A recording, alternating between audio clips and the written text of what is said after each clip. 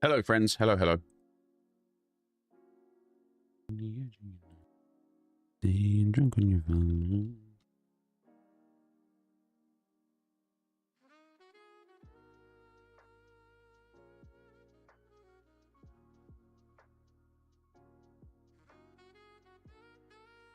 How is everybody doing?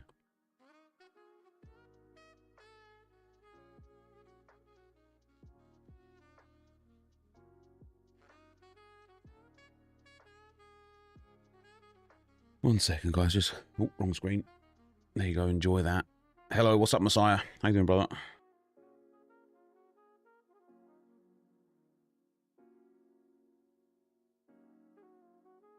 What's up, Noisy Steve? How you doing, man? How is everybody doing? How is everybody doing? Good afternoon. Is it afternoon now? It is just, isn't it? Look at that. Look at that.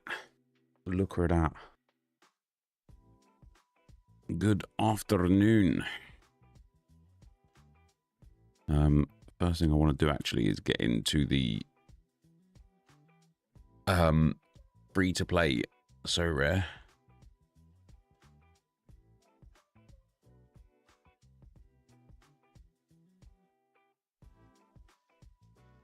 Just so I can get my daily pack. You know how we're doing?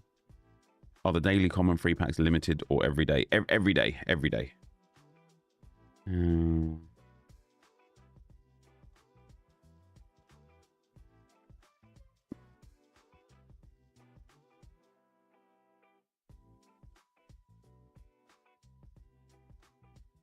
Right.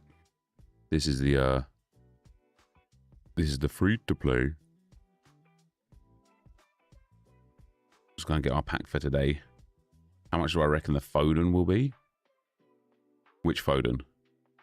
Oh, new bell. I might keep him actually. Arthur can go. He can stay. He can stay. And he can stay. I need to do some common lineups here. Just in the play section.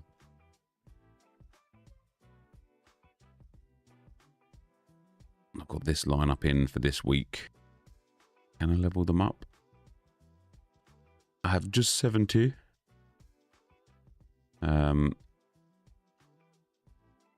New bell for All-Star Common. Yeah, I've actually got plenty of players for All-Star. I've got a duplicate David Araya, which is nice. Let's pop in Calafiori. Let's pop in Garner against Spurs. Diallo against Brighton. And Trippier against Fulham. That's quite nice.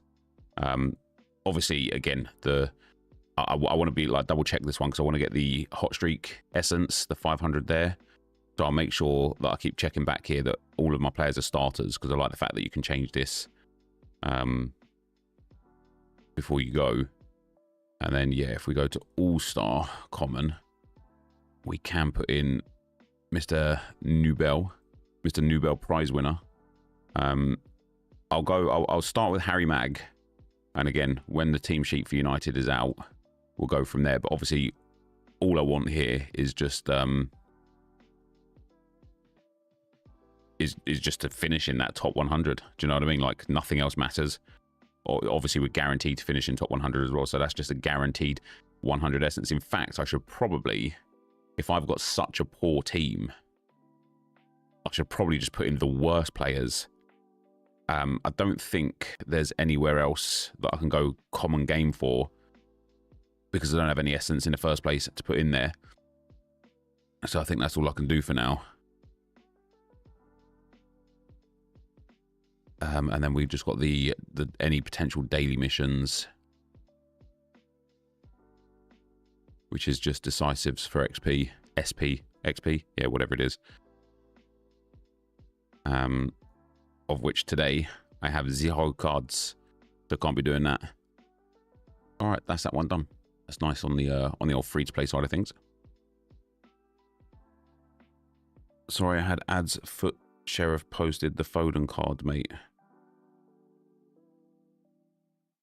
Yeah, mate, I don't know. I don't know. I'm sorry. I don't know. I haven't looked at it. I'm not a market guy. I couldn't predict anything on this game if my life depended on it, so... I need to get rid of... no worries. Yeah, sorry about that.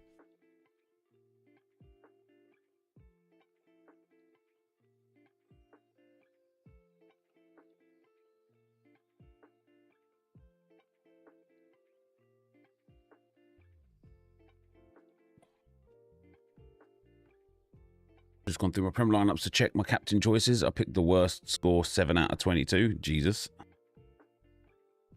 Cheese and rice. Am I going to be doing a lineup for the special event? Well, it's not out for this game week, is it? So we've got until next weekend to get there. But obviously, you're right, Mikey pal. But obviously, I only really care about the Arsenal players. Wait, is this all that's on the market right now? No, I was going to say, wow, is it broken? I need them to like re-up the rares so I can get a Enquiries. I was bidding on the other one, but he went up to like £300, and it was just like stupid price. Like, it just wasn't worth it.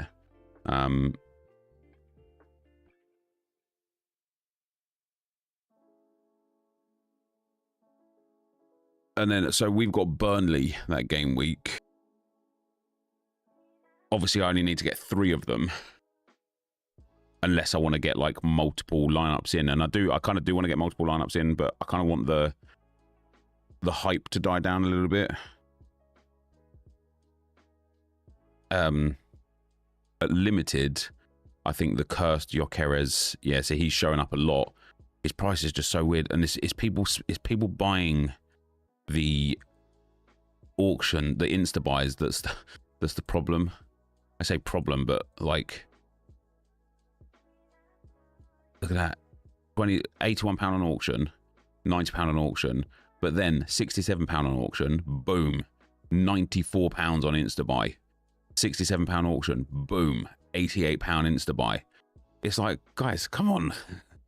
This card, it can come back down to this sort of price point here. You just got to give it, like, stop buying it on the auction and just buy it on the, on the Insta buy, just buy it on the auction. Just people with credits. Yeah, probably. I've got some credits as well, to be fair. You won one of the cursed jerseys on a normal wheel spin. Yo, that's pretty decent, Rico, man. That is pretty decent. Do the curse cards have a % bonus? No. The wheel was given just mainly credits is the issue. Right, let's start with our lineups. Beginning with the Premier League. I don't really have any choices with the Prem, so it's literally just... Oh, can I get some Super Rare level ups? Yeah, David Raya up, Hugo, son. Ebereche Eze as well. He can go up. Can't do anything else with those guys. Am I still going to play Arc Raiders when it comes out? Sure am. Do you have Urbig Nep? No. So we've got Raya, Gabmag, Rice, Saka, Eze, Raya, Saliba, Zubimendi, Enquiries, Calafiori. I think that's reasonable. He's confirmed to start. So, yep. Cool. I still don't have him. Still don't have him. Is So Rare better to start at the start of the season? No, not at all. If anything, it's better to start like now, really, halfway through the season, a portion through the season. I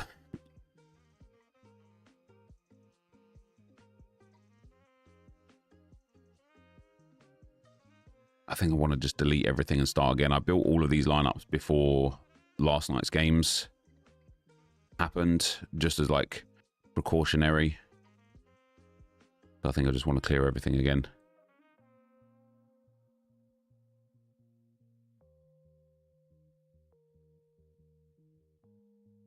submission going for super rare as well. How much did the 2 teams cost you? Cost me about 11,000 for the 2 teams. About 6,000 of that was like money that I'd won from playing, and so I did deposit again to buy them.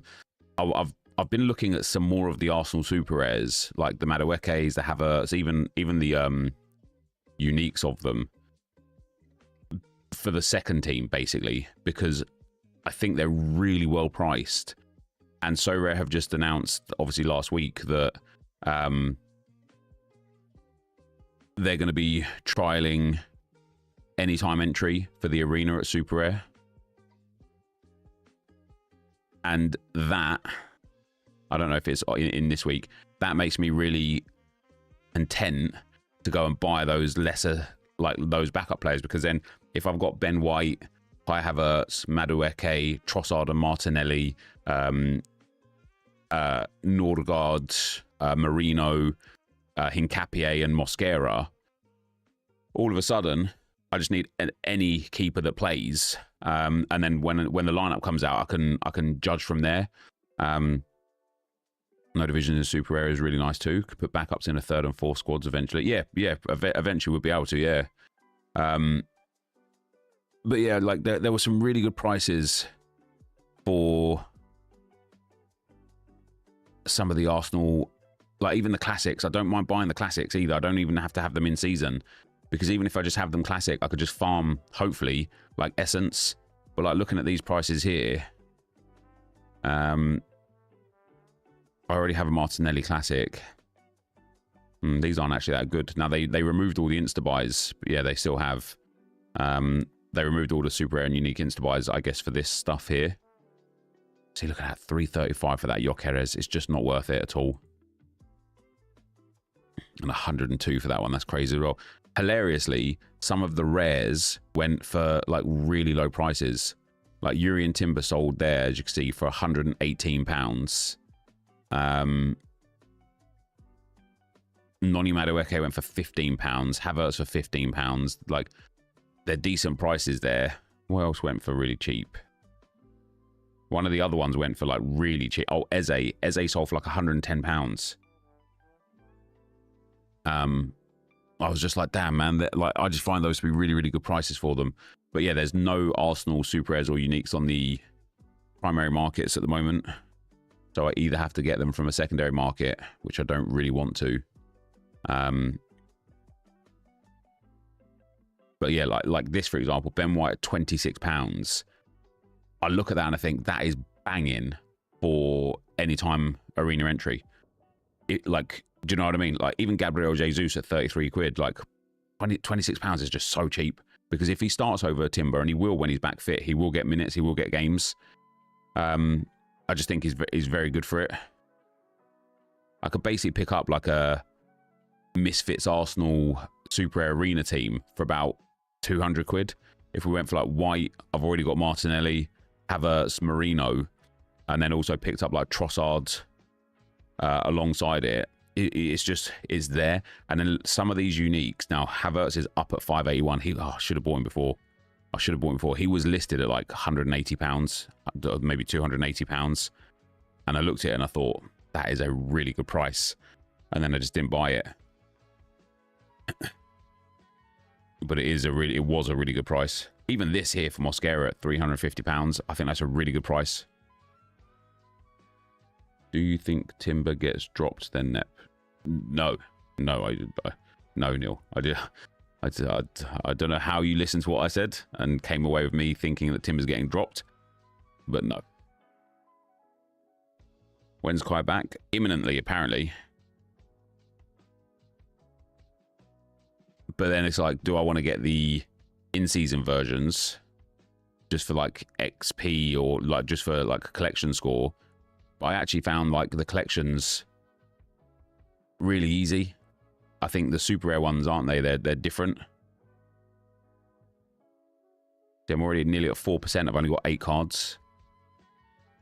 And I don't have yet the card not transferred for 30 days thing, which will give 20 more. So I get 160 more, which will put me over 500 points altogether, which will give me the 6%. So basically in less than 30 days, I will have 6% bonus on the super rares from just 8 cards, which is really good.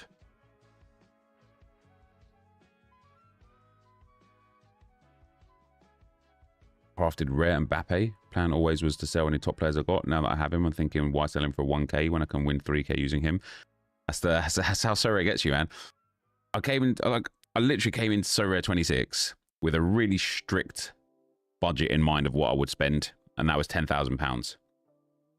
And my thought was, if I just use 10 grand, run streaks, be smart, like play it cleverly, like move in and out of players, in and out of classics, chase those streaks, I reckon I could win it back easy.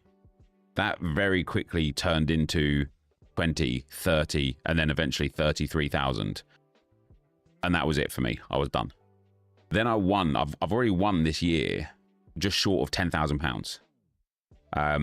But I've re-spent all of it back in, and another £5,000 on top to get these super rares.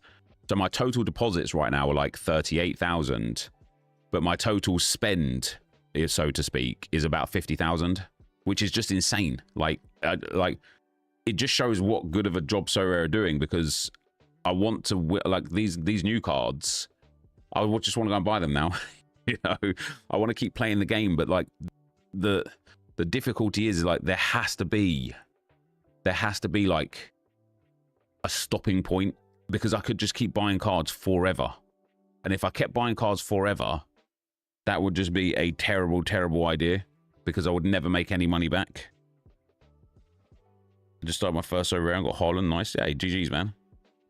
500th in my European Championship lineup. Liverpool stack finally paying off. Nice, nice. The RTG series is great. Thanks, RockZT.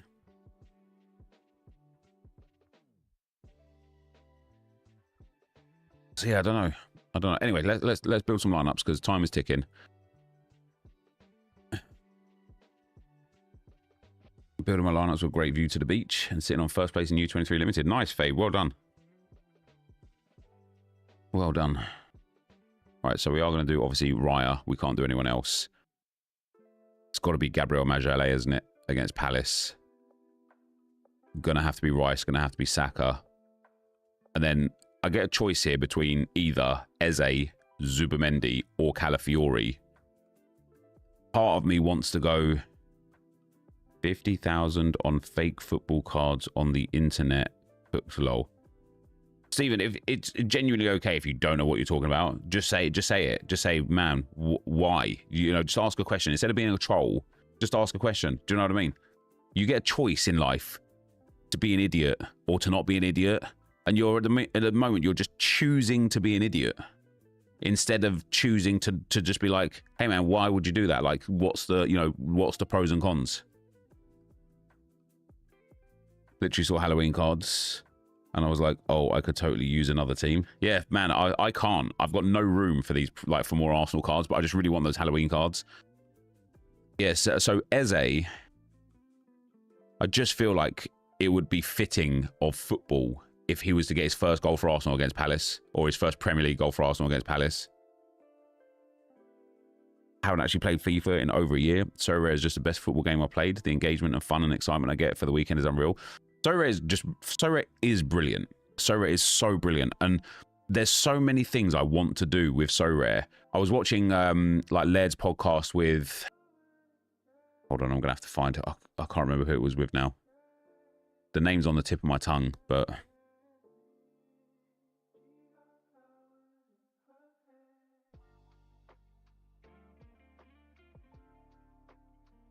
oh, wrong one.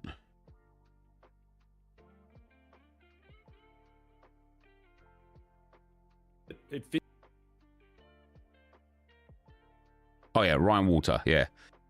And he was talking about like the leaderboard returns. And it's obvious, it's in your face. I get it, I know it. But the streak returns are so significant. that I'm genuinely sitting here now, 10 games, 8, 9, 10 games into the season, being like, why the hell haven't I just focused streaks more? There is such a massive potential. I've just been lazy, basically. And a lot of the reason why I've been lazy is because FC 26 came out and it's absorbed my time. But So Rare is so good that I genuinely think like I could, if I dedicated every single day to So Rare and building lineups and projecting who I think would be the best players each game week and building the best lineups in every competition each game week, I genuinely think I would milk streaks. And I'm just not putting the time into it. And I don't know what bothers me more, the fact that I'm not putting the time into it and so therefore I'm not getting it, or the fact that I've got the facilities and I've just not done it. I don't know. How I've been lazy with it. Yeah, I'll show you as we go through some of the setups. Right, I'll show you. So yeah, I think I'm going to go for Zubimendi here. I'm concerned that Zubimendi might get rested, but I'm still going to go for Zubi there. Finished second in game week 19, contender Division 1 limited, $450 and 4 streak hit for $100. That's really good, isn't it? And then we want Raya, Calafiori, Eze, Gyökeres, and Saliba.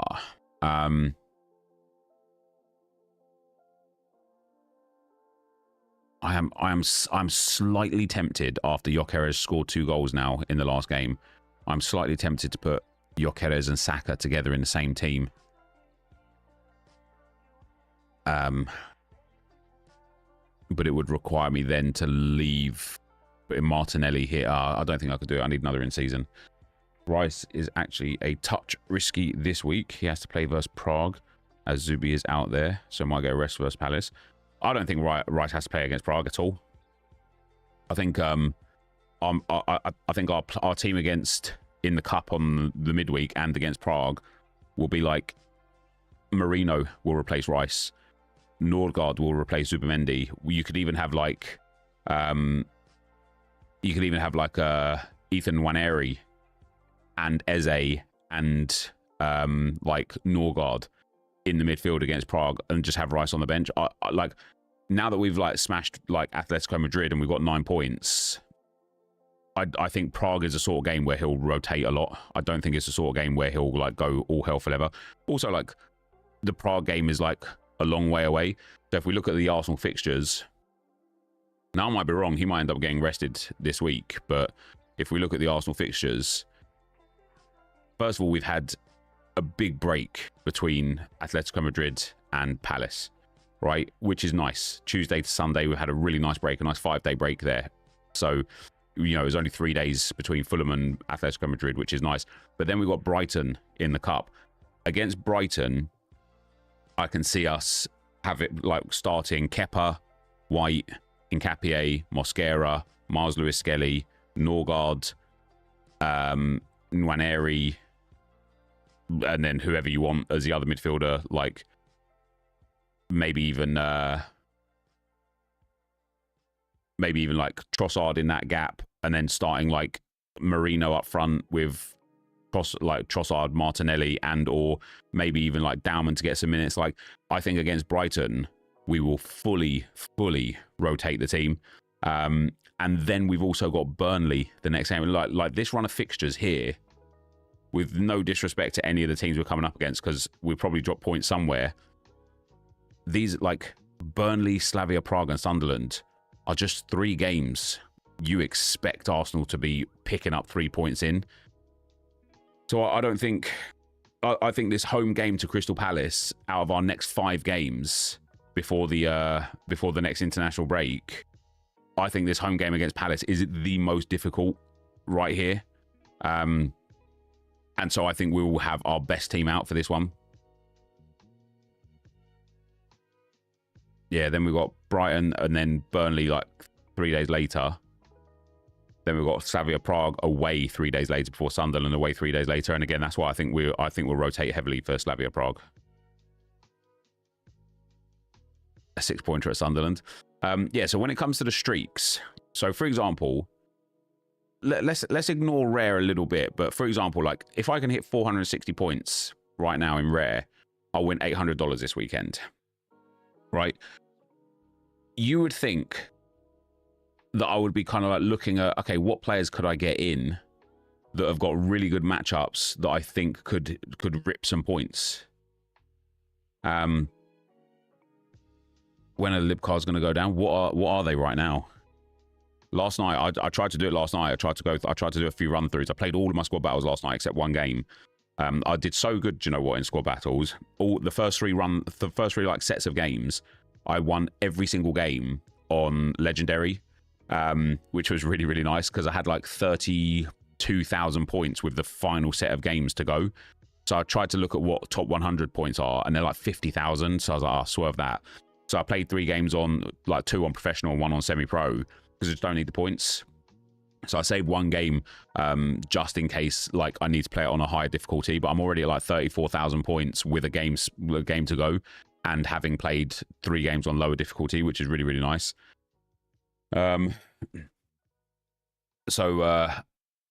Yeah, so after I finished my squad battles games last night, I looked at like trying to complete some run throughs because I really want to get some Arsenal players. Like, I want to get Kepa first owned and Madueke and Martinelli, and I just can't get them. And I went to buy them, and it was like 1.5k, and I'm like, oh man, what's wrong with people? Why are you paying 1.5k for? This is crazy. They won't go down before the 2 weeks up, my guess, which means I'll just make as much coins as I can from bronze pack method. They come out really commonly from bronze packs. I was getting like 1 out of every 2 or 3. So with all the other sellable items in BPM and all of the discard prices, I'll for the next 2 weeks I'll just run my coins up from BPM. Yeah, so anyway, the $800 here for 460 points. Like, don't get me wrong, it's not like I've got bad lineups, right? I'm going to put in my first lineup, my best lineup, which is going to be a David Raya. I'm going to go for Gabriel Magalhaes. I'm going to go for a Declan Rice. I'm going to go for a Bukayo Saka. And I'm going to go for a Victor Gyökeres, right? Obviously, actually, who did I put in this one? Maybe I'll go for like Haaland. Although Haaland's got a bit of a tough matchup. Although Villa, maybe not. I might have had actually Cody Gakpo in here because his form right now is very good. Bronze is insta-selling at 1.6. That's insane. That means they'll go up to 2k at some point. Which is ridiculous. It genuinely is ridiculous. I think with how it's priced, they're not going to go down. Even at these prices, a pretty good value. Yeah, I don't know if I agree, but I wanted to build like 10 of them for today's content. I wanted to have like 10 of those, like not even opening the packs, just 10 of each of the best packs. Haaland is going to score. Yeah, it probably is, but like what I like about Gakpo is he gets a lot of AA. Look at that, 20 in passing, 3 big chances created. Like, I can't see him being dropped at the moment. And I just like the form he's in. I like the matchup away to Brentford.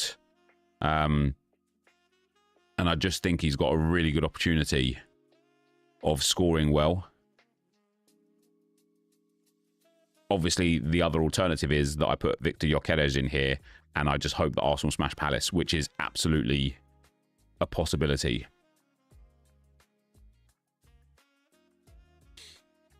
I'm actually losing money from BPM now. English plus French managers are under 1k.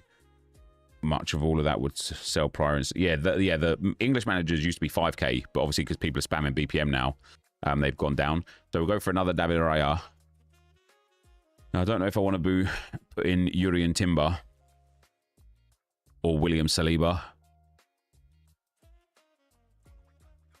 Saliba's score got propped up by a last-man tackle against Atletico Madrid. Palace was so bad yesterday, were they? I'm going to go for an Eze. I kind of want to mix it up a little bit. I'm going to go for an Eze. Going to go for... See here, I think I might go for Cody Gakpo. And then... like probably either a Rice or a Zubamendi. Only change will be Salah for Isaac and Bradley for Frimpong. Gakpo guaranteed to start. Yeah, see, I just like Gakpo's form a lot right now, and I like the matchup as well because Brentford concede a lot of goals. Timber versus 3 at the back will be interesting. Yeah, he should get like actually a lot of opportunity to attack, shouldn't he? I like Voltemard as well. He's not like a premium scorer, but he does score a lot of goals. I think I'm just going to go Declan Rice in there, and I'm just going to captain. I'm actually going to captain Gakpo and bank on 100 points. What's up, George? How you doing, bro? And the last lineup we'll do will be a Cap 260 multi-club lineup. But here we've got Donnarumma, William Saliba, Zubimendi, and then again I've got choices again now. Do I go for Voltemard? Although he's good for the Cap 260. I don't mind Mbermo as well because I know he takes some set pieces, and I just think he's a very good player, Mbermo. I will put him in there. And then I've got to go for a Haaland, haven't I? Like, we have to have an Erling Haaland in a primary lineup. And then the last one is going to be multi-club Cat 260. I like Voltemard and Florentino Luis in here. George, thank you very much for the super chat, brother. Much appreciated, man. And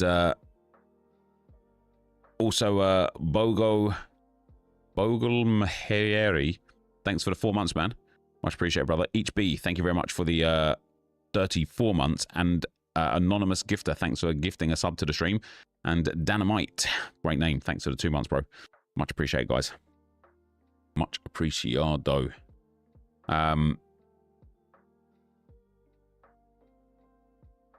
I'm going to go for... Did I just use Mbermo in a different one? Must have done. We're going to go for Voltemide. We're going to go for Florentino Luis 100%. I'm going to pop Calafiori in here.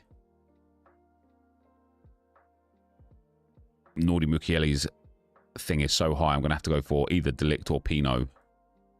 And that leaves me with 51 for a goalkeeper. Which can be Vicario against Everton. I don't mind that, actually. That's a pretty good lineup for Cap 260 and multi-club. Voltemard at home to Fulham. Delict at home to Brighton. Florentino Luis with one of the best matchups of the weekend. Vicario's got a decent matchup against Everton, and Calafiori's a bit of a marauder anyway, isn't he? What time RTG vid live again? No RTG vid today. How would you approach BPM this year? So I just like spam open packs, store everything into your club. Like if you're desperate for coins, just list up Major League, Major Nation bronzes. They'll eventually sell. But otherwise, just store everything into your club, sell managers, and discard everything else. And then obviously right now you can sell Libsud cards for like 1.5, 1.6k, and then just wait. And when something happens in the game that causes bronze players to spike, sell them then.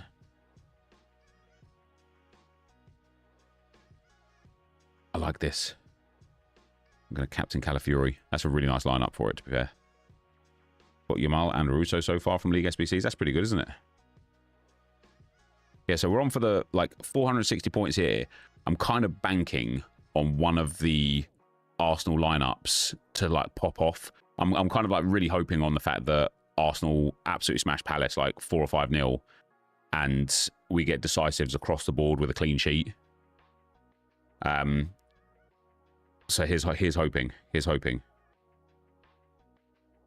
Now for League One rare, man, I regret massively going into League One. Well, actually, that's not true. I regret massively going into PSG. Because my good lord, are they hard to predict and project. I wonder if Ousmane Dembele, he is 90% to start. In he goes. And in he goes. And that is why I'm on only the second streak right here. Because it is hard to project. But we've got 3 lineups now, so hitting that... I'm basically just going to have to keep running these lineups and these lineups only throughout the course of the rest of the season. We've got Marquinhos. How come Pacho is a bit low? We've got Barcola. Man, yeah, even look at that as well. Like, Fabian Ruiz is out. João Neves is out. Zaire Emery's down to 70% for some reason. I guess it's either going to be Emery or Mayulu who starts. So when I was talking about not taking streaks seriously, this is bang on what I was talking about. This lineup is pretty decent. Apart from if Zaire Emery doesn't end up starting, I've cost myself the opportunity of the streak because I didn't go out and buy somebody who will start in that midfield. Have a look at that.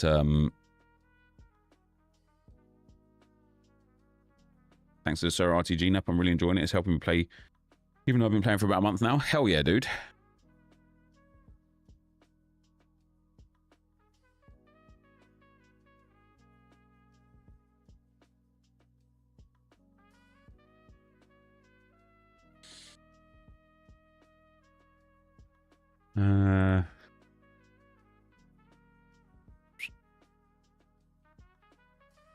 Does he have his PSG lineups out so far?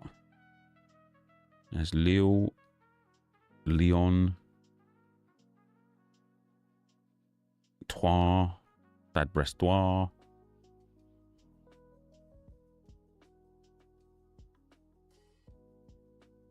Oh, I actually don't think he's put the PSG lineup out yet, what he expects. Unless I've missed it there. Lyon, who are PSG playing?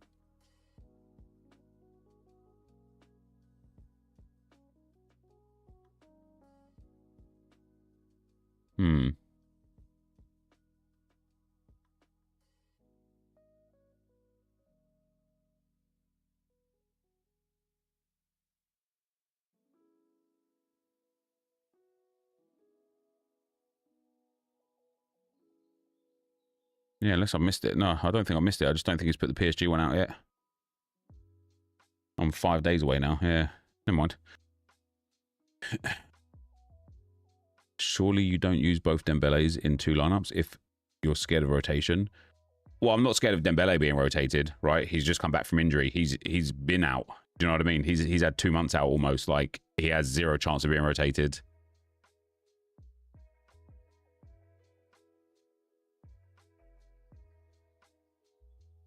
And then our third lineup is going to be a bit of a misfits, to be honest. So I could either go for Pacho or Beraldo. I really just don't have a midfielder at all. But then we've got Kvaratskhelia and Pai Chow. Maybe I just put Mayulu in here.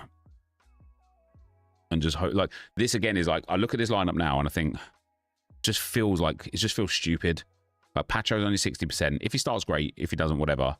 Mayulu might even come on as a sub, which is good enough. But it feels like a waste of Pai Chow, a waste of Kvaratskhelia. Like, but maybe it won't be. Maybe it'll be the lineup that pays off, won't it? Famous last words regarding Dembélé. Yeah, maybe. But I've got to play people, haven't I? I can't. Do you know what I mean? I can't play no one. PSG lineup is there from 16 hours ago.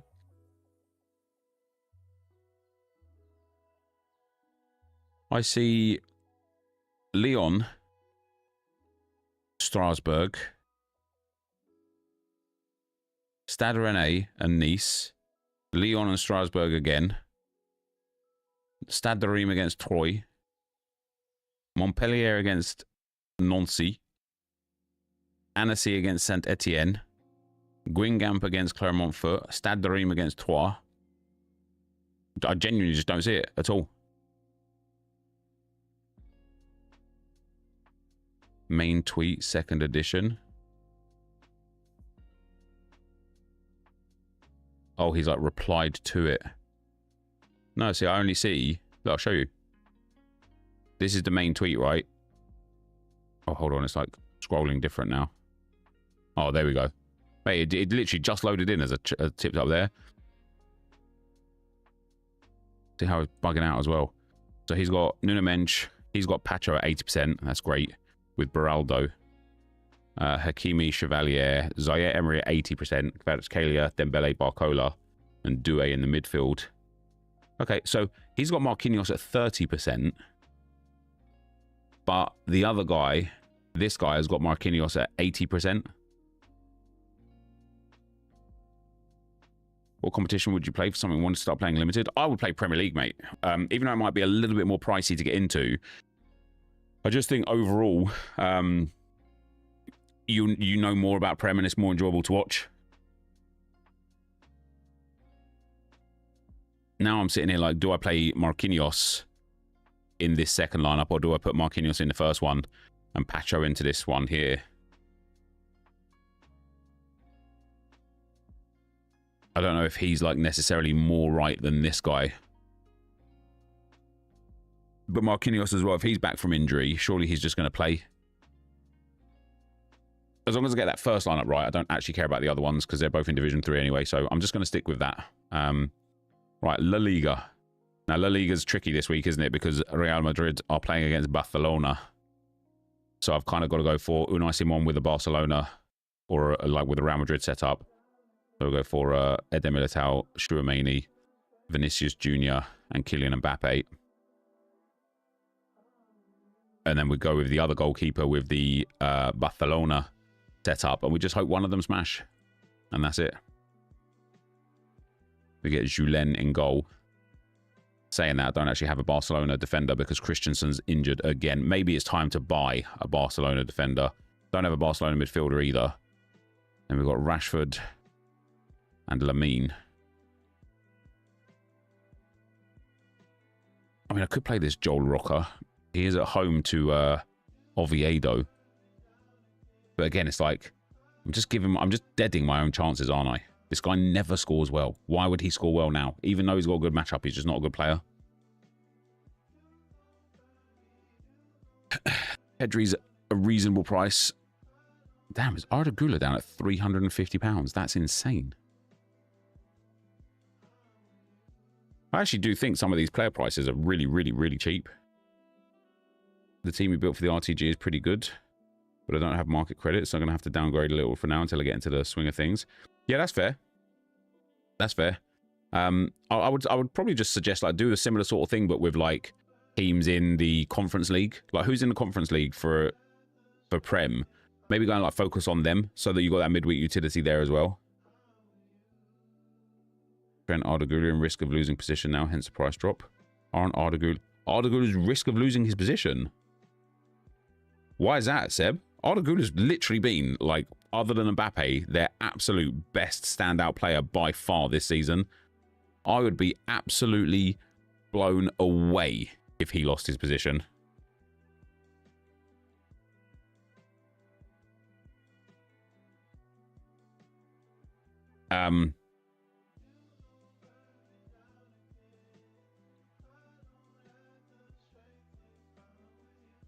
Best player, lol. Behind Mbappe is what I said, yes. Isn't he fighting for his position with Bellingham? No.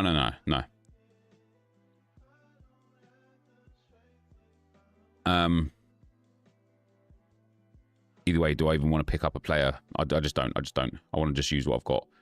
Again, La Liga is something I even need to go for properly. Ilanifan 1. Thank you very much for the 17 months, brother. Güler plays on the right, no, so fine with Rodrigo. I don't even think he plays on the right, mate, to be honest, because Mastantuono plays there as well. I think Real Madrid have like the 4-3-3 with like Tchouameni at centre, like CDM, and then Güler and Bellingham at centre mid, and then Vinicius Jr. and Mbappe and either Rodrigo or Mastantuono on the right hand side. Palace would be a decent team to start with, would you say? Probably not this weekend, mate, because they're away to Arsenal. But yeah, just to get your feet in the door. Which position is Güler fighting with? I don't think he's fighting with anything. I think he's in. I don't think he's fighting at all. Which player is Güler fighting position with? If I had to like guess one, like Valverde would be the guess. But obviously because Carvajal and Trent have been injured, Valverde's the one that's in there. I also wouldn't be surprised if when Trent and or Carvajal are back fit, if Valverde ended up playing right wing, or Güler ended up playing right wing, and the other one stayed, because like in any Real Madrid lineup, you would much prefer to have Güler and Valverde than Güler or Valverde and Mastantuono or Rodrigo, because both of those players have been letting them down massively this week.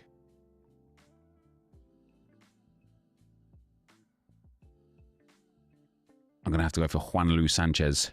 Maybe I go Trent. I know both Trent and Carvajal are both back training, aren't they? Like fully training. Can you do the championship in so rare? You can, but not in season. You have to play the classic for championship. It's in a tournament called Contender, I think, or Challenger.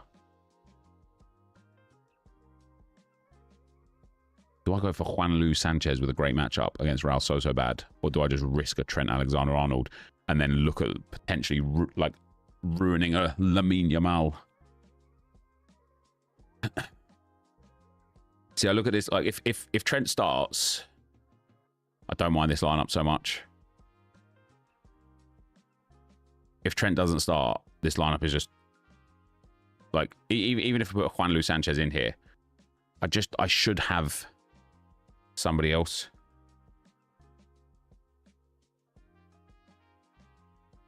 Maybe I'll go for like a... See, look at that Eder Militao. I already have an Eder Militao, mind you. But he's good. Lejeune. £54.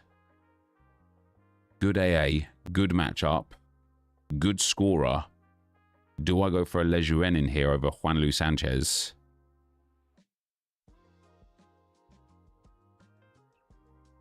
Valverde is 80%. Yeah, it probably will be Valverde at right back.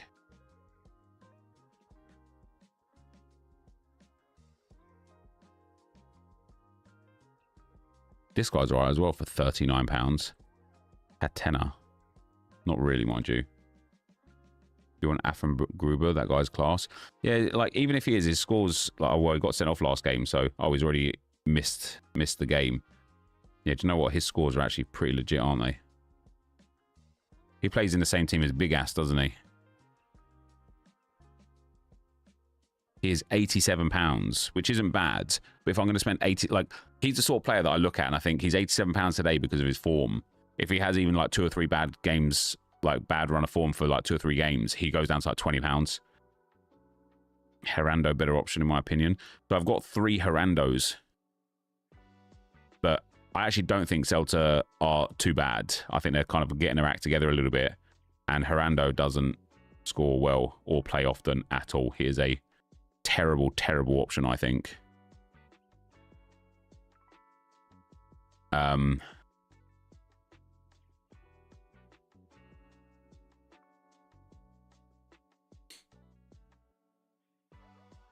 Have I seen the FM26 drama? No, what is it?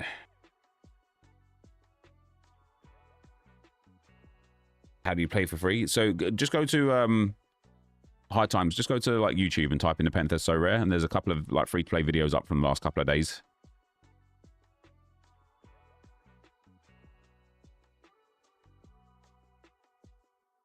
You like Lejeune? Yeah, me too. Me too.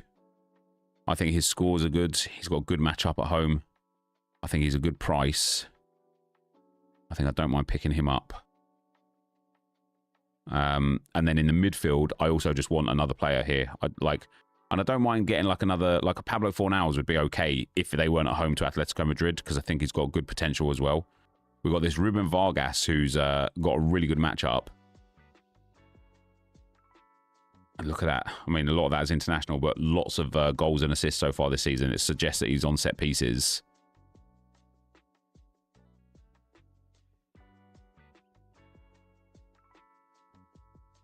There's no one else here that I really like, to be honest.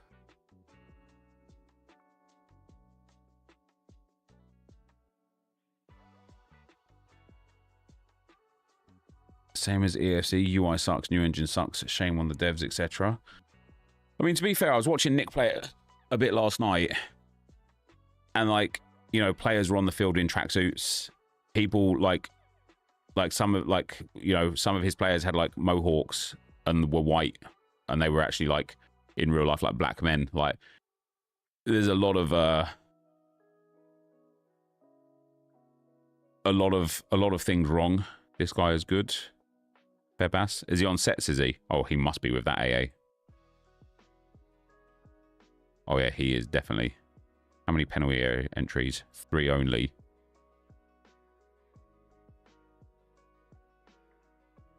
his penalty area entries actually suggest that he's not on set pieces. He does look pretty good, though, to be fair.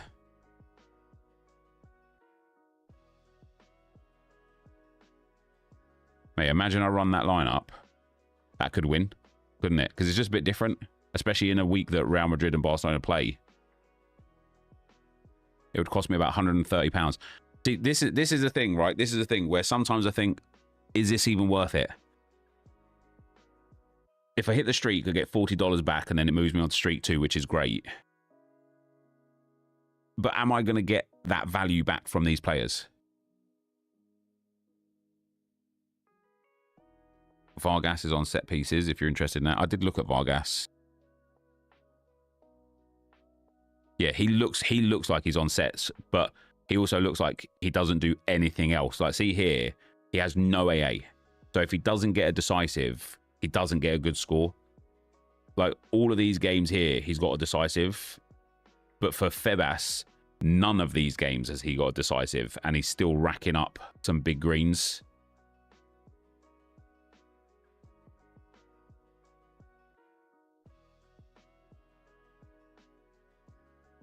I think if they maintain that sort of form,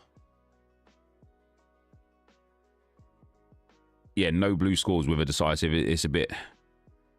If they maintain that sort of form, it's decent.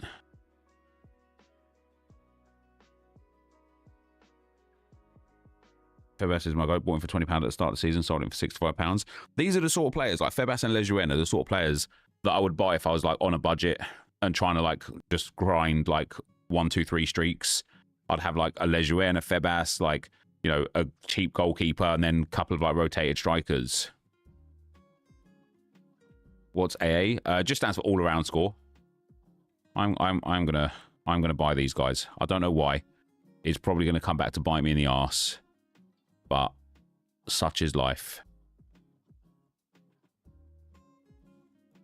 Such is life. Also gives me 2 players for a lineup already next week for the thing. So that's fun. That'll give me like, you know, I'm 2/3 of the way through now to 1 rare lineup for that. And we got some wheel spins. Now, if we can get some market credits here straight away, that'd be great. What did I just spend there? About £110 after market credits. Boom. £1.50 back straight away. Let's go, baby. Love that. Spin the wheel, spin the wheel, spin the wheel. Ooh, that potion clue is terrible. You won't catch me using that. Do you think it's more worth trying to get multi-club bonus with pretty strong team or trying for strongest team possible? But like both. There we go. Another £3.76 market credits. We don't mind that. That's like a £5 back already. Valera is on sets for Elch. Okay. Spin again. We love that. Yes, I think if you have the facilities, Michael, I think having one team that has the 6% bonus and one team that is just the best team is your best option. Well, that wasn't bad. We actually got some decent market credits back there.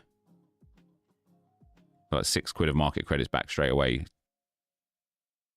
Right. Have I got any rare? Yes. Let me just get one of these guys up. Wait, is he on 2% already? Do I have already someone in here? Oh, I do. How lucky is that? That's, do you know what? I'm actually pretty gassed with that. That's pretty nice. What about him? He's on 1%. That's all right. Look at this, guys. Right. Let me just do this real quick. Just right here. I've never seen this before ever. I know. I dare say I might be the first person to have it. But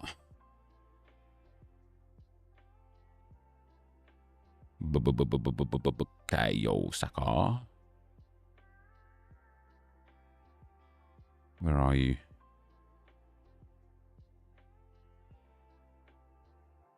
Bit of Florian Wirtz in there. What's his name? Jokeres.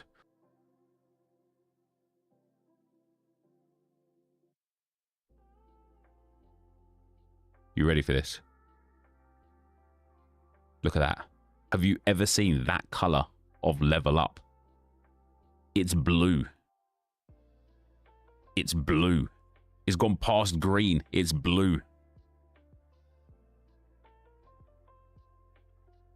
I would be surprised if there is a single person on So Rare that has better bonus than me on this Arsenal team.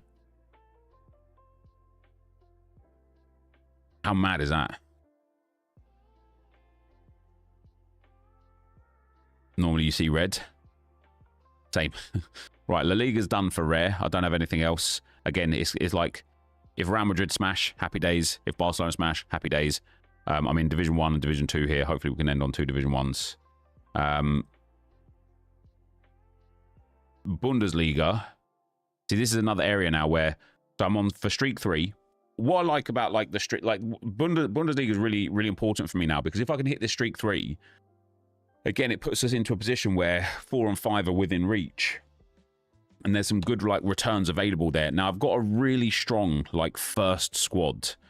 We've got Nubel in goal, which is great. If Bowie is definitely playing, then he is a brilliant player to start.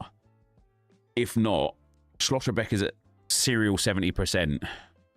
Didn't they concede loads of goals here and still he got 54 points? Yeah, look at that. No clean sheet bonus and he still racked up 54. I don't know why he's on 70%. He's been on 70% since he's been back, and he's just played every game since he's been back. Is there really any way that he doesn't start this game against Köln?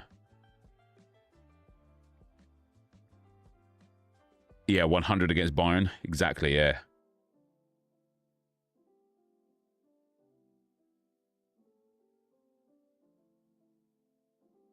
So for some reason, Chabot is at 40%. Obviously, they lost to Fenerbahce, and Chabot played 90 minutes. Would he get 3 fouls, 1 goal conceded, 1 yellow card. Got a lot of passes, done a lot with the ball. My comment got removed. I don't know why. It was literally positive. It would have just like no, like there's no mods on YouTube, so it's just an auto thing. I have a blue bonus on my Rosenberg stack. Just a shame they're terrible. I don't have the PG available all the time. How do I get that? What's the PG?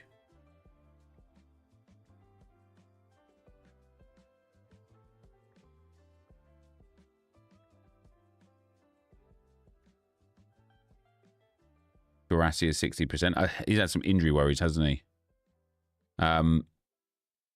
Yeah, so like my centre-back, my defender's here are just a problem. So Baku has apparently got a knock as well. So that's brilliant. Even though he's not like a consistent scorer. Mittelstadt is only at 60%. Surely Stuttgart will be like prioritising the league because they're doing well again this season. That might be me just like coping, do you know what I mean? But I feel like they would be prioritising the league.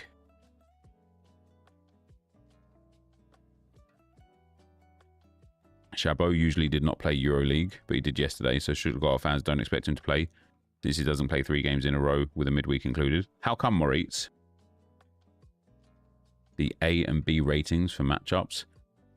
So they're only there when the matchups, when like the service has been provided. David Ram's a good shout. So I nearly bought him. And then I didn't. And then he went and ripped like 3 100s in a row. For some reason he's not on here though, mind you. If I use players I've got, Bowie, I mean, if he's 90% start. If he does start, I really, really like Bowie away to Borussia Mönchengladbach. It's a really good matchup. Then obviously we've got Joshua Kimmich. He goes in. We've got Harry Kane.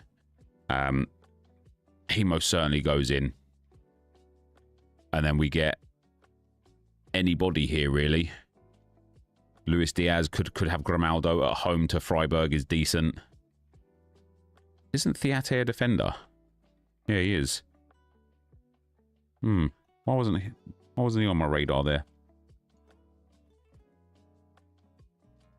I got Kaminski, Dorsch, Undav is at 80% to start. He'll go in the other team.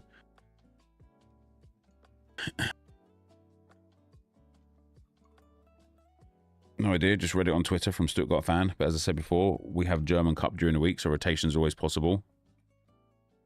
Schlotterbeck over Bowie. So, yeah, I wouldn't mind, but Schlotterbeck's, for some reason, only on 70% to start.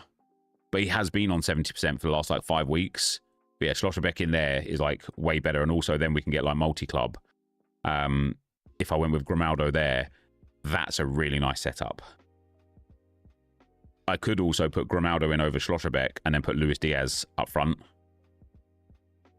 The thing about, like, the team that I've got here is that if I don't use... I basically need to either buy a new in-season goalkeeper or I don't get to use Harry Kane in both lineups.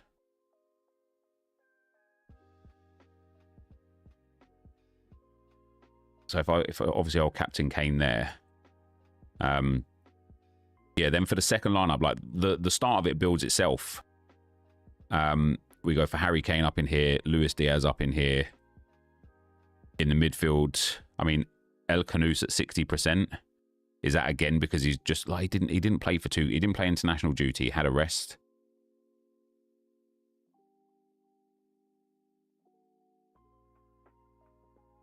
It would have to be like Lokonga's okay as well at home to Wolfsburg. It's pretty good lineup there. Lokonga's done well his first 2 games, getting a goal each game. But obviously that's not necessarily sustainable for a centre midfielder. Dortmund plays Frankfurt on Tuesday night in the Cup. Banger game, and there's a 20% possibility that Schlotti is playing there and not versus Cologne. Coach also mentioned he will rotate heavy in the next weeks because of Dortmund. Has out 6 games, 5 away games, and that's a lot of travel. Yeah, and that's fine. But do you know what I always think about when it comes to like players coming back from injury? Like, he doesn't need to be rotated right now because he's had rest. Do you know what I mean? He missed the start of the season. It's not like he's been run into the ground already.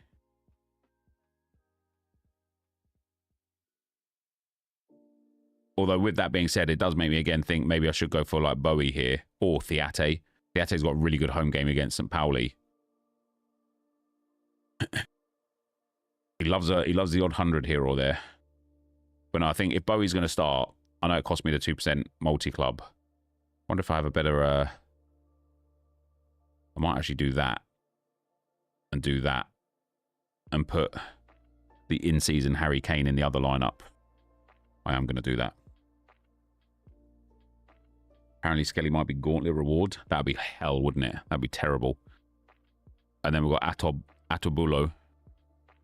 And then this will have to be like the lesser players.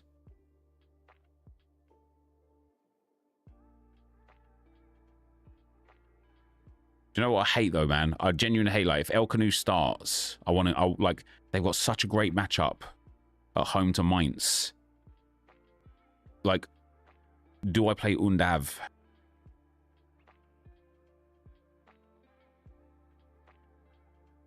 Who have I got in midfield? So Kima Andres at 80% is okay. He didn't play in the Fenerbahce game, so he's pretty safe to start, actually, isn't he? And then these are our options otherwise, like either Theate. Burkheidt is in great form. I don't have him, so it doesn't really help. We've got Kaminsky I don't like. See, Kaminsky's the sort of player I should sell, but also probably the sort of player that's worth about £3.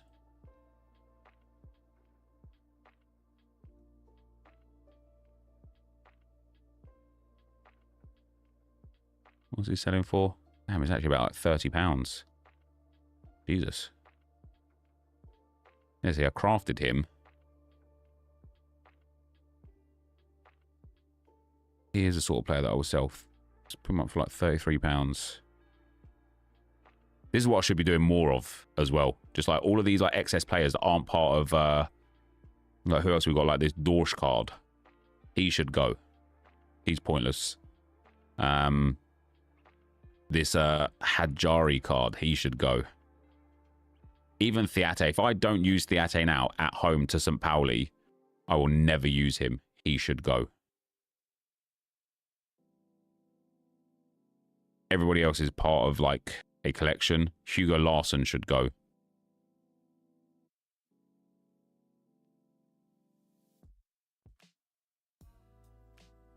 Christian Gunter.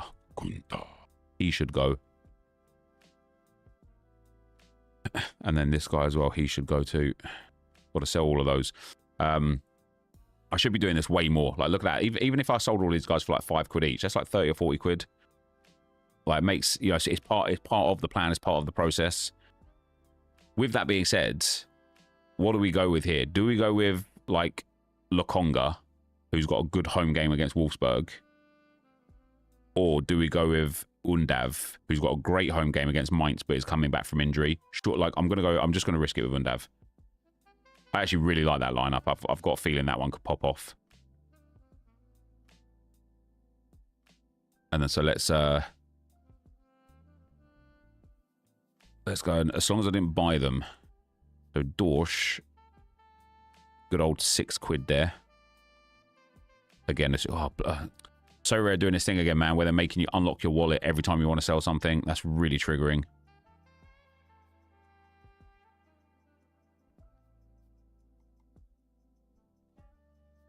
Recent sales 21, 17, and 13. Let's list them up for like 18 and we'll see if we get any bites. Got my captain in Arsenal stacks. Bit of a mix. So one captain will be Rice, one will be Saka, one will be Gyökeres, and one will probably be maybe like a Gabriel. Always happens when you open in a new tab. Oh, is that right? Interesting. Good to know. Good to know. Diate. Crafted just a few days ago. Ooh. Imagine we get 30 odd quid for him. That'd be banging. That would be banging.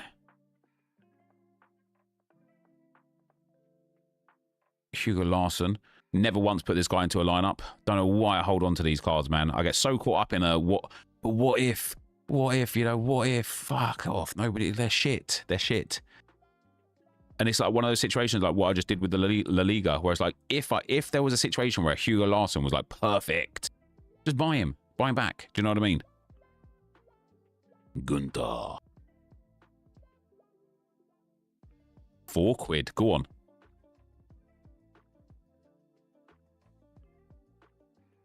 What's your thoughts on the latest FC patch? I played 3 games of draft. My takeaway was not much changed for the positive, not much changed for the negative. R1 dribbling obviously feels a lot heavier. Left stick dribbling felt exactly the same. Kickoffs were fixed, but counters and corners weren't. And it just felt like there was some delay. I don't know. There was like a weird artificial delay in the game. That's kind of my takeaway. Any draft later? No, it'd be draft challenge tonight. Right, Jupiler Pro League. This is again where, like, see this. The top prize here is $2,000, right? There is no player on here that is anywhere near that. You could move in and out of cards every week in 4 lineups and give yourself great chance of like running that.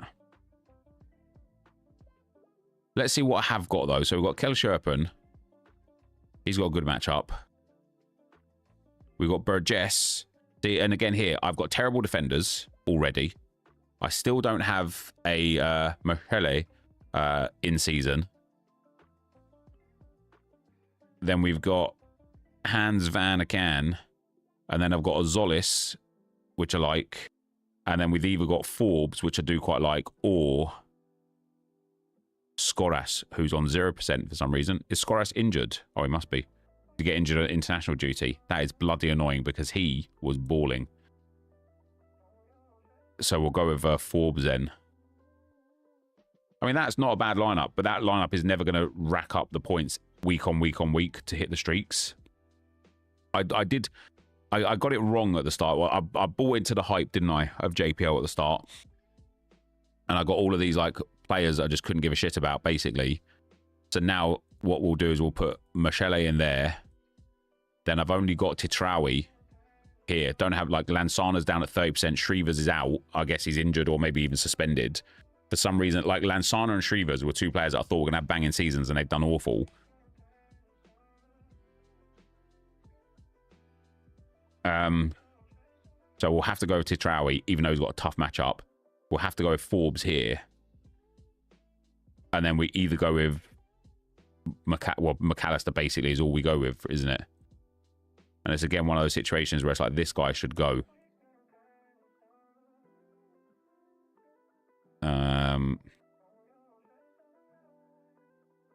this guy should go. I assume he's worth just a few pounds. And this guy should go as well. Actually, Leuven maybe I keep because of the goalkeeper. The goalkeeper, basically. But it's like, with these two lineups here, this is what I was talking about with streaks, right? With these two lineups here, I might hit the streak, the first streak, at 400 points. But you kind of, especially in like JPL, you kind of need to get the fourth and then maybe fifth streak to really get some value out of it. And these lineups, these group of players I've got are just not good enough to get there. They're just not good enough. I need like way better players, way better matchups. And I guarantee you there's a load of much, much, much better options that are in great form that are reasonably cheap. So what have we got? So Michele is 150. I really should have him. Look at that Hainan. I know he's only 6% here, but he's in real fine form at £100. Thorgan Hazard at £50. Out of form. Maybe I'm wrong. Maybe I'm wrong. Maybe there's just no good players in the JPL. Maybe it's just too hard to hit the streaks.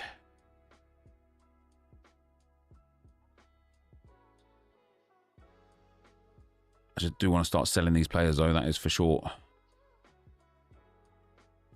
Although maybe it's something to do on another day, actually.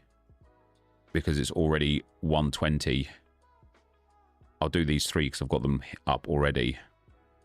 But it's already 120 and we've still got like loads of lineups to get through. Will I do any FM26 content? Yeah, when the game's fully out, I will. JPL is just very hard in my opinion. Anything outside of Bruges and USG is a gamble. And it even looks like Bruges and USG they're finding it hard to... score well, score consistently, like, you know what I mean? Like, I guess because of like European football, there's like a lot of rotation there and stuff. Eredivisie, this is another team where I've only got one lineup. So we'll go Wellenreuther, Mauro Jr., Gassiorowski's. I wish I never bought him in the end. He's had a few decent scores, but I haven't like capitalized on it. Obviously, it's Feyenoord against PSV this time around as well, which is a bit of a pain. We're just going to do that and hope that we hit the 400. Am I ready for Scream? I wouldn't mind building some League SBCs for it, but for the most part, yeah. Do we get isn't it double hot streaks now for the MLS?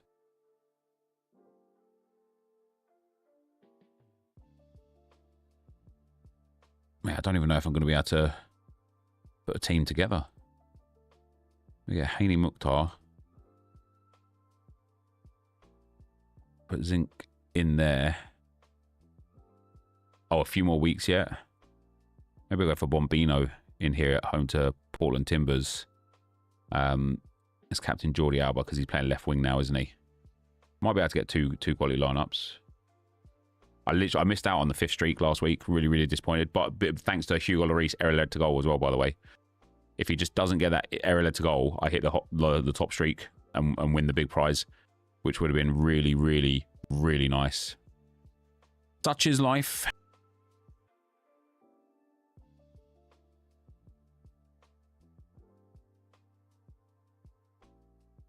Will it be doing any League SBCs on stream? Yeah, probably, mate. Probably.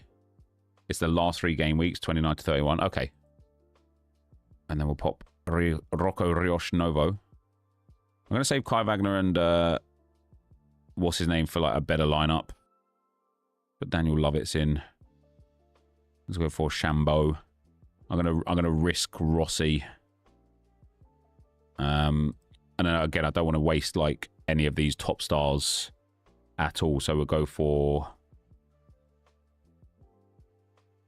Man, Jonathan Bamba's really let me down, which means he's going to score 100 points this game.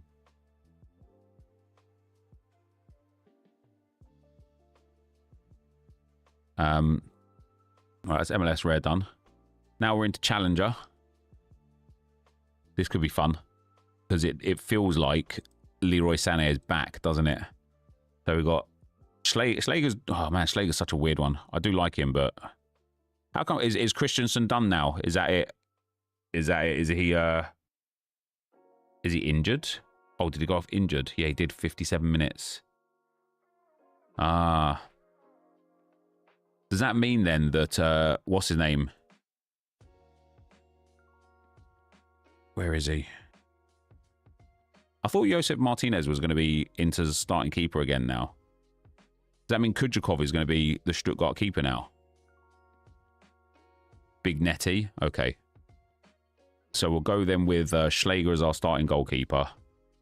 Or I like this. Oh, man. I'm liking what we've got going on here. So Otamendi, get in there, son. Raskin at home to Kilmarnock. How come Torreira's at 40%? We'll go Olsnes in there. I'm going to go Leroy Sané, and I'm absolutely going to go for Vangelis Pavlidis. Or maybe not. Maybe I'll keep it to 2 Benfica players and get the bonus 2%. We'll go for Kivior. Again, got a decent score. Look at that. Even for Poland, he smashed it. Got a decent score against Forest, given the fact that they conceded 2 goals. If, I know it's if, buts, and maybe so, but if they keep a clean sheet, he's on almost 70 points. Torreira's back in Uruguay because his father is unwell. Oh, okay. That's sad, isn't it? Oh, maybe a Sorio.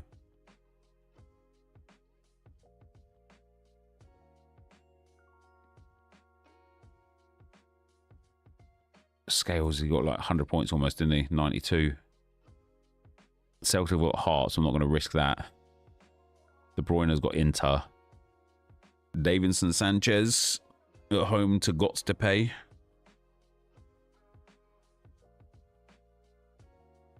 I could go Pavlidis, but then I'd lose the 2% bonus. In fact, if I get 51 in here... Jesus Christ, have we got 51 up here? No, we haven't. They're all way too higher. If I get 51 in here, we've got cap 260 as well. Who have I got that's got... Who's like a genuine, like, great option for a 51? Hatziakos at home to Viborg. Erkan Koçu away to, what is that, Cassian-Pasa or whatever they're called. James Tavernier at home to Kilmarnock, I reckon could be real good. Damn, Zé Pedro went to Cagliari, that's mad.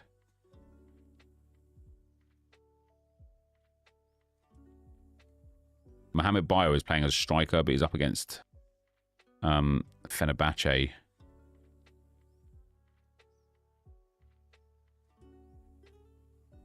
Red Bull Salzburg seem to let me down each week. Yep, they're a nightmare. They're a nightmare. What's up, Mitchell? How you doing, brother?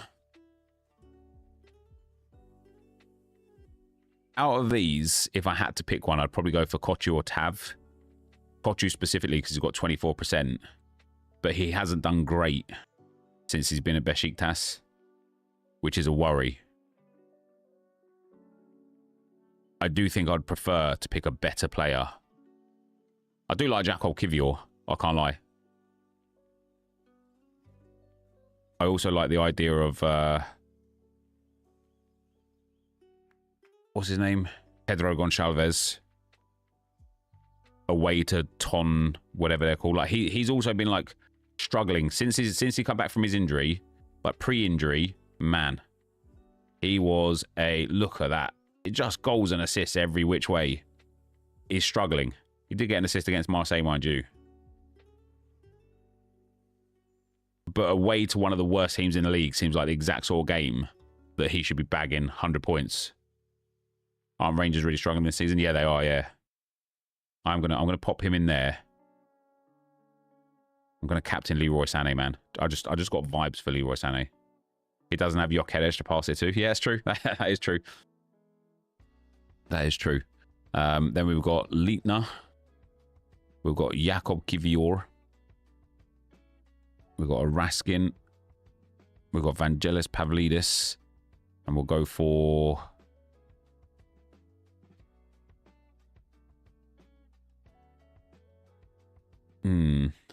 What's happened to Kjærsgaard as well? Has he been injured or something? No. Mate, he's just lost it as well, isn't it? It's another one. Like, look at that form at the start of the season. Yeah, I know he had transfer rumours. And then once the window closed, he was like, oh, actually, I give up. I've stopped playing. So annoying. I like the idea of Osorio. He's got a really good matchup, and we know how good he can be. Yeah, Philip. In fact, not Copenhagen. Midtjylland in general have got actually quite a really fun team, haven't they? They've got some really nice players. They've got Billing. They got Dew, who's brilliant. They got Osorio, who's good. They got Chogu-sung back from injury, which is really big for them. They got Simsir, who's obviously amazing. They got Babu, who's back from injury finally. Midtjylland have got a really, really, really strong team. A really strong team. And that's what makes me feel like putting Osorio in here could be a real fun play. I'm going to captain Kivior because he's a beast. Because he's a beast. Right. Let's try and get a 260 in here now. So we get Jungwirth, Bardacci. I'm going to have to go for a classic midfielder or a Kjærsgaard. Ooh, either going to have to go for Cengiz Under, who didn't play last game. Nene Dorgelet, who's been hit and miss. Or Bio, who's at home to Fenerbahce, which I don't like. I don't really like any of these options. How come Cengiz Under didn't play the last game? Was he not registered, perhaps?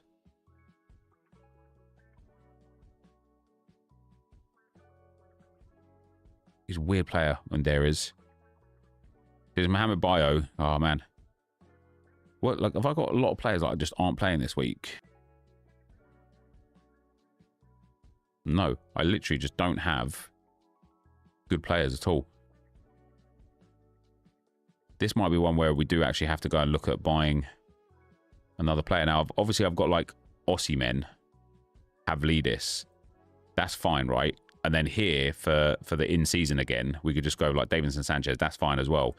This midfield spot, though, usually we've got either Torreira or Bidstrup twice, or Urenki, or Kjærsgaard, and they are all out. Well, Kjærsgaard is at 40%.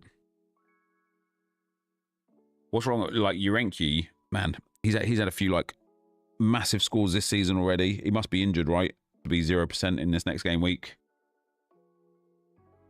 It was a postponed game and Dale wasn't registered for it in the first place. Ah, gotcha. That makes sense. So Torreira's not going to be playing, is that right? He's gone back to Uruguay. Bidstrup's at 20%. He's been out injured. Urenki must be injured or maybe suspended. Okay, he's suspended. So unless I buy somebody, I've got to risk Kjærsgaard. Kjærsgaard. Is there anyone here that I think would be really good for me? That's a really good price. I mean, Simsir is not bad, but I don't know how many more games they've got left in the season.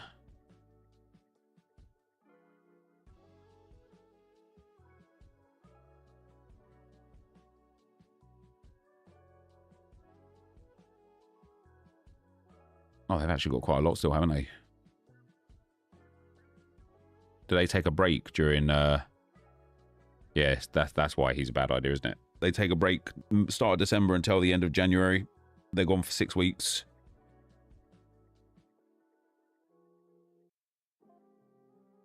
What are the next fixtures? So he's got really easy game here. Cup game. Really easy game here. Tough game. Tough game. Really easy game there. Tough game again. Nep, will you want Arteta out if the end results are the same as last season? No. Yeah, Libsud is right up. Yeah. Vass is back scoring points. Bit old for me now, though. Don't like him.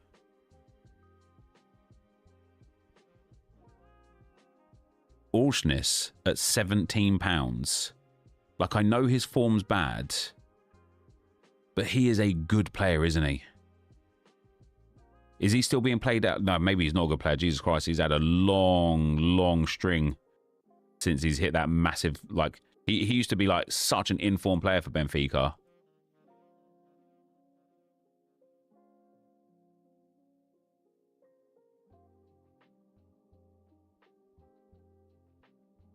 Oh, Tom, go away, man. You could just educate me instead of being a troll, right? See you in 10 minutes, man. I would sell them, Jorna, yeah. Noah Narte. Oh, do you know what? How come they sold that kid, didn't they? Was it not Rasmussen? They sold someone. Is that why Narte is getting like starting game time now? Got goal and assist, a goal, and then a goal and an assist for Noah Narte. It wasn't bad before either. He's got it in him.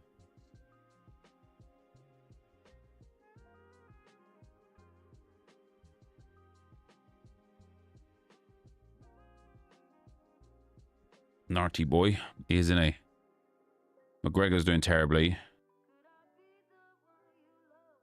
Pedro Gonçalves in season for £100. Too much, I think. I want to be paying around like £40 maximum, really. Sure. Okay. Well, don't take that one now. I'll take it.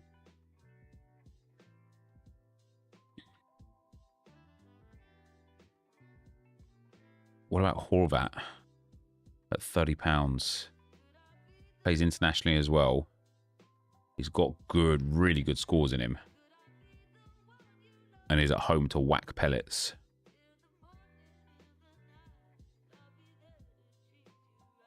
It's either going to be him or Simsier. I do like Simsier, to be fair. Did you get the early access for FM26? No. I did not.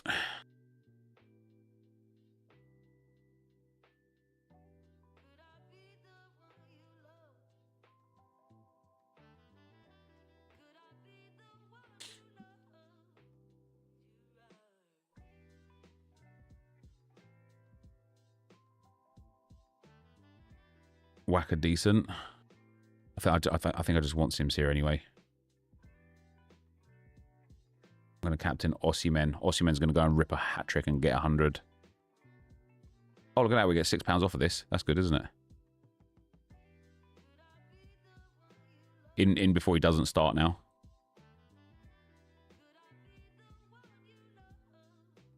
Hello?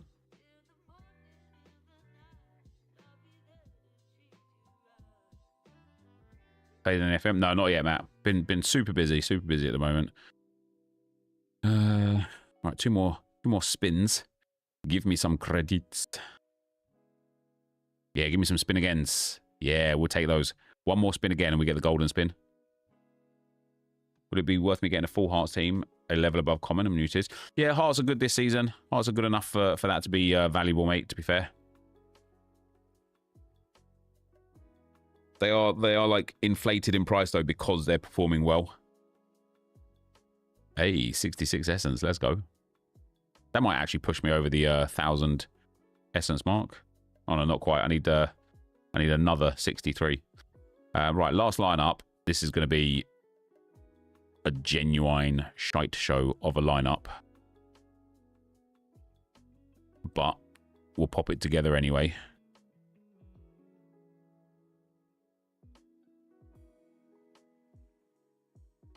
I'm going to go for... Why would Dorgelet be at 40%? We're going to go for Bio. Do we go for Bayo and Mayo? I think that's just got to be done, hasn't it? Just for the memes. Just for the memes. Bayo and Mayo up front. We're going to captain Mayo as well, away to Rangers. Why not? It's got to be done, isn't it? What a terrible team, but who cares? Who cares? We're not wasting any players. None of these players would be in like a better lineup anywhere else anyway. Right, into contender. Into contender we go. We've got Nevistic. Let me do Ivucic. No, let's do Nevistic. And let's do Valincic. And let's do Wanetzekic. Oh, Rasmussen is back, isn't he? He's struggled to get going. Well, I think it might have been you, Maurice, actually. It might not have been you either. But somebody in the chat was like, oh, yeah, he's like the must-have. And then he's been garbage. Do I want to go with Cuisance here over for Reese? Or with Reese? If Cuisance is back, if he only missed one match from injury, that'd be good. because he is back for scores.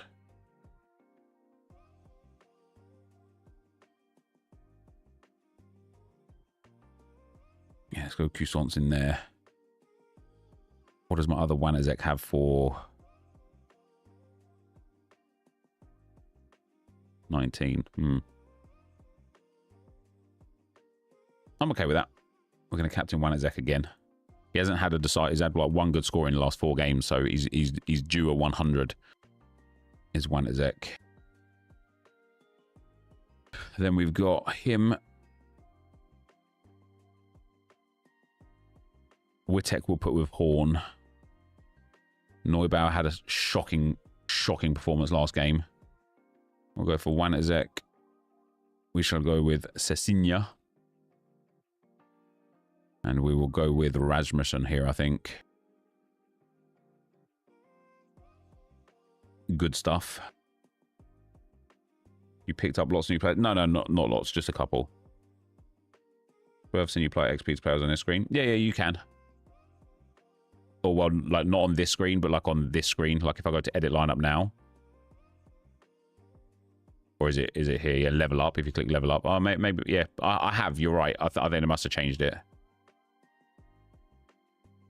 Then we've got Horn, Wittek, Sert Demir, Amblan, Suzuki. Wow, don't have good midfielders. So we'll go for Islamovic and C-Day up front again. And we'll take another view on a midfielder. We'll go for either Shaqiri or NepentheZ. I think we'll go for Shaqiri. El Capitan in there as well. Cecilia doing wonders, mate. He's been back to his very, very best. Knowing me, like, this is the first time I've captained him and played him in a priority lineup in, like, months. Knowing my luck, he will now go and drop an absolute stinker.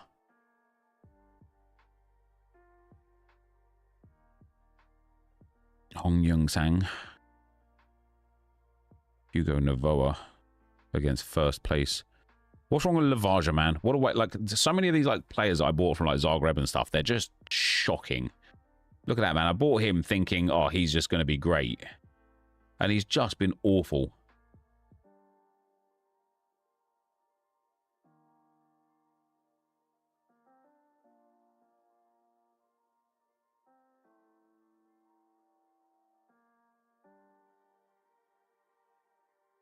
I'll go for a double Dijon setup.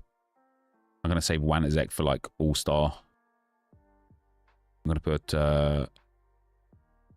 Jedson in there. Do I like League SBCs? Not anymore, mate. The prices are way too inflated now. Way too inflated. Right, champion. First things first, let's build our Arsenal team. We've got some David Raya. We've got some Gabriel Maghales. And some Jurian Timber. We've got some Declan Rice. Some Chaos. Saka. And a bit of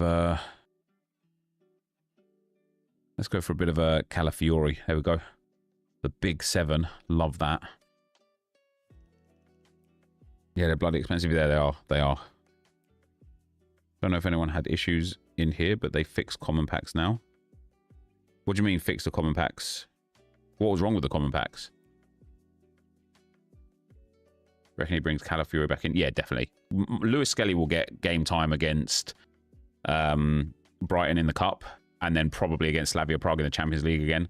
So I think we'll see Calafiori in the league over the next few weeks, and Lewis Skelly in the Cups and Champions League over the next few weeks.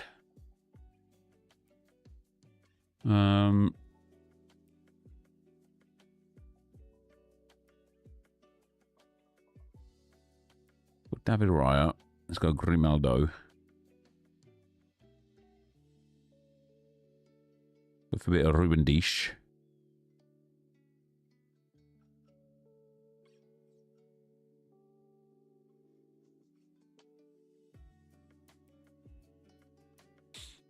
Do we think Salah's going to start against Brentford? They glitched yesterday. Wait, what glitched yesterday? There was a bug from yesterday. Oh, okay. I wasn't even aware. I don't have good champ players at the moment.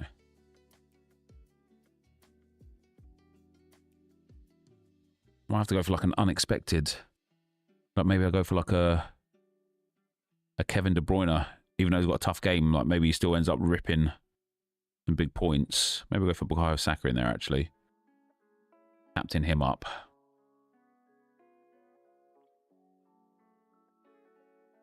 I think so. Isaac has a groin injury, so Slot talked about Mo in the presser. Okay. Did you see, I don't know if it was like fake news or not, but I saw something on Instagram last night that Salah removed Liverpool stuff from his like ex bio,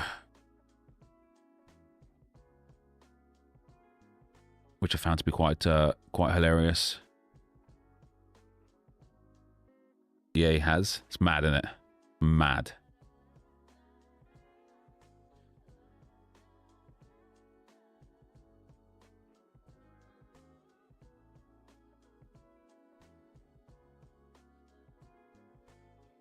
He's a child. I don't know, man. Like, he's done so much for the club. But is he being disrespected? I don't know. I suppose we don't know like what's gone on behind closed doors, really, do we?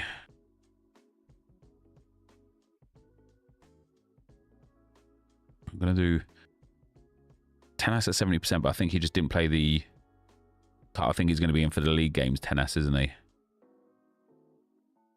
I'm going to put Tenas in. I'm going to go for a cap 370 multi-club team here with my biggest percentage bonuses. So I've got like Mukiele, he's way too high. Saliba at 25% and only L15 53, that's fine. Soleil's at 20. Gay, he's only at 17.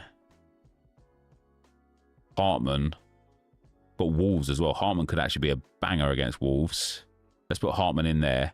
L15 50 with like huge bonuses here as well.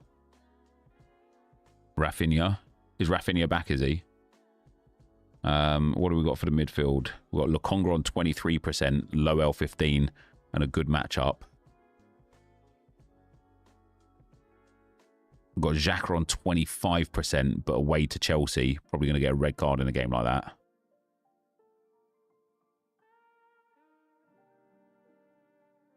Oh, look at message above. And I know you're not talking FC at the moment, but I really resonated with what you said around the actual meta. At the start of the game, I was sucked into using the female players as I thought they were best and disregarded Paul, Bellingham and Gyökeres. I've now put them into my team at Camera Strike and they're so good and suit my playstyle so much. Yeah, GG's nice. Yeah, I've got De Bruyne on 21%. That's good. I kind of got to go for a Vinicius Jr. really, haven't I? How come Matheus Cunha is only at 70%? I thought he was brilliant in the last game. I know against Liverpool. I know he didn't get a goal or an assist, but I thought he was brilliant. He's out for another 3 to 4 weeks. Jesus.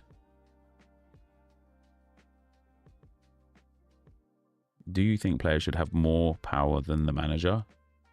No. What a silly question. What have I got left? 54.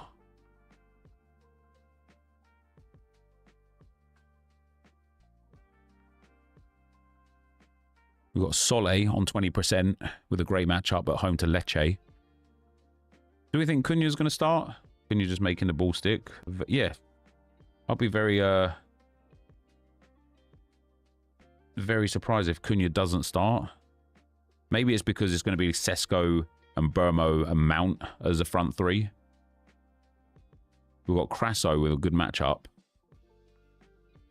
Blind with a good matchup. Blind against Oviedo is the sort of game where he can rip 100 points.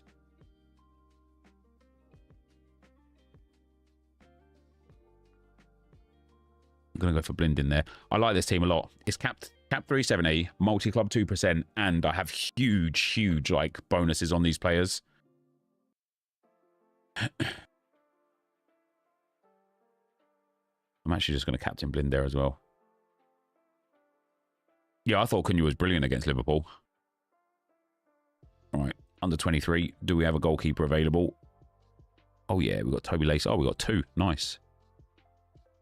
So Popcorn, Charlo Ignacio in here. Gasiorowski if he does end up starting. We've got... Nabel didn't play really last game. I think he got subbed on last game, didn't he? He's against... Tough game, though.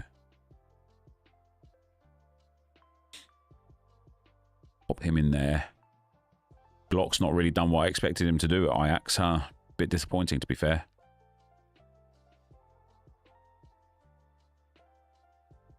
Zert Demir can go in there.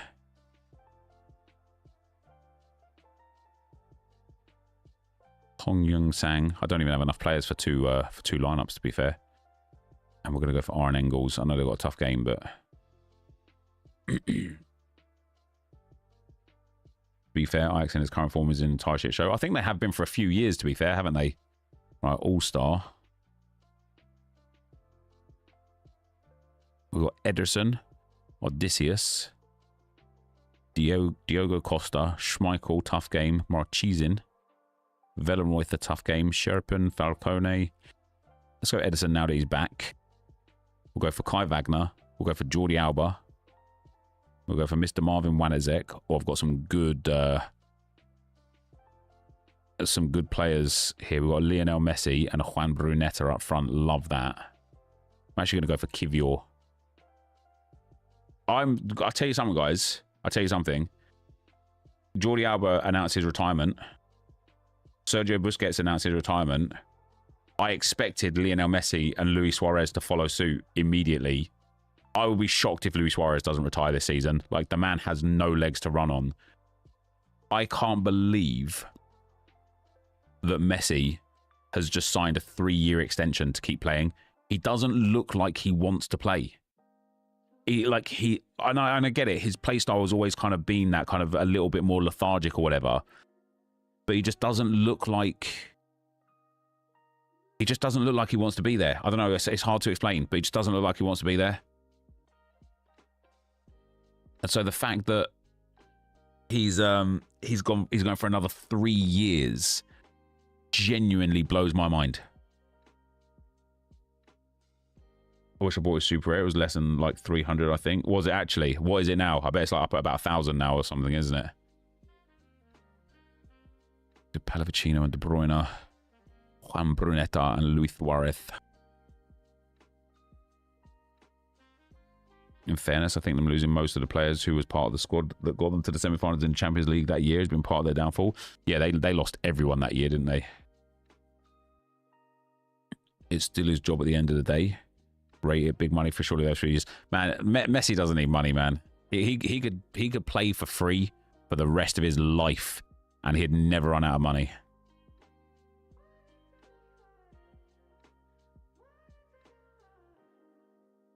He just looks totally uninterested. That's what I get. I feel like he just looks like he doesn't want to be there. Maybe, obviously, you know, maybe looks can be deceiving, I guess. Go for another De Bruyne. Let's pop Kochu in here as well. Urkan. Bit of Anthony.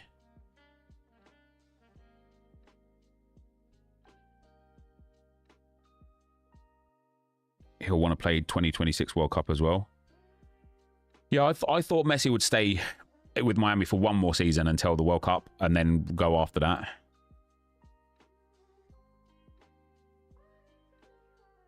But hey, what do I know? Right, Diogo Costa can go in. Jacob Kivior can go in yet again.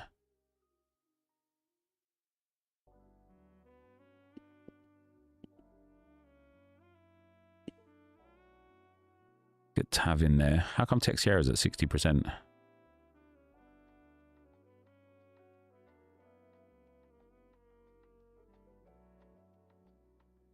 I don't really have too many players down here that I like the looks of. If Hoffman's going to start for Bayer Leverkusen, I do like him. Bit of Jack Grealish against Spurs. Vangelis Pavlidis for Sheezy. We'll go for Ngadju as well, the classic.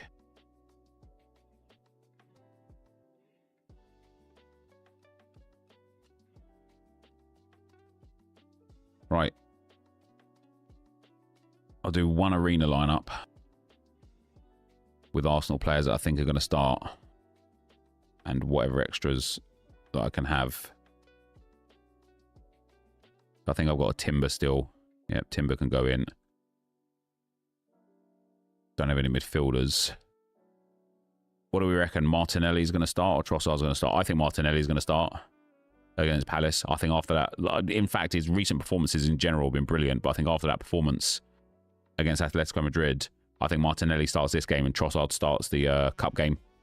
What do you guys think? Trossard didn't even get off the bench against Atletico Madrid. Wait, got an error? Oh, for Wales. It was interesting looking at the feedback you got when you said Gabriel above Van Dijk. I didn't say Gabriel above Van Dijk. I just said I think Gabriel is the best centre-back in the world. And I will stand by that. I absolutely think Gabriel is the best centre-back in world football.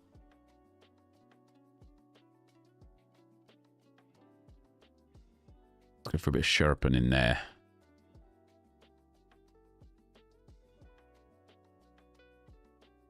I don't really have much available for a good lineup. Oh, Cunha's gone up to 80%. I'm actually going to put him in. What do we got? Dan Burn at home to Fulham. Crasso. Yeah, I think Crasso's going to bag. All right, we'll pop him in there. I'm going to captain Cunha as well. Gabriel's class, to be fair. I can only hope you can grow to that level. Euro can grow to that level. Mason Mount took a knock. Ah, interesting. How funny is that we've just been talking about it and there it is. Kasper Schmeichel away to Hearts I'm not keen on. Butland at home to Kilmarnock I don't mind. Solé we could probably squeeze in. We're going to have to put like a really poor player in, like a really like mid to low 40s. Gorriaran is at 47.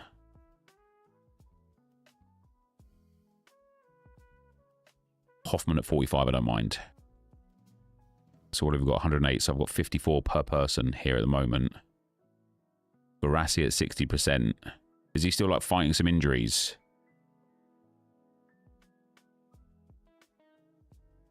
Olivier Giroud can go in for sure. And that leaves us with a 59. Amundsen away to Cincinnati. Sutalo, if he does start, would be good, but I don't mind Rasmussen as well. Let's put Rasmussen in there. I'm going to captain Hoffman.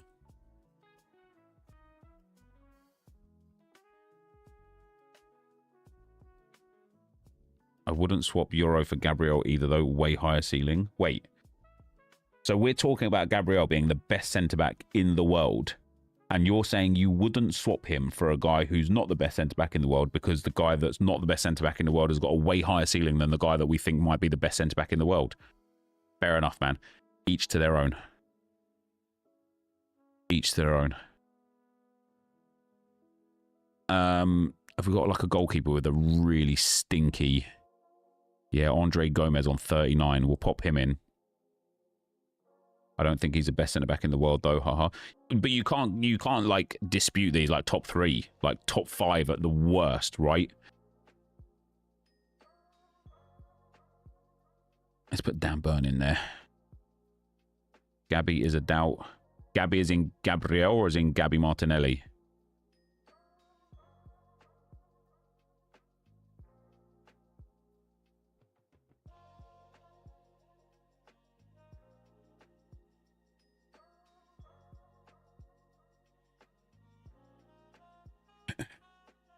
Doesn't mean Euro doesn't have a higher ceiling. But how can you say somebody has a way higher ceiling that like barely gets into a Man United team that leaks goals?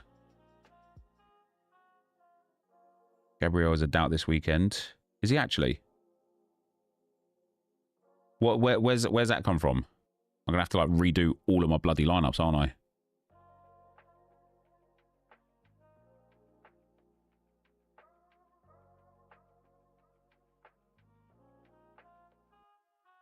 Yeah, why is he a doubt?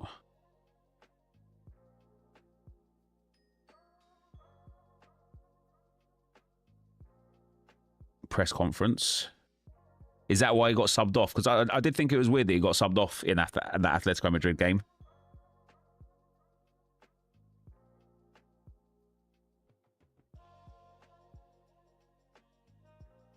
Saliba defo reads the game better. No, like, no chance. No chance. Gabriel is is a significantly better defender than Saliba.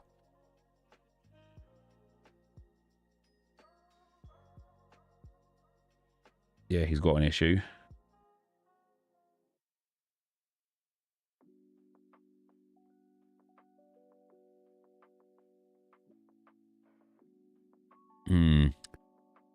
So I've got choices now. And not very good ones. Because I didn't yet buy. And this is why I wanted to buy and I didn't, and I should have done. But this is why I should have bought, like, the Arsenal in-season, like, backup players already. Because then I would just have the replacement for cheap, and now they're not going to be cheap.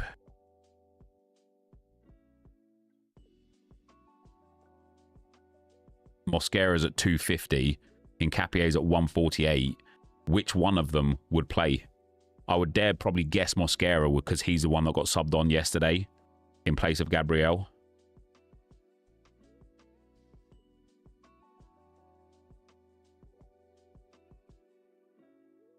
There's none on instant buy. I do hate that.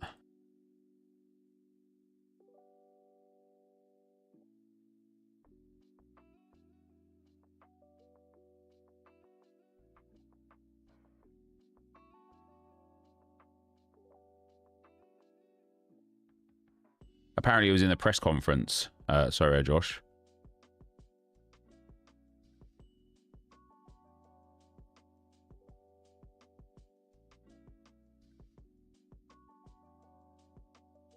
What a weird bug that keeps happening.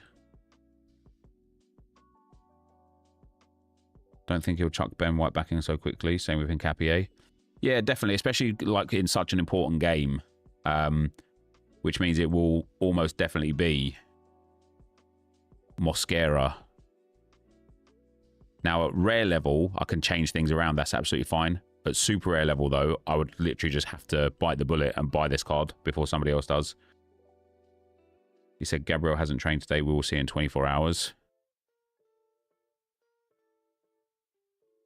I should let. There was a Mosquera up for like 130 like a week or so ago. I should have bought that. Doesn't look like anyone bought it.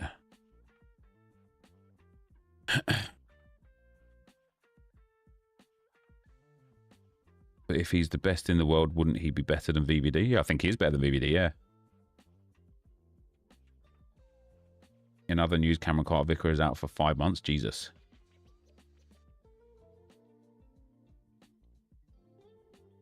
Do I buy Mosquera as a precautionary tale? £250 and play him over Gabriel. But then, like, if Gabriel plays then that lineup is definitely fucked. Or do I just move around the players? I'm going to have to take Gabriel out of every lineup now, by the way. Even if he does play, I'm going to have to take him out of every lineup.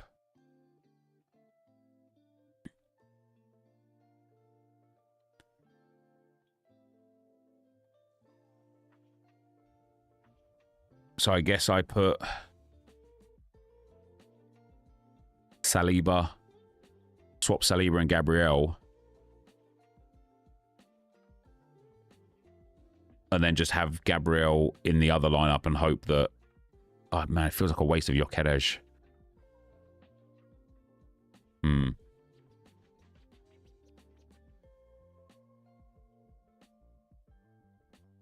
So we've got David Raya for sure.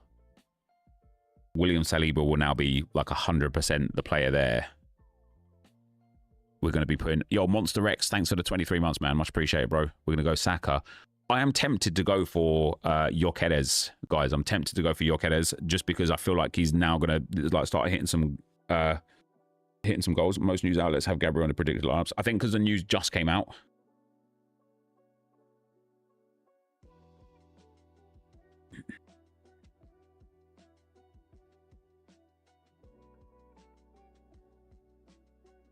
The thing is, I'm probably, unless I buy a completely different Arsenal Super Rare, which I don't mind, I'm only going to be able to field one team.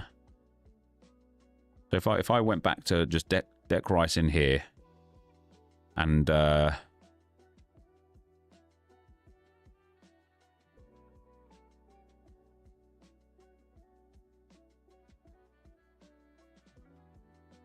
Zubimendi or Eze? Zubimendi, let's do that. No, my luck, Zubimendi will get rested now. So I've got Martinelli Classic, but I don't know if he's going to start. So for the other lineup, we can go David Raya, we go Ricky Calafiori, we go Ebere Eche, we go Jokeres, and then I would need another player. I would need... It could be any player, just so long as I'm confident they're going to start.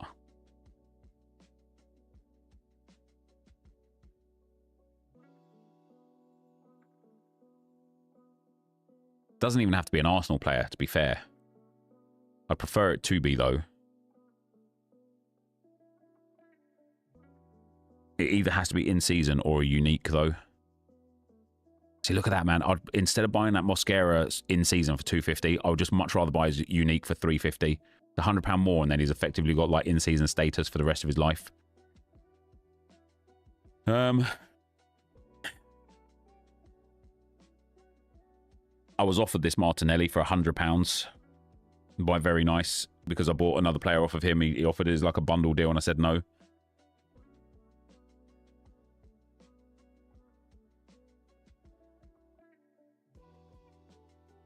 Looking at all of those players there, I wouldn't even be confident that any of them would start this next game.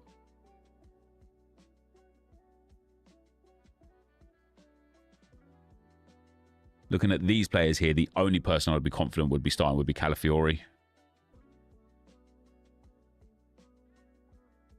There's no new... Yeah, because it's just come from the press conference now, Jordan. So it's going to take like these like sites and stuff to... a bit of time to figure out.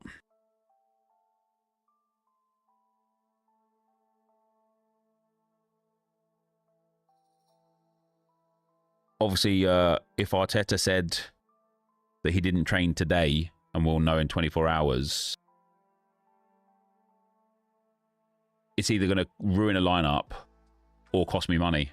And it just sucks, doesn't it? Apparently Martinelli is in line to start this weekend.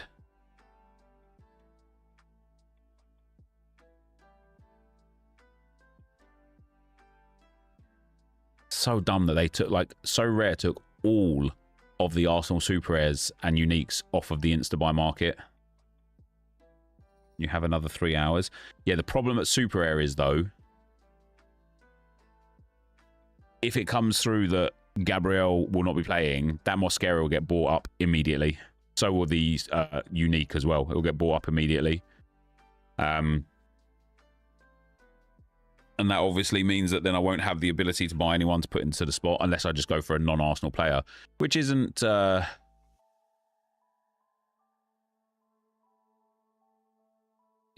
terrible. Like if we just took away Arsenal here and put Prem in instead.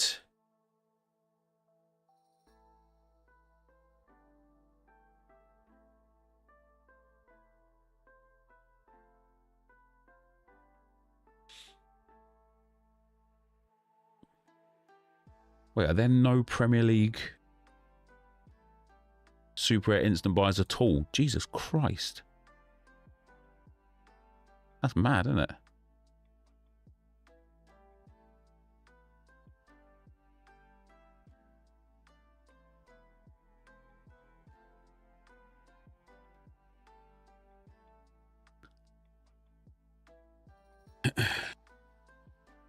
You're opening to buying another... Yeah, I'm happy to buy another Prem guy even for just one game week. Who's got, like, best matchup?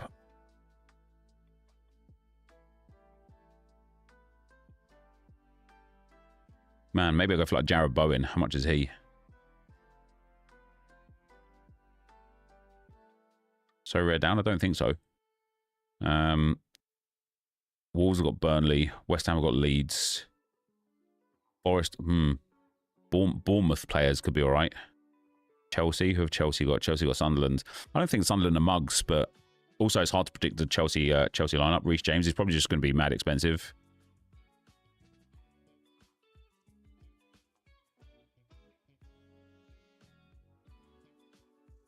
I'll be surprised if anyone's even trying to sell a Reece James right now. Yeah, they're not.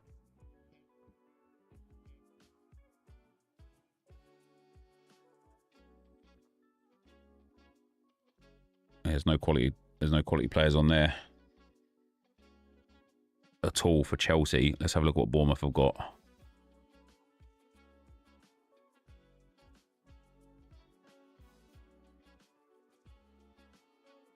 Does James Hill play? No, 30% chance. That's a shame. 24 quid for a player could have been quite nice. Voltemade. Obviously, like, I also got like a bit of a budget. How can Ajax be in here when I've got Premier League checked?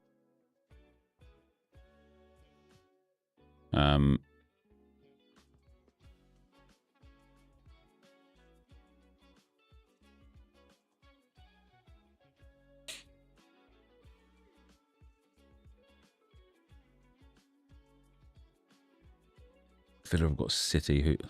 Who's available for City? I don't mind United either as well, actually. I have a feeling United are about on some little bit of a resurgence.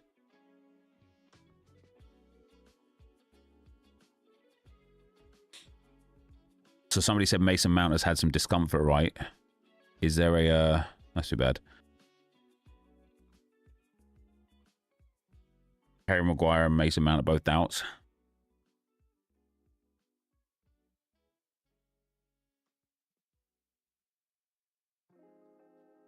There's just no one there that stands out to me that I think would be a good pickup.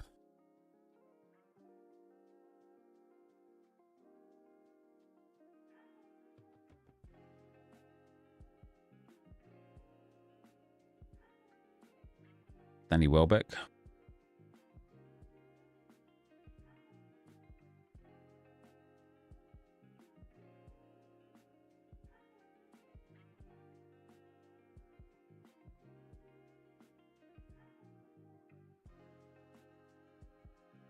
Is this 18-year-old, is he expected to start the next game? No, 40%. That was internationals that he got the good scores from. I reckon I just risk Gabriel in that Super Air lineup. I don't want to just go and waste money on somebody that I don't really care about. But I don't even know if they're going to start or not. Telling you now, Sesko bags are against Brighton. It doesn't matter who you think will or won't score. It matters whether or not they're on the market, and then whether or not they're on the market for like a reasonable price or not. It doesn't look like Sesko is on the market. So even if I wanted him, I couldn't buy him.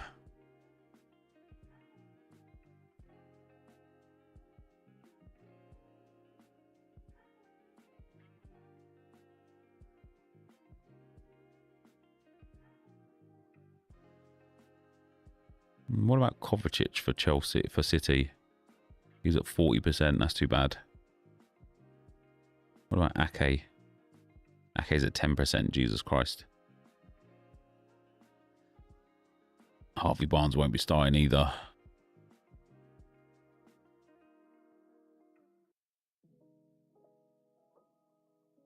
Ugh.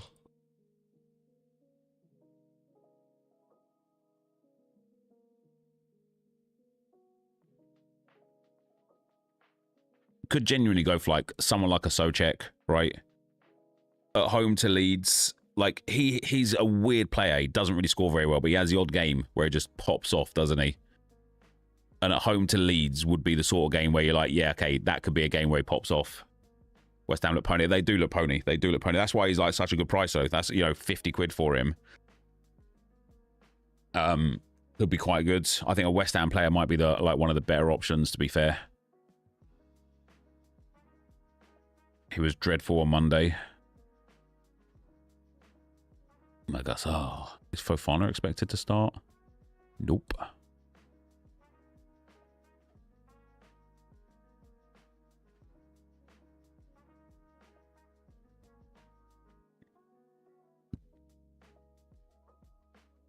Danso is 90% to start against Everton. Who's injured? Romero or Van der Ven? Leeds are home. Yeah, I mean, it doesn't really matter at that level, does it? Romero's injured. I just don't like it. I literally am just looking at all of these players and I'm thinking, there's no one there that I want. And Nketiah to score against Arsenal would be fitting, wouldn't it?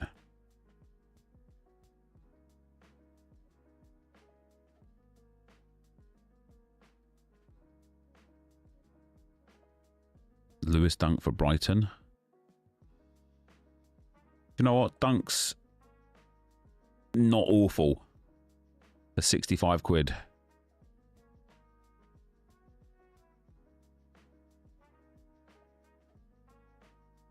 Dunk's the sort of guy that I could probably just about get behind.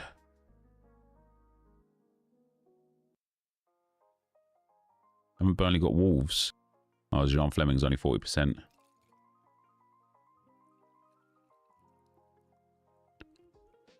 Would you keep him for Leeds, or is it purely 1 week? Have Brian got Leeds next week? Have they? Yeah, I probably would. Yeah, they have. Yeah, I'd probably keep him for both games. To be fair, especially if Gabriel potentially is injured. What have his previous sales been? £88. This guy's got him listed up at 65. What about if I offer him like 58?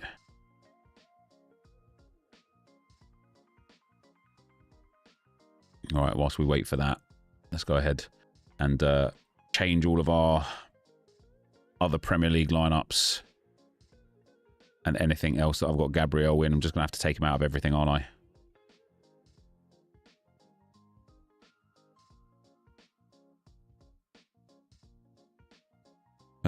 So I think first and foremost, Mosquera's up to 6. Do I just put Mosquera in? Or is that just way too risky? Because what if Gabriel starts?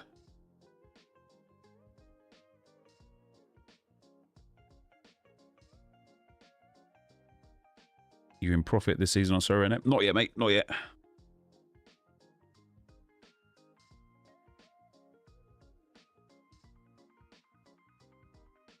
You've already made your fantasy transfer. He better start.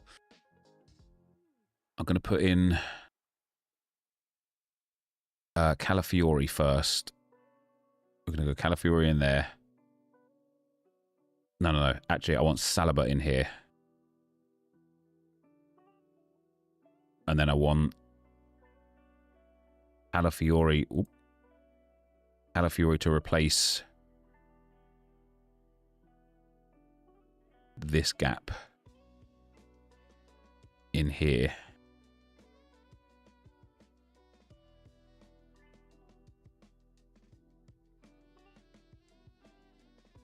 Not this one.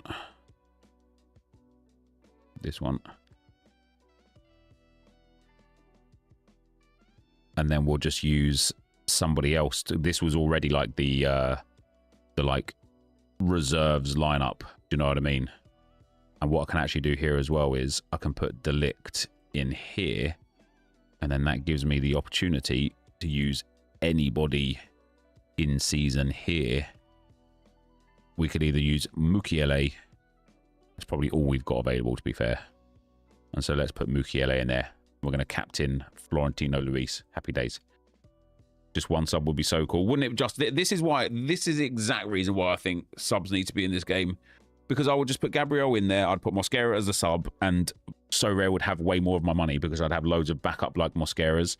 All right. Champion. Gonna have to take Gabriel out of here. We're gonna put Calafiori in here.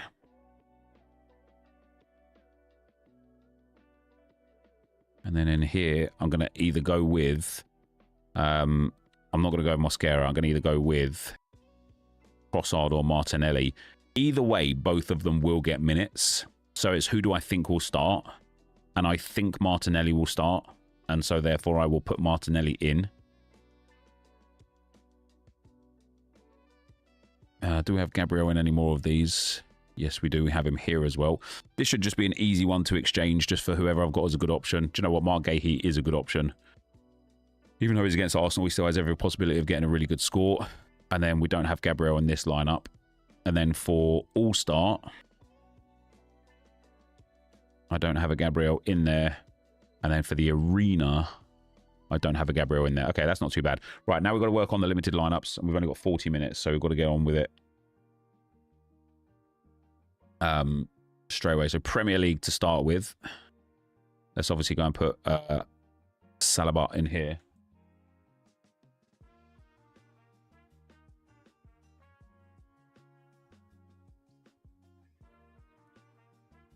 No.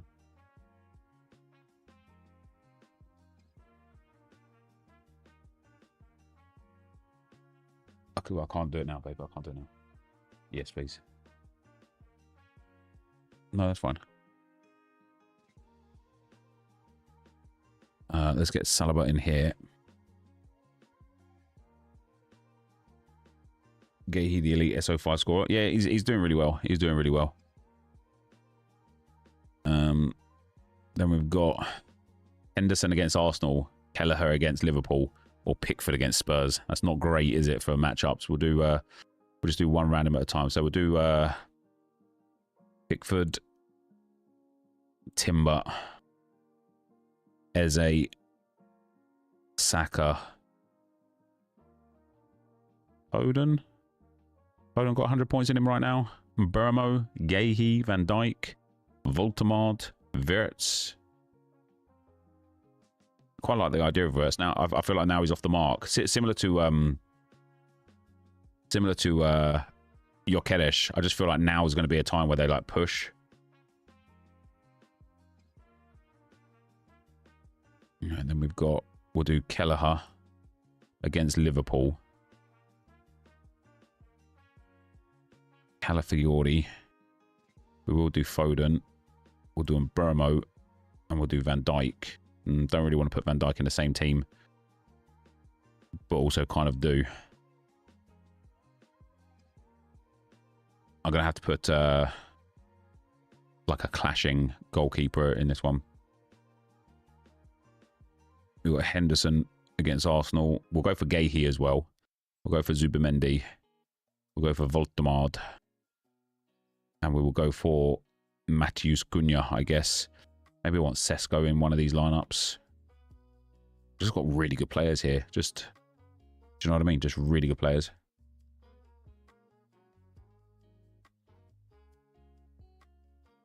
Right, no Gabriel is such a pain though.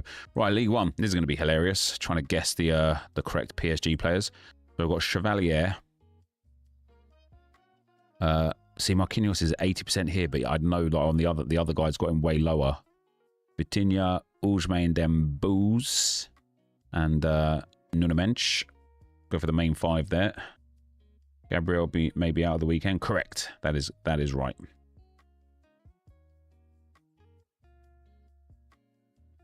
Fortunately, I don't even know if it is fortunate or not, but I'm only on the lowest rung of the guys. This is how bad it's been for me this year in French League. Is I'm in Division 3. I keep getting relegated because because it's so hard to predict who's going to start. Mate, honestly, this midfield situation is a pain.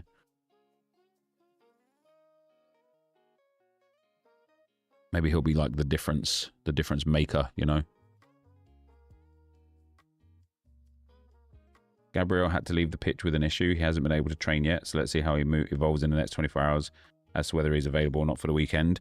To me, that just says he won't be available, right? The fact that he got subbed off and then hasn't been able to train since just suggests that the likelihood of him being fit and ready again is probably pretty slim, isn't it?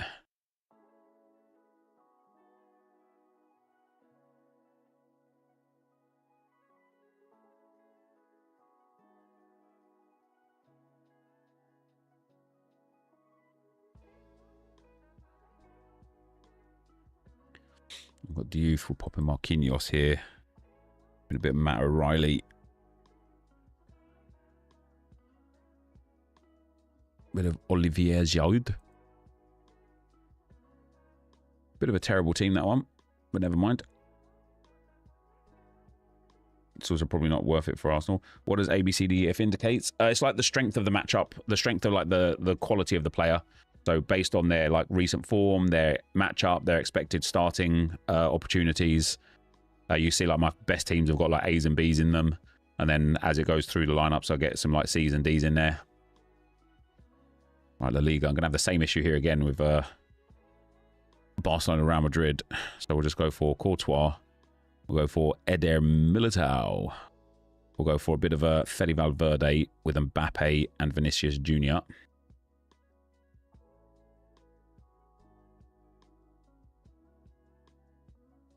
Simon Collins, who reported with Gabriel stretching his thigh on Tuesday before he came off, might be a thigh-based injury. Yeah, I think with Mosquera being good enough as well, I don't think he would want to risk. I just don't think he would want to risk Gabriel. Not with how much football we've got coming up and the fact that we've got quality. You know, this isn't like last season where we didn't have quality replacements. We have absolutely got quality replacements this time around. We've got Mosquera and Hincapié available. If we need to, we could even play Calafiori there and put Miles Lewis-Skelly at left back. Like, there are options to not risk like properly injuring him. Does Mendy start for Madrid? I think he's just permanently injured, mate, honestly.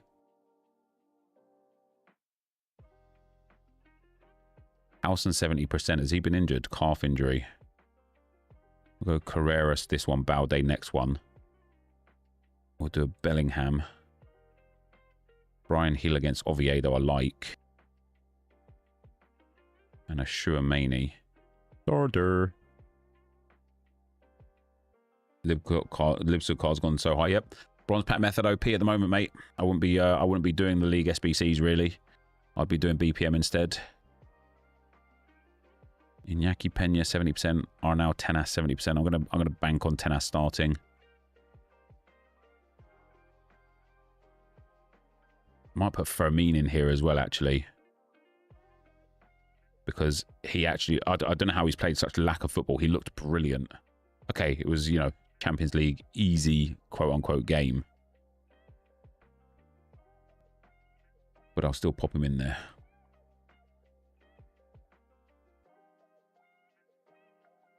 Would I keep lids with cards or sell? I would sell them right now, mate. Yeah. Bundesliga. This one's a fun one because we're pushing up the hot streaks here, and I've got brilliant Bundesliga setups for limited. So we've got Nubel. We've got Grimaldo. We've got Joshua, Harold Kane, and then Michael Olise. How come Olise is at 70%? He's been down in the lower percentages again for like loads of games. Do I then actually go for a Luis Diaz? What do you guys think?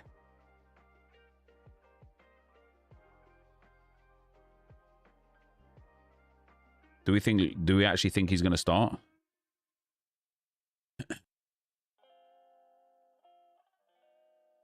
There's a special Grimmy in that SIM card, can smell it. Is he able to be released yet? Probably just rotation risk, right?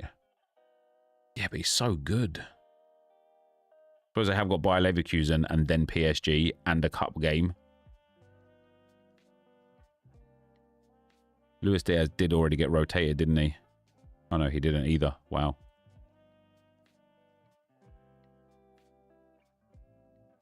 Company giving youngsters more game time recently.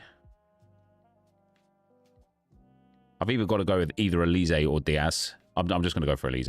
Even if he gets subbed on, I just feel like he's got it in him.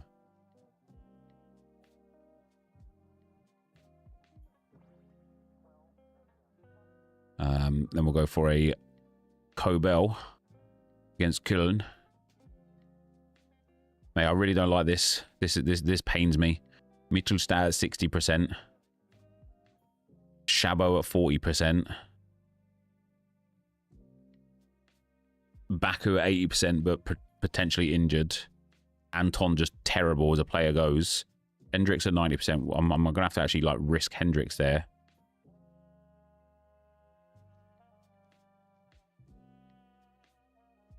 We're going to put Kimmich in here.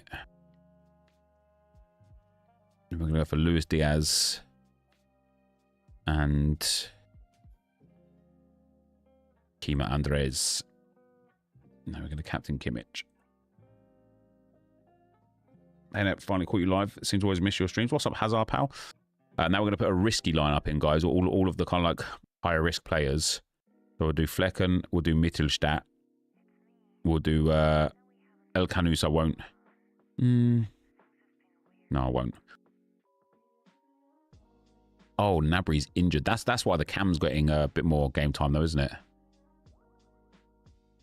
And we'll do Harry Kane in there as El Capitan. Mittelstadt almost certainly start surely. You would think, man, but always just puts that air of doubt in your mind, doesn't it? When you just see that, damn, do I risk a Galassi against Augsburg? Or a Nubel, rather. I think we'll go for Nubel again. I'm gonna have to go for Baku here and hope that he plays. We'll go for another Sambi Lokonga. I'll put Leveling in here. He's coming back from injury, Leveling, isn't he? But you know, I might go for the double trouble here. Let's put El Canus in there as well. And listen, if this lineup dies, it's in Division 3 anyway. I don't care. Must be a crazy we're coming because players like Dan James are going to like 8k. Jesus. Right. Jupiler Pro League. We've got Van Crombrugge. He's having a cracking time right now. Michele. Stoica's on 0%. Was he suspended? I guess we'll go Bangura then if he's going to be taking his place. We'll go for Zolis and we'll go for Forbes. I thought, what's his name was on his way back. Put the this Michele in here. Stoichkos is injured for a couple of weeks. Damn it. That stinks, doesn't it? And then we've got Guzman's with a good matchup. We'll go Michele in here again. We'll go for Titrawi. Not that he's been too great and he's got a tough match as well. I'm going to have to probably risk Promise David or Hyung Yuo. So Hyung Yuo. And then we'll go for Reynolds. I just don't like having players like Hyung Yuo in there. Titrawi against Koosmans. Yeah, it's a midfielder against goalkeeper. It literally doesn't matter.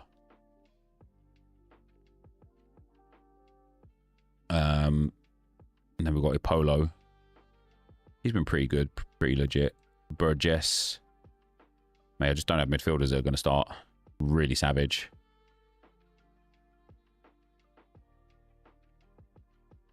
Matthias Rasmussen. We'll pop him in.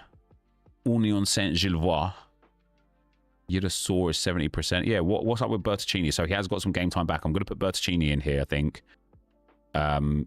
No, I'm going to put Bertuccini in the next one. Smets can go in here. That lineup has a little bit of potential.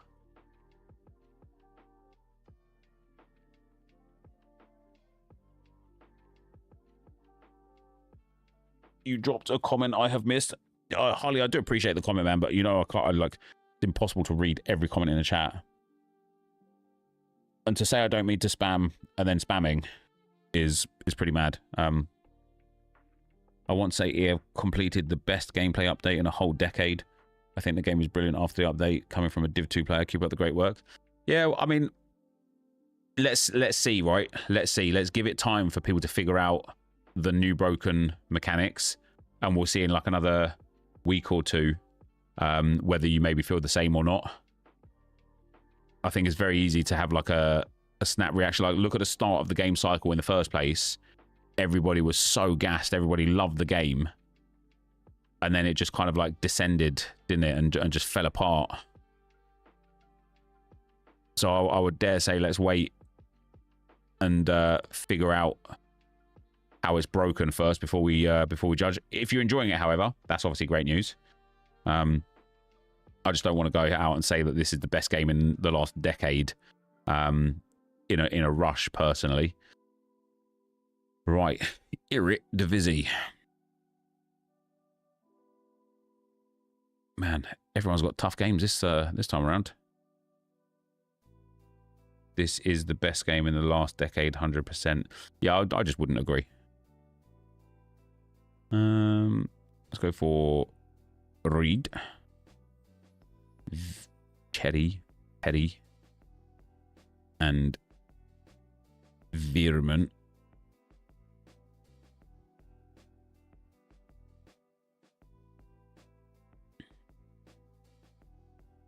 FIFA 17 is still so clear. Yeah, I enjoyed FIFA 17. I enjoyed FIFA 21. I enjoyed FIFA 22.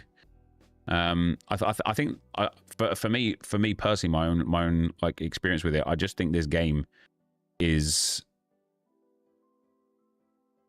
incredibly competitive everywhere you look, and that makes it for me not quite as enjoyable as previous games.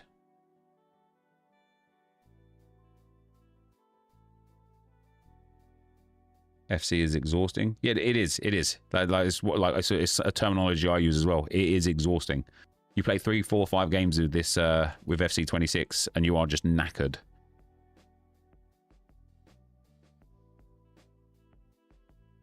That's right, thanks.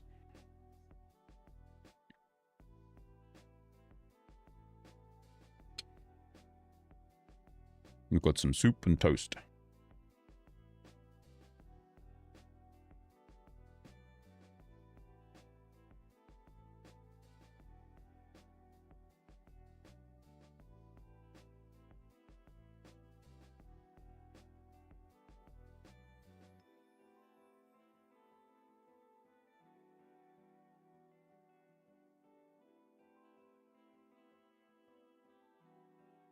This is going to be a shocker of a lineup.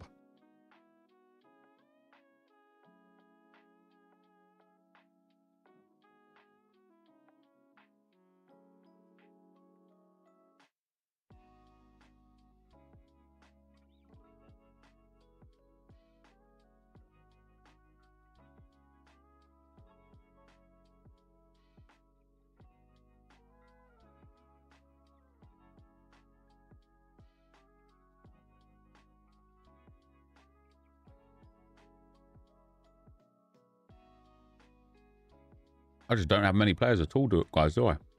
How mad is that?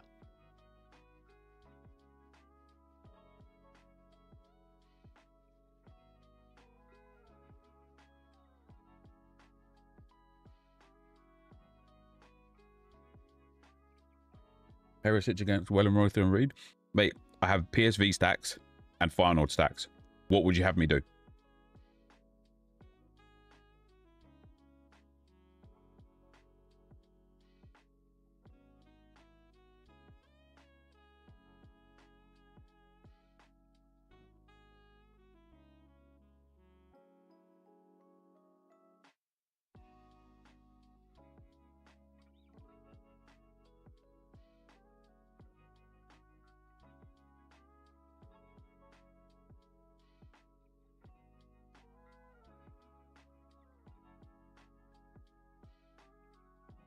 Got some really nice lineups here.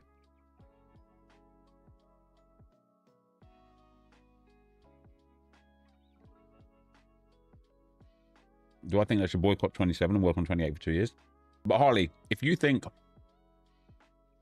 26 is the best game in the decade, surely they don't need to, do you know what I mean? Surely they don't need to work on the next one. It's done already, right?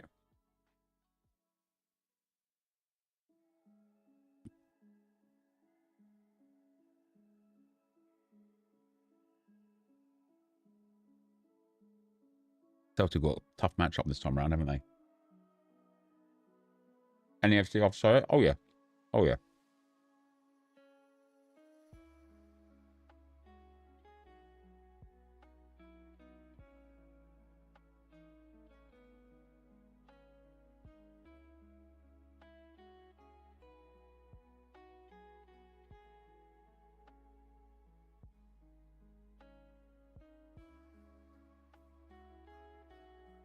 I actually haven't really played this game enough post-patch. I've only played squad battles and a few draft games. So I haven't really had time to like make up my mind.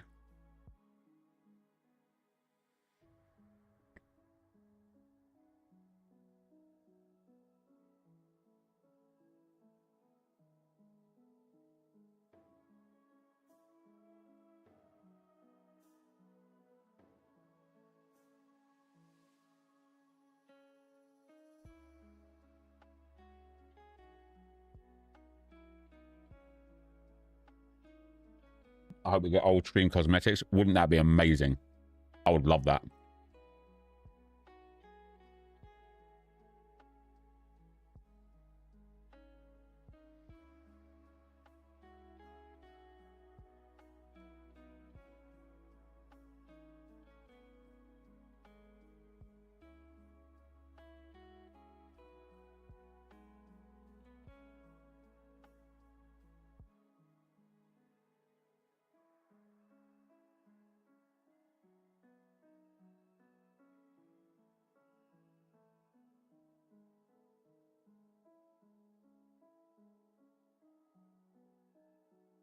Got some really nice lineups there. Really nice lineups.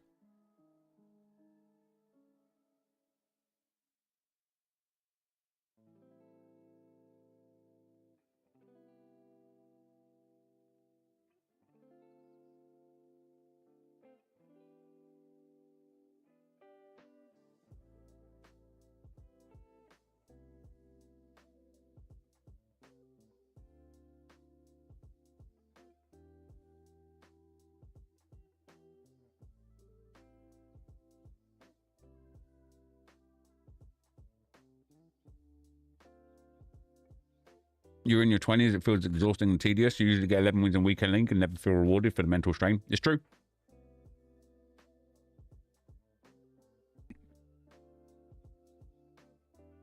It's actually why I really, really enjoyed my Arsenal grind last weekend, because I had zero expectations of where I should, wanted to, or could finish.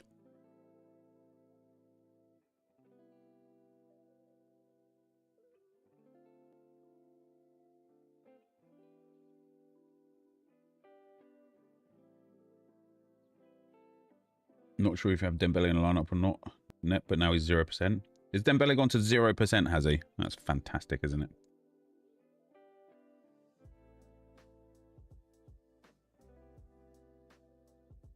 Why? What happened?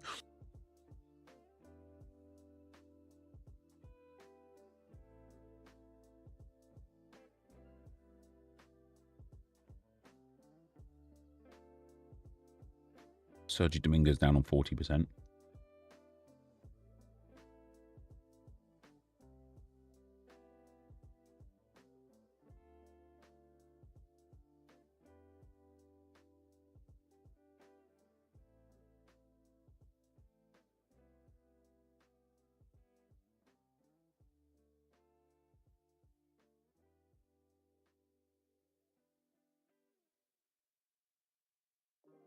Timo Horn might have to sit this one out.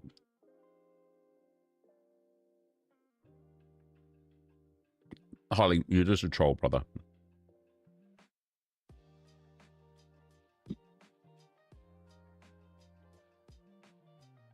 Very weird from you, can't lie.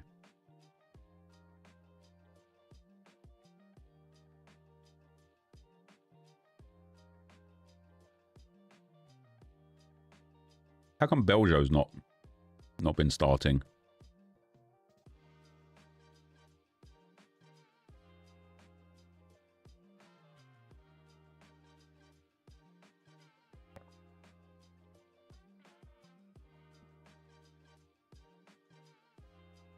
Why has Dembele gone to 0%, man?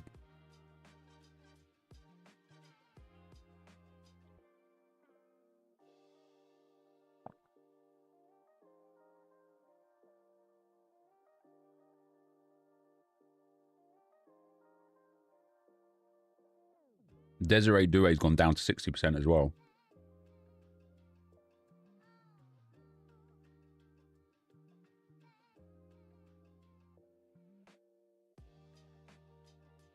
This has a later deadline. I can deal with that another time.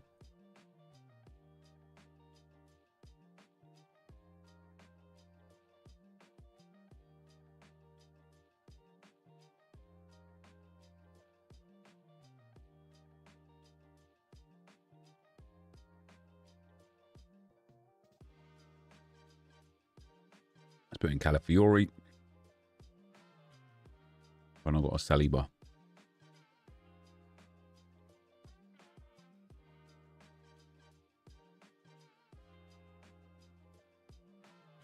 Haven't I got like a Rice spare? Yeah, I have. 2 Declan Rices spare.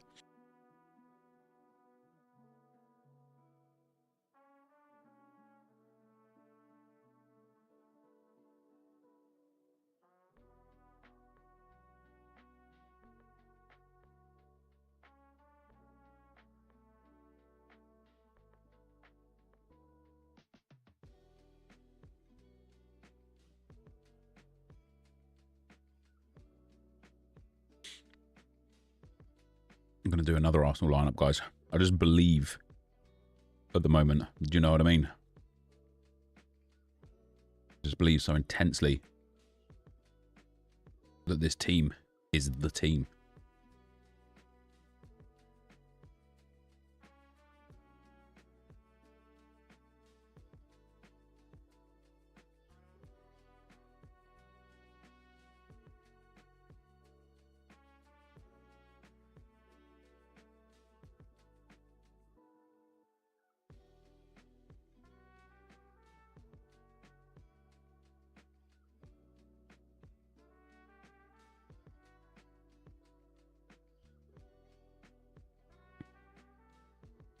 Thank God. Yeah, we'll see him in 10 minutes.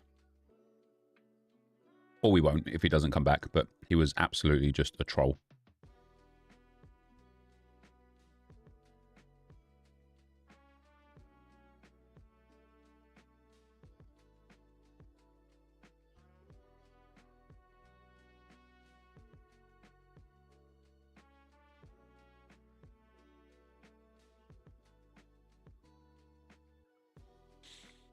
Thibaut Courtois.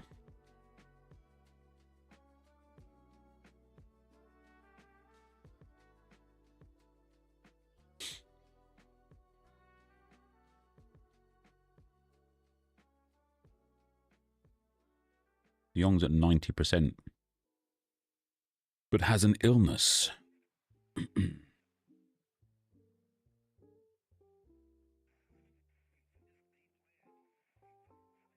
Just don't have many forwards left, do I? Let's go Seshko. Let's go Undav.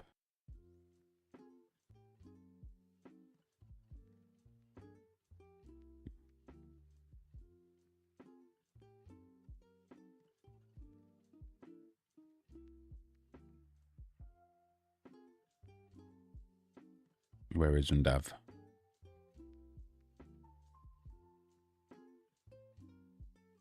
There he is.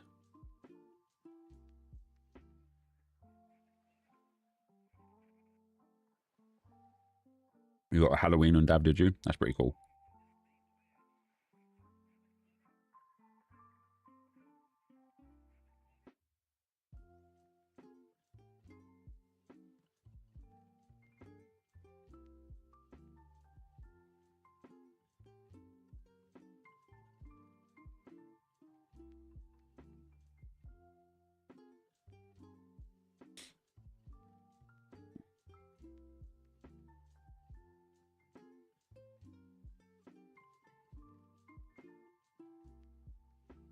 Not a bad lineup there either. What's that, bro? Looks like UFL. It's called So Rare. It's fantasy football.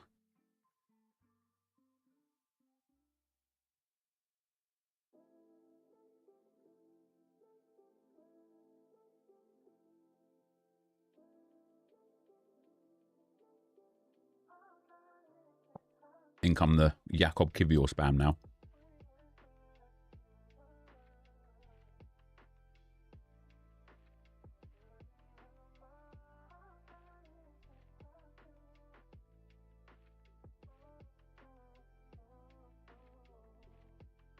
Yeah, BPM is really OP right now.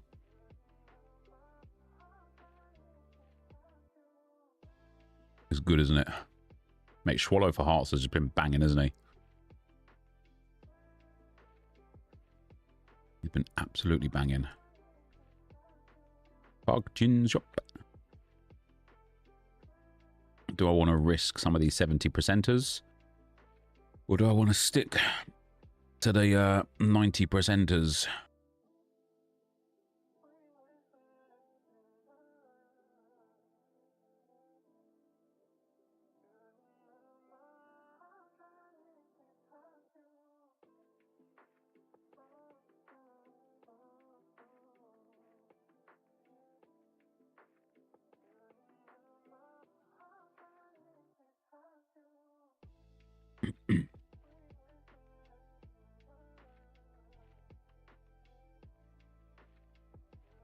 We've got 9 minutes, guys.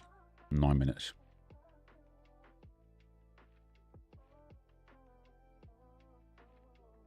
Park Gin Shop. Let's do a few of the 70%ers in this one. Where is my main man, Mittelstadt? Garassi down to 40%. I didn't put him in the lineup anyway.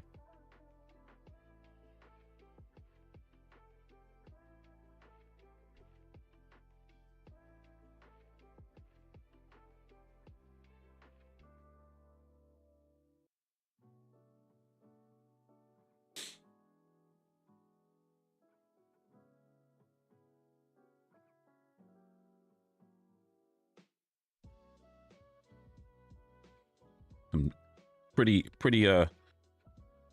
terrible lineups towards the back end there.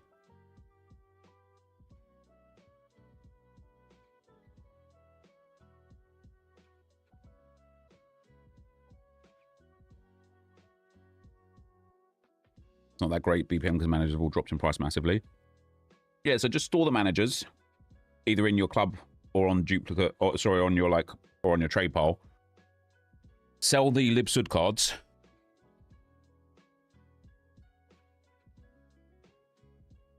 Store everything else. Use everything else from the off leagues in silver upgrades to get more Libsud cards to complete the league SBCs for profit. It's long-winded, but it's probably worth doing.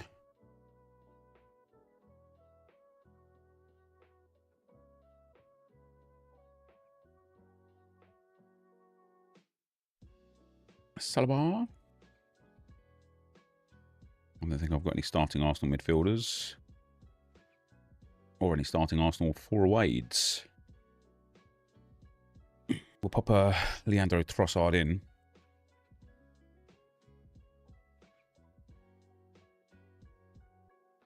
Aurelian Chouameni.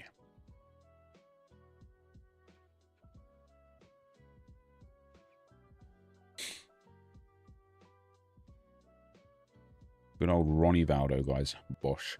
Why have managers dropped so much? Just because so many people are opening bronze packs.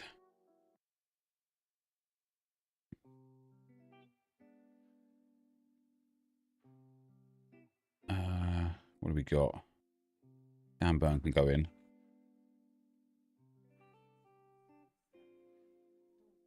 Okay, well, it's only 5-3. Okay. Bye.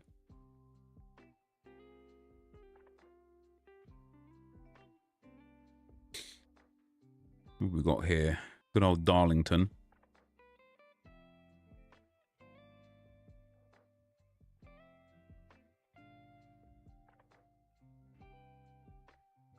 Manprit Sarkaria. Let's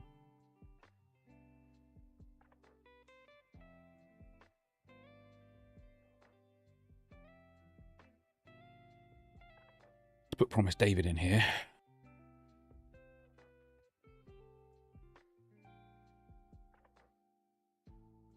Go for a Munton as well. This could be a lineup that absolutely costs me 100 essence and gains me nothing, but I don't mind it. I made nice coins. I took the chance they would have done sort of similar Libsud cards. It paid off big time.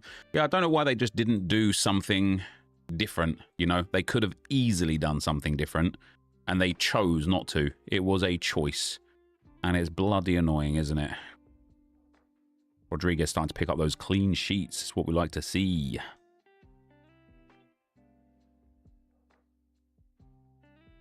Charles Van Hoot is probably good, isn't he? Darder. He can go in.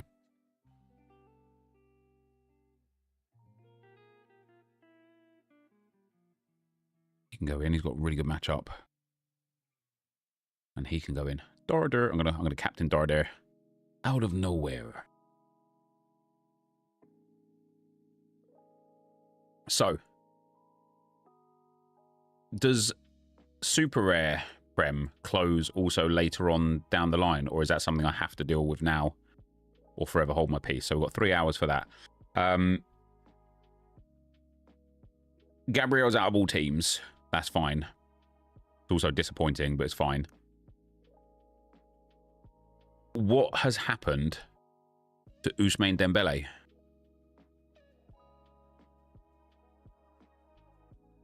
Why has he all of a sudden been dropped from 90% down to 0%?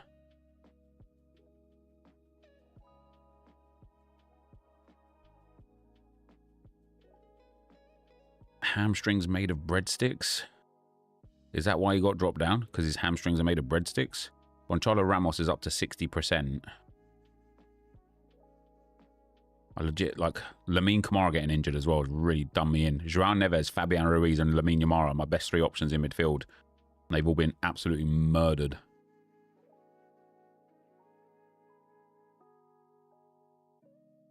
I'm going to put Pai Chow in here. And then my last lineup's going to be a riskier lineup.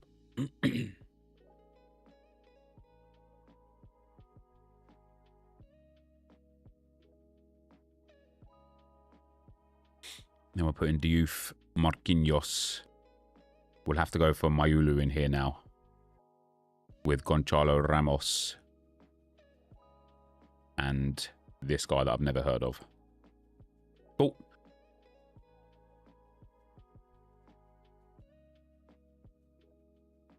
Alright.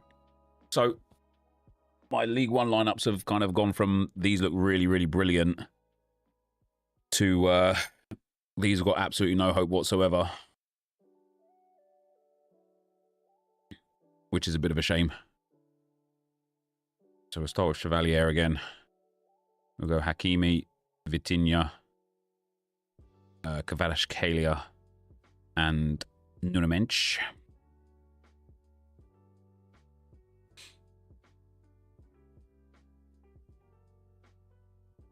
Then we'll go for a bit of Bryce Samba, another Hakimi.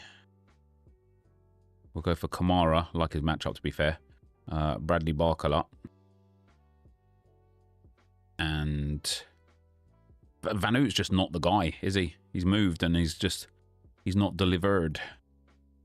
We'll go for Desiree Doué because if Dembele is out, Doué is definitely in. Have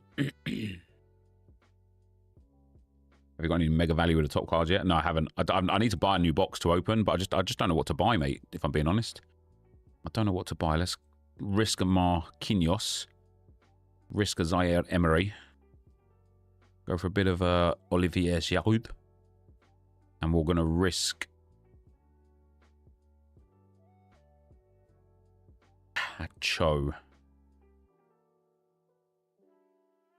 Doué might be injured as well, according to the press conference. Oh, is that right? Which means Zaire Emery definitely will be playing. So will Mayulu.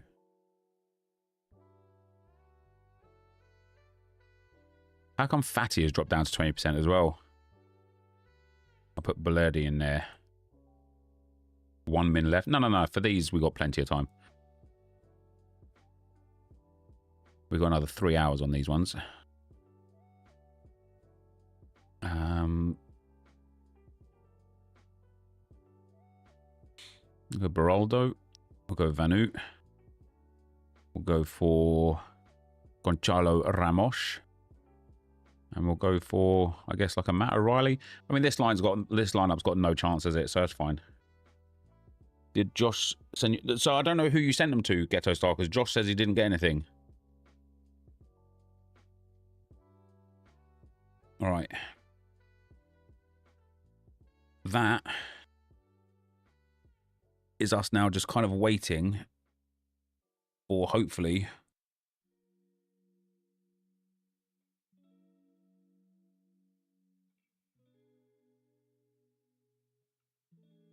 is there still an open offer? Yeah.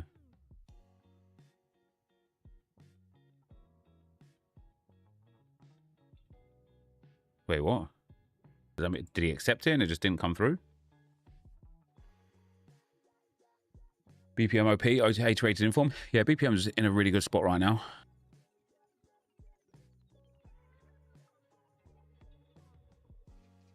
Has he just taken him off the market?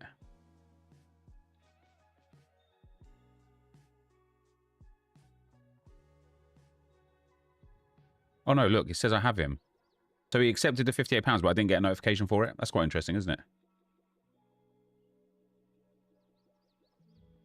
Right, so we'll pop Duncan over Gabriel Majalet just to kind of secure that setup and not waste the opportunity. So the fun news is, guys, from the rewards from this game week, we are hitting 307 essence at super rare, which will put me over the 1000 super rare essence threshold, which means we will be able to craft our first super rare tonight, which is amazing. And if it's a good super rare, because I don't know what, I feel like my essence is good flavor. 66% contender, 33% prem. I don't know what essence we get from like Champions League. Maybe it's All-Star. But there will be a chance of Premier League cards in there, but most likely it'll be a contender essence. Still could be quite good though, couldn't it? Still could be quite good. Yeah, other than that, I don't think there's much I can or need to do now.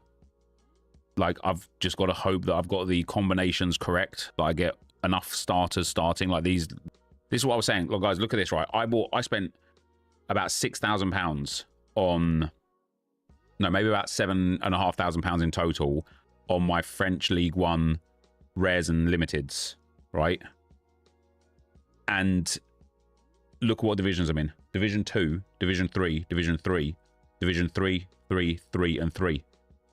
Because this kissing PSG rotation is just murdering me every week, and I wish I didn't do it. I wish I didn't buy them. La Liga looks pretty good. Bundesliga looks pretty good. Hopefully Schlotterbeck and Elise start. They are a risk, of course. JPL is as best as it can be with some tough matchups. Obviously for Eredivisie, I've got, you know, competing teams today, so there's a lot of clashes there. MLS is a lack of games. This looks nice. This looks nice. And then we get into the classic stuff. Can you not cash out on the League One? But yeah, I mean, they're just worth significantly less than I paid for them. Which is a bit of a shame. I think when Pranksy crafts super rares, he uses League Reveal on standard crafts to get rid of the crap leagues. Yeah, it's just that obviously he will have a lot of extra stuff, and I won't. So what does it cost for a League Reveal? Is it 1,000 more essence? So maybe I'll wait until I've got 2,000 super rare essence. I won't, but maybe I do. I don't have like any of this either, so you've seen Sud and Lib are now 1,500 each. So dumb, innit? It's just so dumb. Let's see if I'm actually in any golden arenas as well. Nope, that's fun. What have we got for the first games today? What's up, Javier? How you doing, man? Oh, Rijeka against Sparta Praha have already kicked off 49 minutes ago. Oh, Hajduk against Gorica in 2 hours. Schalke against Garms. Oh, we got Wanizek tonight as well. We've got Paris against Nantes. Charleroi against Anderlecht. Leeds against West Ham. So bad against Sevilla. There's some games on tonight. That's all right. And then tomorrow the fun starts at... Oh, we got Inter Miami tonight against Nashville. That's interesting. And then the real fun tomorrow starts at about 12. Yeah, 12, 1 o'clock. Bayern Munich, 2:30. Nice. Nep, genuine question. For as much as you spent on So Rare, would you say you're in profit? No. Have you done the MLS mission? There's an MLS mission.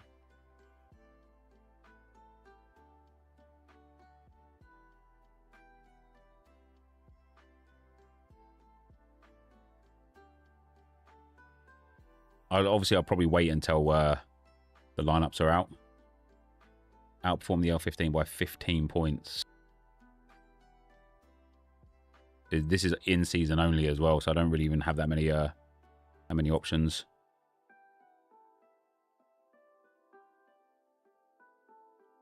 This Halloween picker stuff. Pick a Halloween edition player who outperforms his L15 by 20 points and win 200, and if you get them all correct, it's 2,000. That is almost worth going and like scouting some players, isn't it? And buying a few players that are like maybe like 3-4 quid and just chucking them in to see if, you know, buying like L15, like basically when that first game starts, what's like a first, what do we got? Like Schalke against Darmstadt, for example.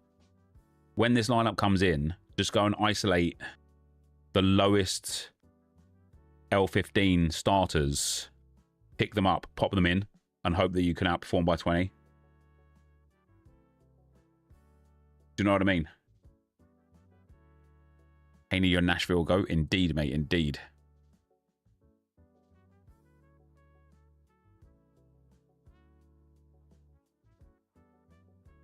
Haney Mukhtar.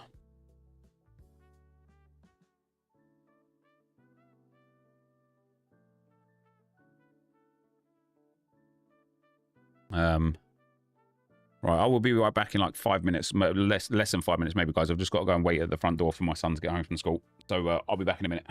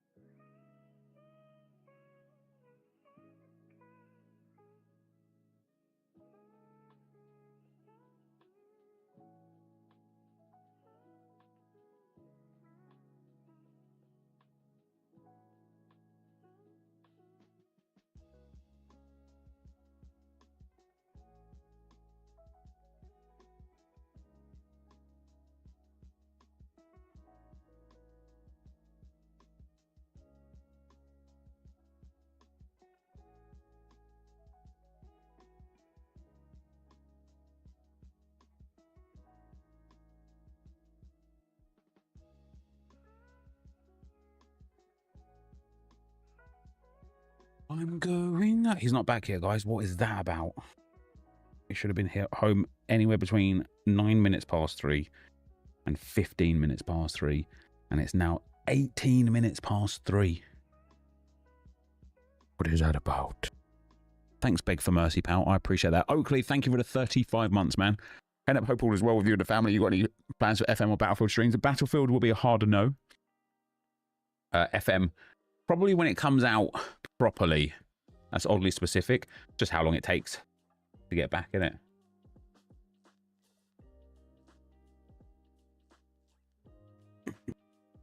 Out playing footy with his friends. I hope not, mate. He's 5 years old.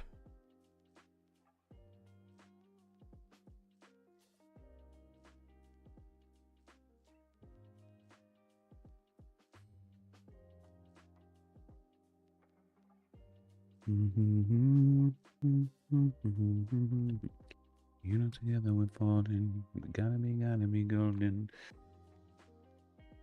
What's for Friday night dinner? I don't know, mate, actually.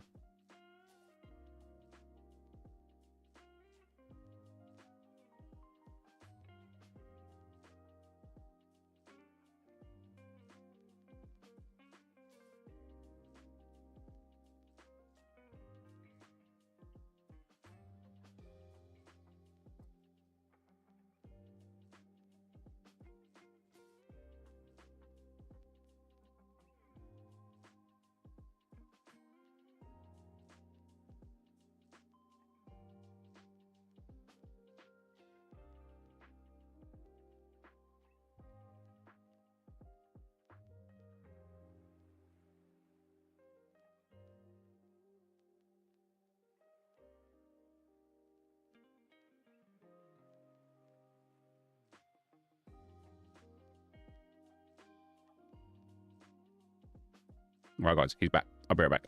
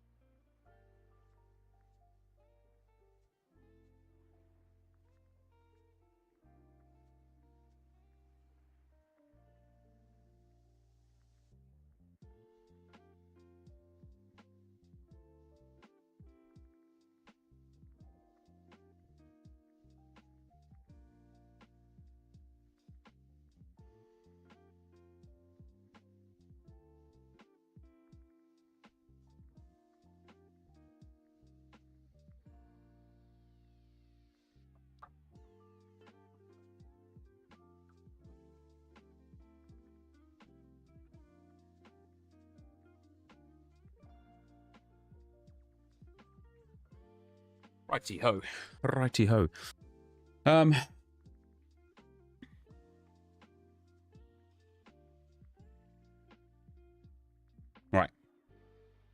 Does Nep have a video explaining So Rare? Yes. Go to YouTube and type in NepentheZ So Rare. And they will all be there or thereabouts.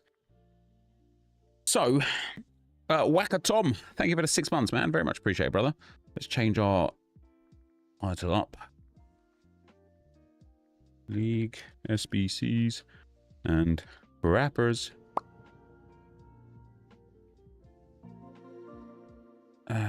Category. Done. Yeah, Ghetto Star. Send them to me personally, mate. That'd be just grand, thanks. When's the Super Rare video coming out? Yeah, probably when I craft my first Super Rare card, actually, so maybe tonight.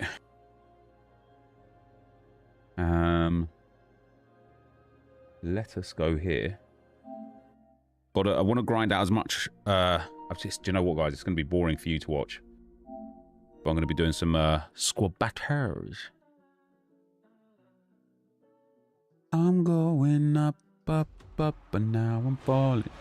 You know, together we're glowing. We gotta be going. Oh.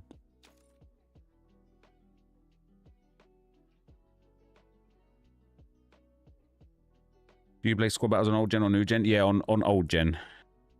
But on crappers, I'll play on new gen because I'll just be playing on semi-pro. Honestly, guys, my dog is the biggest idiot in the history of idiots, right? This is what my dog does. He sees another dog walk past the garden, right? Like being walked. And he rushes to the door and barks as if to be like, hey, other dog, like, fuck off, you know? Sorry for swearing. And then 5 minutes go on. He's still barking. Then 5 minutes more. Carries on barking. Then 5 minutes furthermore, he just keeps barking. And he doesn't understand the concept of the fact that the dog is long gone. He just doesn't understand that it's gone. And so he just sits there and will genuinely bark for hours until somebody walks up to him and is like, Teddy, he's gone. And then he's like, oh, so he is. And then he walks away. And I can hear him barking now. So I'm going to have to go and get him real quick. I'll be right back.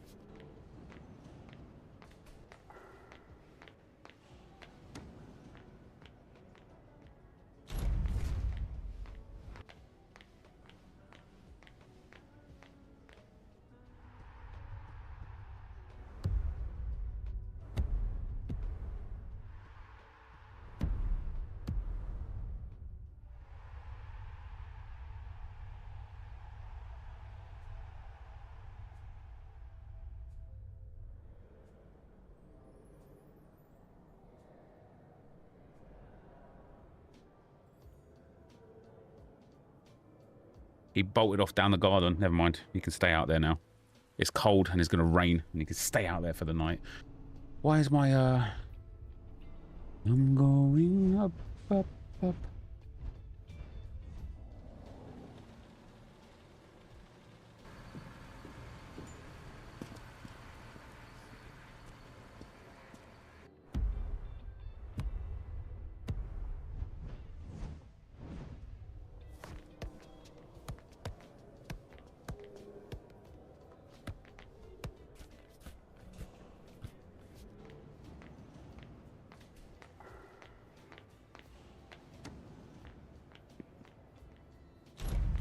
Why won't this let me log in? Why is it saying to me? To me? Have I tried FM26 yet? No. By looks of things, that's not a bad idea either.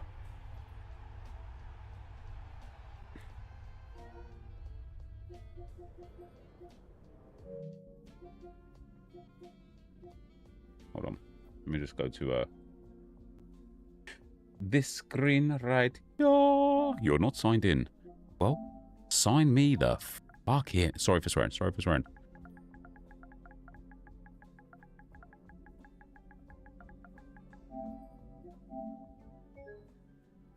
Something went wrong.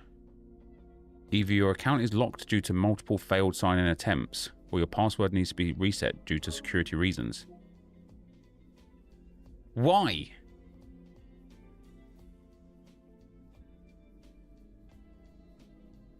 Well, guys, you're just going to have to wait a moment now. Because now I'm going to have to go through all the rigmarole of the crap. You are not signed in. Thanks. Let me try and sign in on PlayStation.com. Xbox better. Oh, don't they have security on Xbox? You're right, I can see how that is better.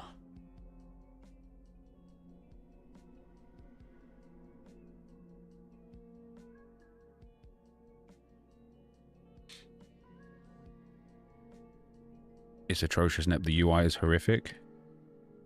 Yeah, that's what I heard.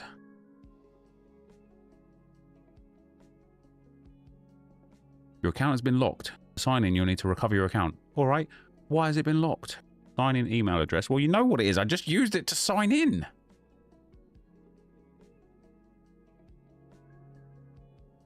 Banned? No, so I had to, yesterday I had to deactivate my two-step to reactivate it because where it said two-step, it asked me for an authentication code, but it kept rejecting the authentication code.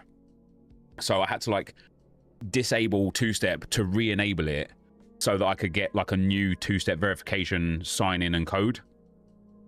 So I did that. I went through that. I signed in just fine. And then about half an hour later, it signed me out. And I just thought I couldn't be bothered. So I was actually in the middle of a squad battles game, which was quite annoying. And so I presume it's due to the fact that I have like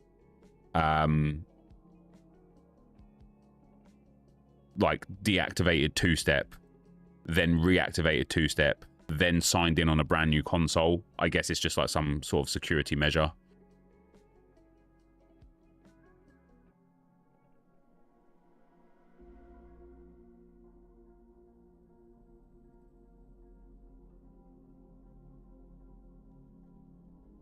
Two squad battle replays a week would solve so much DC for frustration. Yeah, it would, wouldn't it? It would.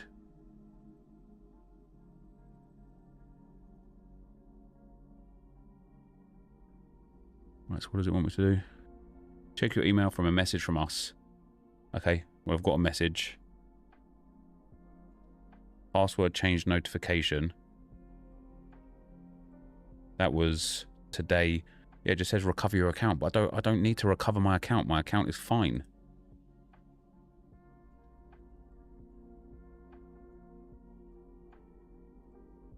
I'm going up, up, up. The things we go through, guys, hey? Create a password.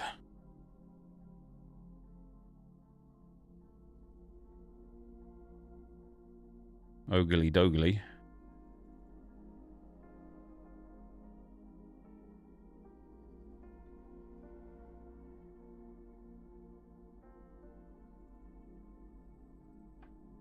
I think is real. What are you talking about, Marco?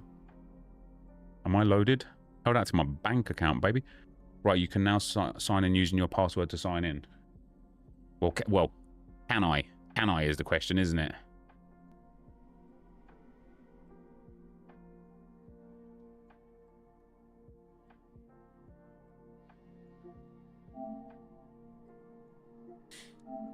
Let's see.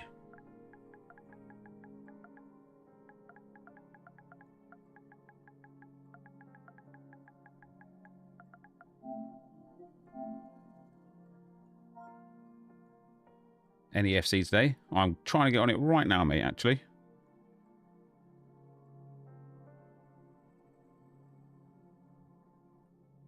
I'm going up, up, up, below a fire. You don't ever revive.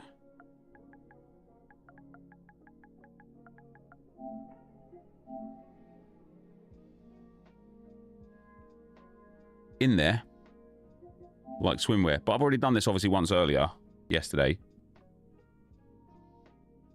Do a background. Jack asked if it was real. Oh. Is your background real or AI? Does it look like AI? I suppose it does a little bit, doesn't it, to be fair?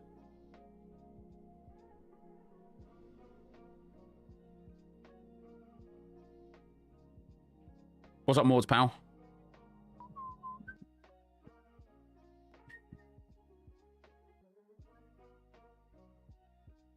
Are you making a new account? No, no, no. I'm just moving the Crappers account from the PS5 that I don't use anymore to the PS5 that I do use now.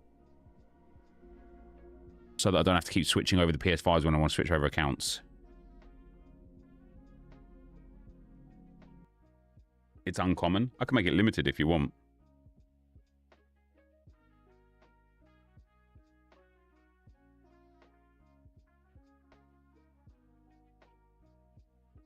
There you go. Saturation. Ooh. Can't really see the yellow, can you? It's kind of yellow, but there you go. Ah! Gone orange. You prefer rare? Yeah, we can do rare. There you go, a bit of rare. Actually, a bit of super rare, bit of super rare. There you go. Oh, that's clean, that is. It's actually quite nice, to be fair.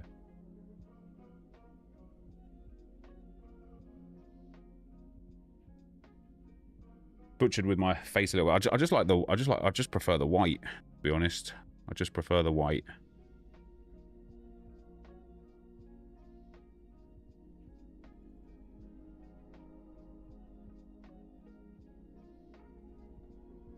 That's better, innit? Just prefer that.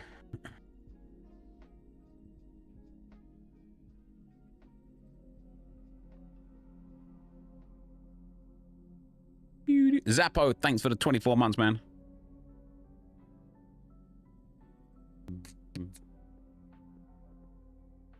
I just need my screen to go nice now. When was the last time I played Minecraft? Yeah, quite a while, to be fair, for Minecraft.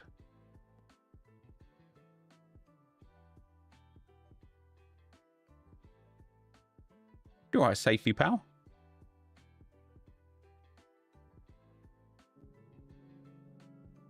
What are you thinking of the patch date? I don't know why it's got this weird, like... There we go.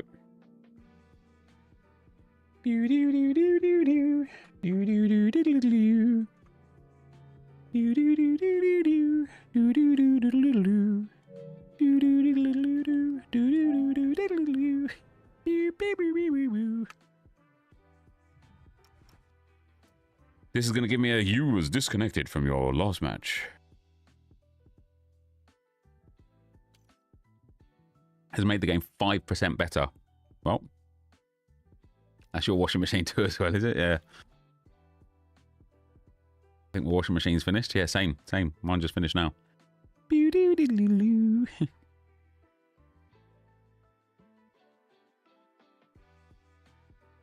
Would you ever start making FM content? It's just one of those things, like, I would love to if it paid the bills. But it won't pay the bills. And so I got to keep doing FC until it does pay the bills. And it won't pay the bills unless I give it dedication. And I can't give it dedication unless I dedicate all my time to it. And I can't dedicate all my time to it because I need to give my time to FC. And I need to give my time to FC because it pays the bills. So it all comes full circle, doesn't it? Play 3, win 2. All right. Quad battles.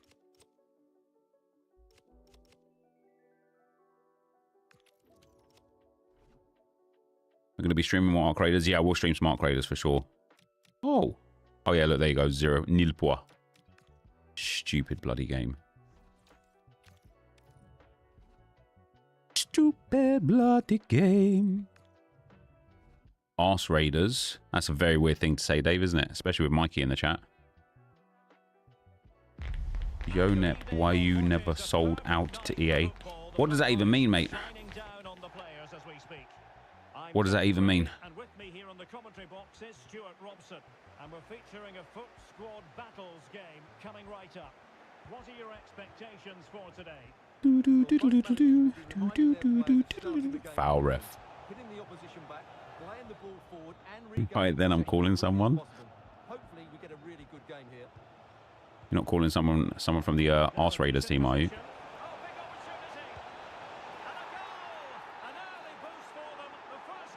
like sponsored by them. Oh, so anyone that ever does anything branded is a sellout, are they?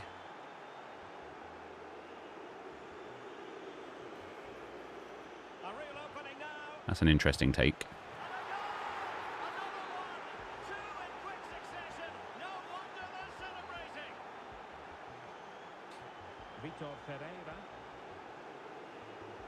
Why are you using Korean team, bro? I'm just curious. I'm not using a Korean team. We've got an American, some Chinese, a few Indians, and some South Koreans. And we are using them because they are the lowest rated players in the game. And we are evoing them up to become some of the best rated players in the game. And they got names that are fun to say. Hongji Woo. See?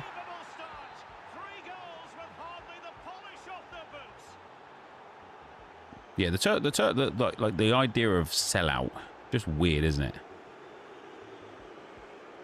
I think there's like, I think like creators could sell out to their audience if they promoted something they didn't believe in. I think that's what makes someone a sellout, in my opinion. If you promote a product you don't actually use, and if you promote a product that you don't know, then I think that's a sellout. And I think you could probably find every content creator has probably had an experience or two where they've been offered a bag for a product they don't really give a shit about and they've taken it. I think everyone has. But if somebody promotes something just because the partnership makes sense, right? I just don't see a problem with it. So obviously, you know, for people that have worked with EA in a paid manner, I don't see them as sellouts. They literally like they built their life and their careers around this game. They deserve to be rewarded for the time and consistency and dedication they've given to the product. Yeah, so I did a Raid Shadow Legends. I wouldn't say I regret it, but it is a pile of shit game. No, back in the day that was. But I've done some like games. I've done some like brand deals with games that I just genuinely liked, even if I don't play them anymore. Like, do you remember like oh, what was it called? The one where you had like a big football head and it was like almost like a game of ping pong. Headball. I thought Headball was brilliant. I used to play that on my travels to and from work and stuff like all the time. So even though I don't play it now, like back in that day, I thought Headball was pretty good.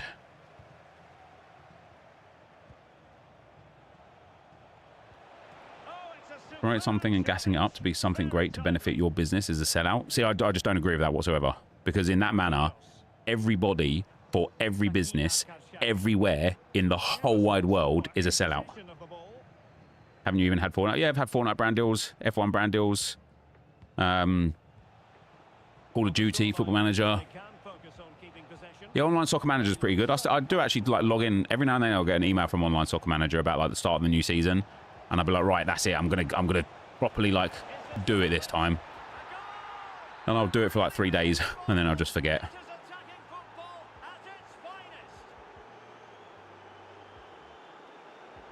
Isn't to and from work 5 steps for you? No. No, probably about 150 steps.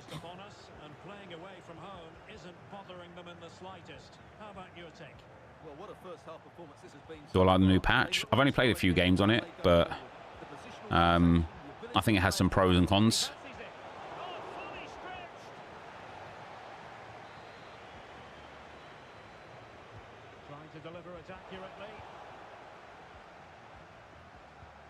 I got back into OSM recently. It's kind of dead for the amount of time I put into it. Yeah, that's fair enough, yeah.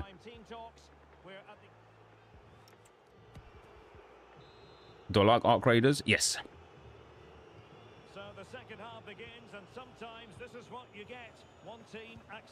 So after you played Raid Shadows, say it's a great game and exaggerated your feelings.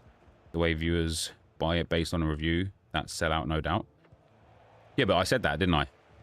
I literally said, like, somebody promoting something that they don't give a shit about, don't know about, don't care about, or don't usually interact with, that would be a sellout. But somebody promoting something and bigging it up, that's not selling out. That's just, you know, promoting it. It's doing a job, isn't it? Like, for example, with So Rare. So I streamed So Rare for hours already today. not sponsored in any way, shape or form. And I love it because I love Sorare. I love fantasy football. I love Arsenal. I love what Sorare are doing. I'm really like hopeful that over the next few years, Sorare becomes a like much bigger product.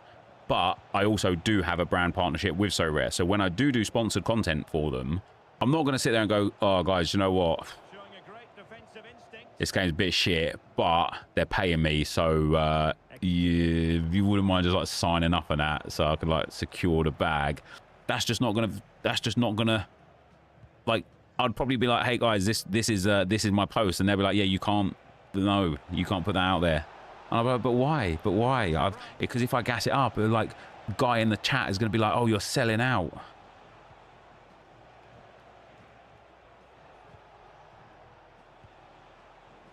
I get offers all the time from companies looking for me to promote face masks and gloves, but I don't use their products, so I don't promote it. Yeah, and so what I think companies like that should do, why Scrollwood Creations, what do you do for face masks and gloves? But what those companies should do is send you goodie bags. Is just, do you know what I mean? Just send you an absolute truckload of stuff under no expectation or pretense of like anything on social media, and just be like, hey, here's all of you're a pro sign maker. Oh, that's awesome. Just be like, hey, here's all of our stuff. Just let us know what you think. And that's it. And if you like it, you will probably start wearing it. And if you don't like it, you'll be like, no harm, no foul. They've tried, you've received a freebie. Everyone kind of wins even if you do nothing, right? A very effective challenge put in.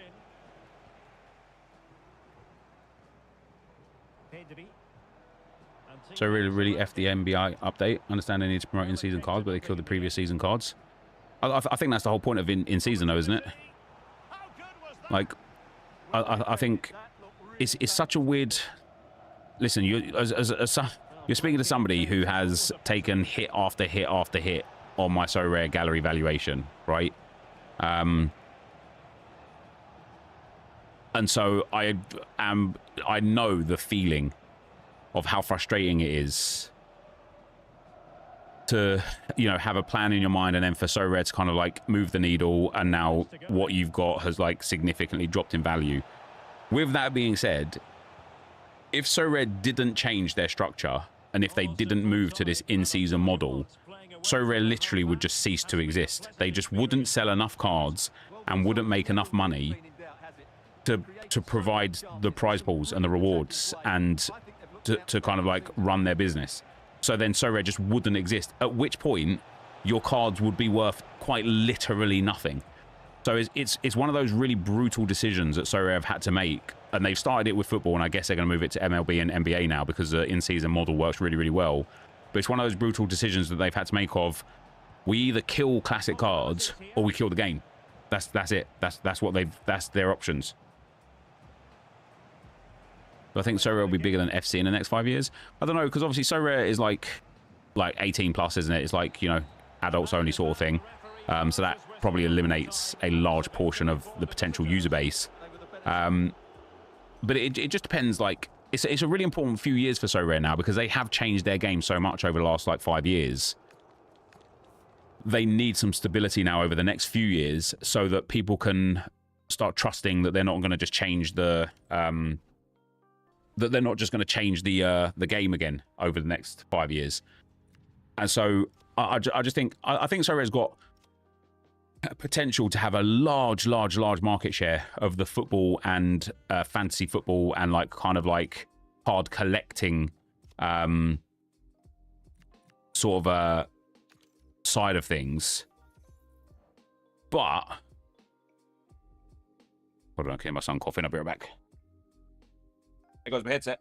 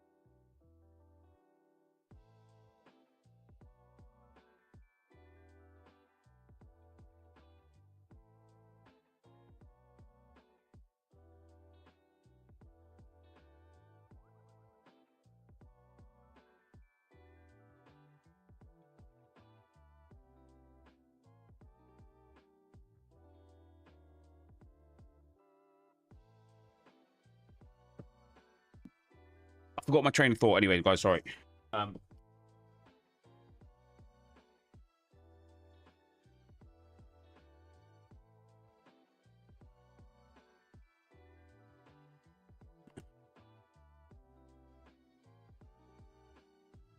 It changes every couple of months now. I don't agree that it changes every couple of months now. Right, win 2. I need to play 2 and win 1 for Reed Brown.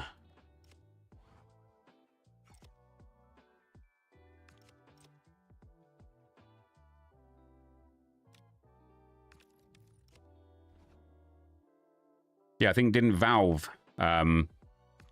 kill off the abilities like use the market? Was that something like that?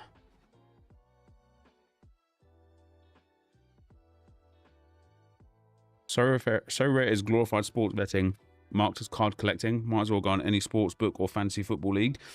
Okay, so do, like, genuinely, Libra, do me a solid, because I'm not going to deny that there are similarities between sports betting and So Rare, and I'm not going to deny that there are elements of luck involved in So Rare.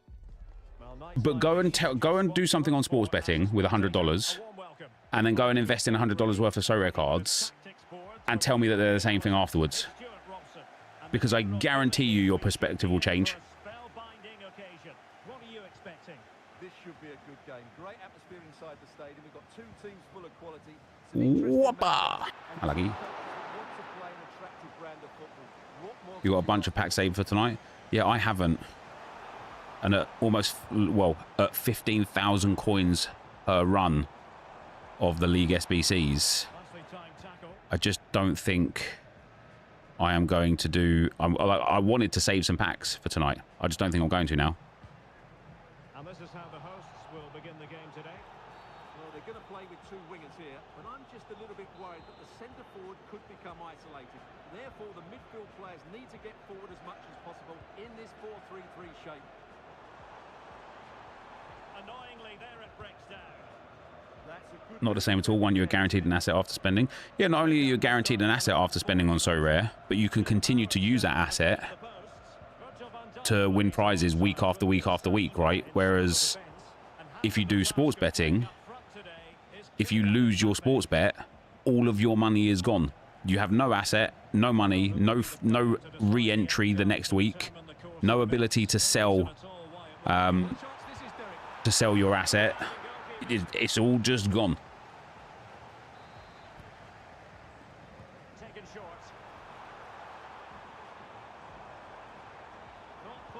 I think he's offside, isn't he? Offside. I rather think he was caught in 2 minds. Well, he just needed to go elsewhere with his pass. He showed a complete lack of awareness there. He has teammates around him. Can they open things up? Without putting too fine a point on it, he really should have... Wish the bronze, silver, gold upgrades reset after 5 games rather than 24 hours. Yep, that would be amazing, wouldn't it? Because then you could just grind for these Libsud cards, couldn't you? What a finish that is. Can I enjoy So Rare without spending any money? Yes. It will take you a few weeks to get it going, because there's not a lot you can do generally until, like, you can claim 1 free pack per day to get 5 cards a day. Now, 5 cards will enable you to enter a lineup, and after entering such lineup, you will be able to win 100 essence, which again is not going to be like breaking the bank or anything like that. Like, it's not going to be helping like immensely. But after you kind of get a bank of like 50, 60, 70 players into your club, which will take around 10 days or so, then the kind of free game really starts. And you have like just a real good opportunity to like enjoy yourself, get involved in everything that the game has to offer. Like, crypto is so volatile, so I don't agree. Who said anything about crypto? Your £100 card in ETH. You don't need crypto. Like, So Rare is not crypto. It used to be. It used to be based on ETH only, but So Rare is now based on a standard wallet. Nothing to do with crypto whatsoever.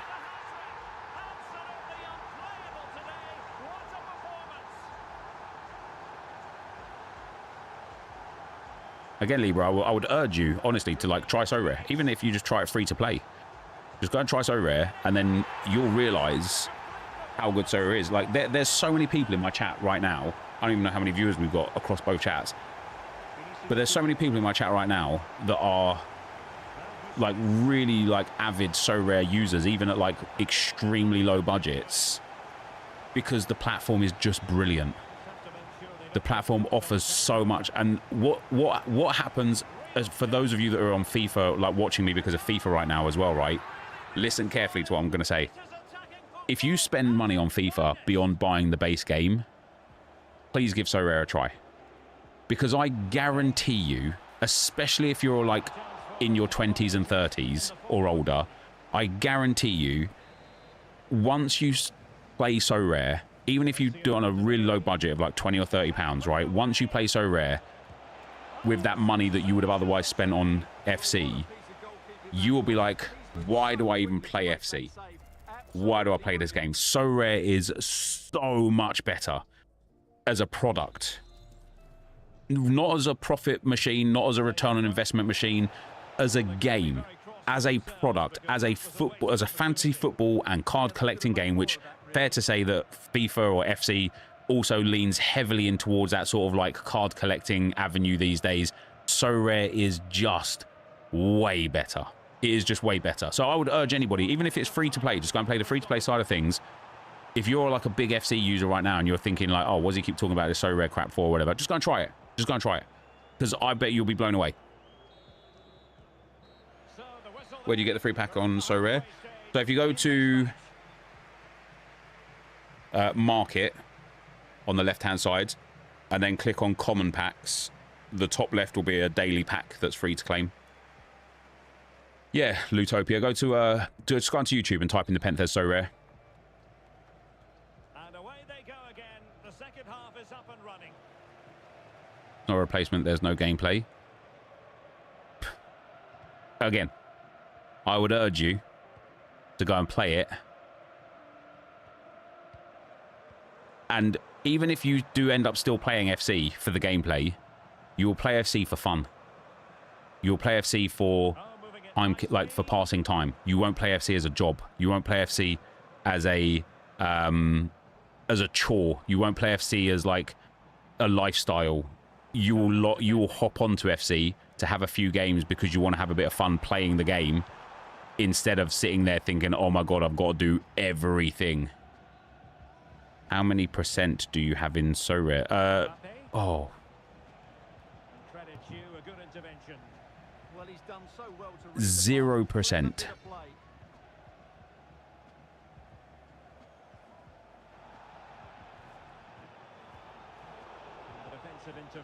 Did I start playing So Rare by recommendation?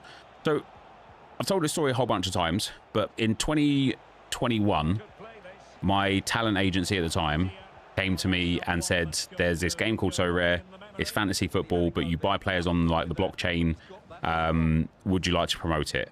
And they offered a lot of money, like a lot of money, because at that point in time, crypto was booming. And so I went on to So Rare, and at that point, they didn't have all of these licensed leagues. They didn't have Premier League licensed, League One. They didn't have Bundesliga. They didn't have like Scottish League.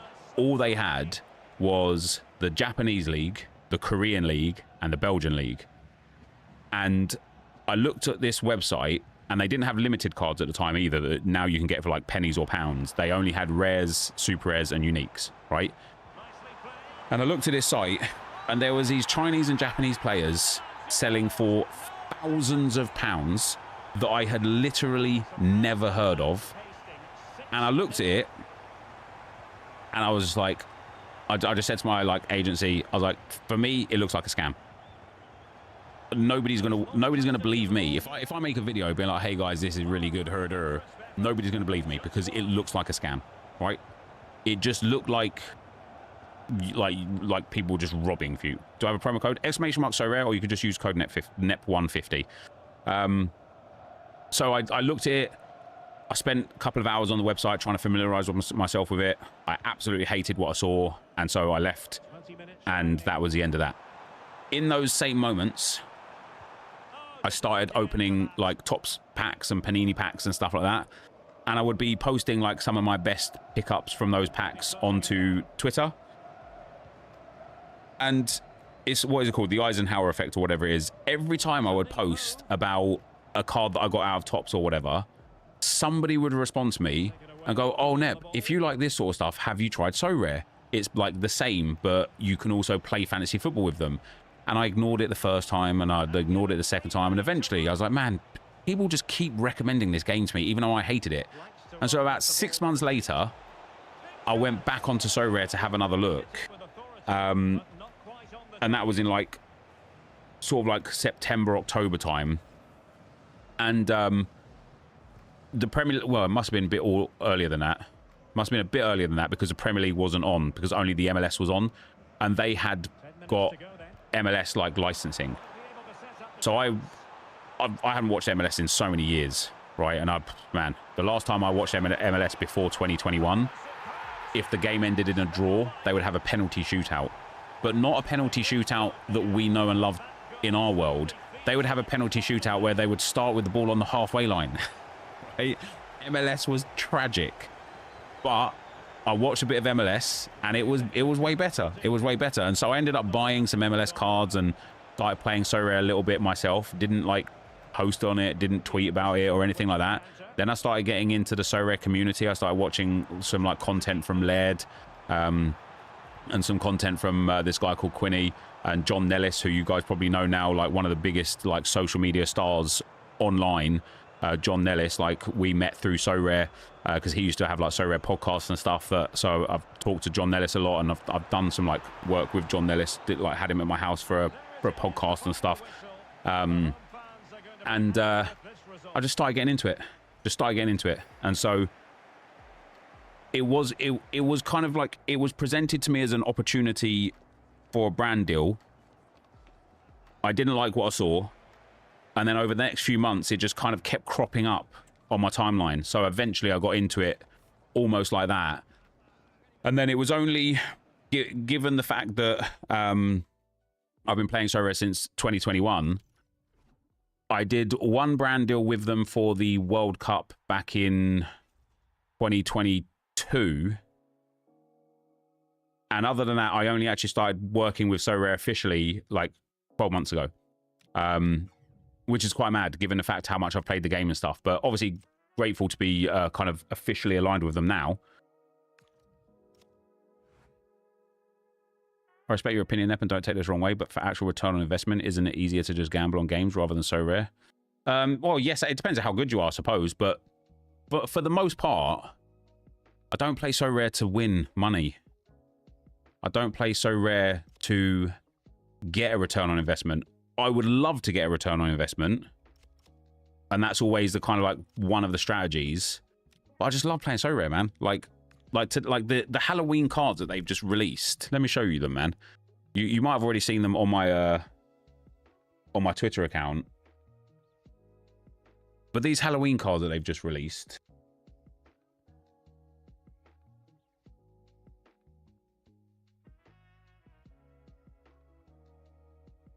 are amazing. They're just amazing. And so I want it to have it, not to sit here and think, oh, in a few years time it'll be worth way more, or oh, I'll be able to win X, Y, or Z with it.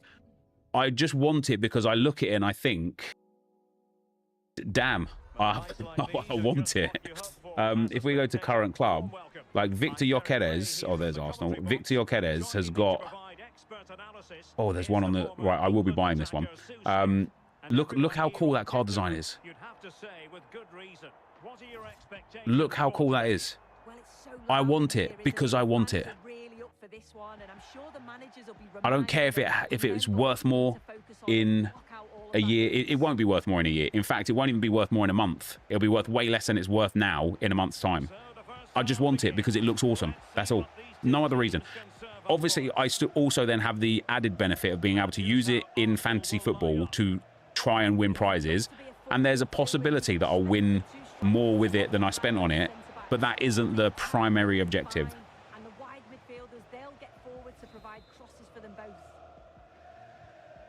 Halloween, your man went for 25k, did he? That's actually like, did Pranksy get it? That's actually like not a lot, given how good Yamal is and how much money Pranksy will win, or whoever boy will win. Are they common or for a Halloween game? So they're only out for like 10 days for a special Halloween tournament, and then they will never be released again. You can obviously just buy them from the market. But yeah. Is this online only, or do you get physical cards too? Yeah, it's only online. I don't... So there's 2 different licenses for like card types, and obviously like Topps and Panini and stuff have licensing for like, there's like a physical asset license, but then there's also a digital asset license. And so Rare own digital asset licensing rather than physical. One of the things I actually would love to have done as a business. Geordie Mans, thank you very much for the 3 months, brother. I appreciate that, bro. One of the things that I would love to have started as a business is kind of offering a service for people to turn their lineups into physical cards, physical lineups. Because I think it'd be awesome, especially if you had like a real cool card, or if you had like a lineup that won you like a lot of money that you'd just love to like cement in time. I thought it'd be brilliant, but when I did some research as to whether or not it would be like legally acceptable, it wouldn't be, because I'd effectively be creating physical assets of digital cards that already have exclusive licensing with other companies. So it's just not something that I can do. I'm sure people could do it individually themselves. You know, you could go to like a local printers or whatever and actually get them printed on some really nice cards. But for me to actually like operate that as a business, I won't be able to.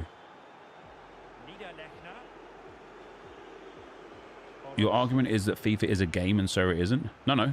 I think so rare is a game. Or are you talking to somebody else in the chat that is suggesting that So Rare is in a game? You're okay, yeah, fair enough, yeah. So Rare is a game in the way that like FPL is a game. What about doing that service for MFL? Now that would be interesting, wouldn't it? That would be interesting. That is certainly a possibility. How is that different? So the whole how is that different from people selling physical UT cards? Yeah, it's not. And actually, if you're talking about like, oh, what's the I used to promote them actually, the card site that sells Ultimate Team cards. I think between me and all of you in here, I think he still owes me a bit of money as well. I don't think I fully was fully paid up when the brand deal stopped, but I don't know how he gets away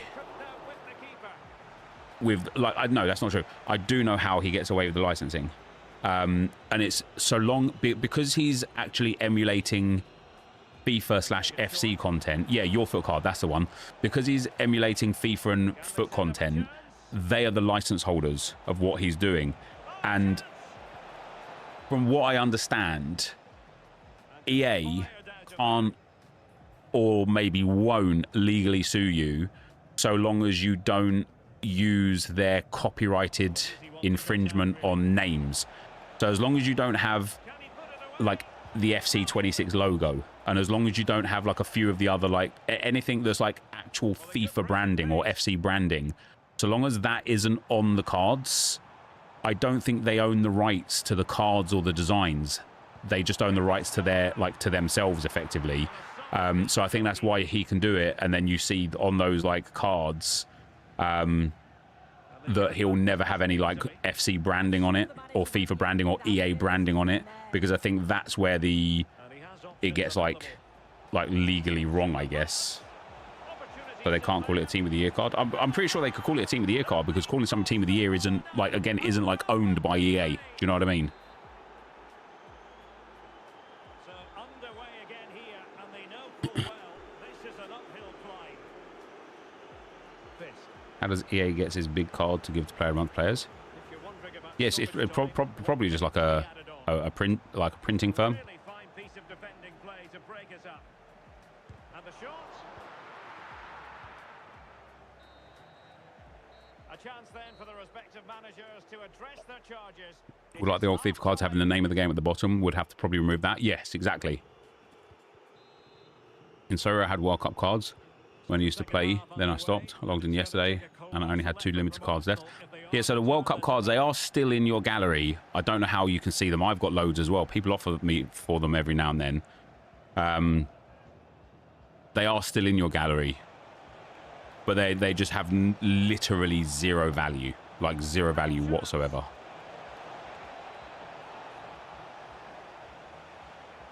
Could catch them on the break.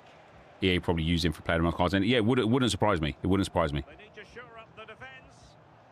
Well, disappointing end to the move.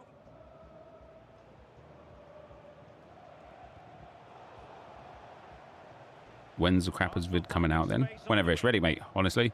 Like, at the moment, there's nothing, like, nothing. We haven't even packed all of the Crappers yet.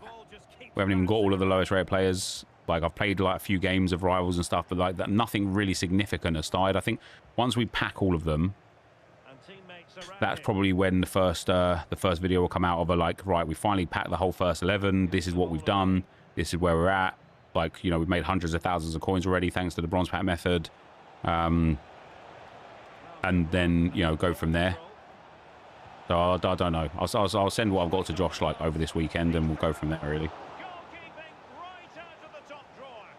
I think Libsud is just because there aren't really very many. They're easy to pack, getting 1, 2 every packs. Yeah, so I was thinking about, like, there's 2 things I don't like about Libsud. There's a lot I do like about what you have done with Libsud. They've made it a lot easier. But the 2 things I don't like is, first and foremost, why have you put Libsud in both segments, in both league SBCs? Just unnecessary. There are so many leagues that they could have picked from. You know, they could have picked the Korean league, the Japanese league, the Indian league. They could have picked the Romanian league. They could have picked the English lower leagues. Like, there's so many leagues that they could have gone for. For them to pick Libsud twice is crazy. Yeah, Portuguese league. But then that was actually, like, leading to my next thing, is what I don't like what they've done with it is I don't know why they've picked Libsud in the first place, because they've got even less golds and silvers this year now compared to last year, and bronze and silver cards are really hard to come by in this game.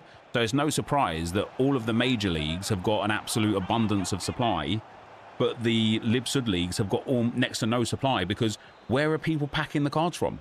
Where are people, like, getting these bronze and silvers from? Unless people go out of their way to open bronze and silver packs, it's extremely hard to pack bronze and silver cards.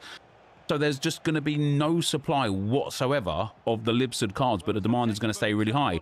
I don't know why they didn't just completely remove the Libsud sections and instead put in, like, Portuguese league or like the women's leagues or something. You know what I mean? Like, there is so much more they could have done. I think it's just incredibly lazy for them to have just used the same leagues again. I think the lower league requirements have actually meant everything is usable, so everything is expensive.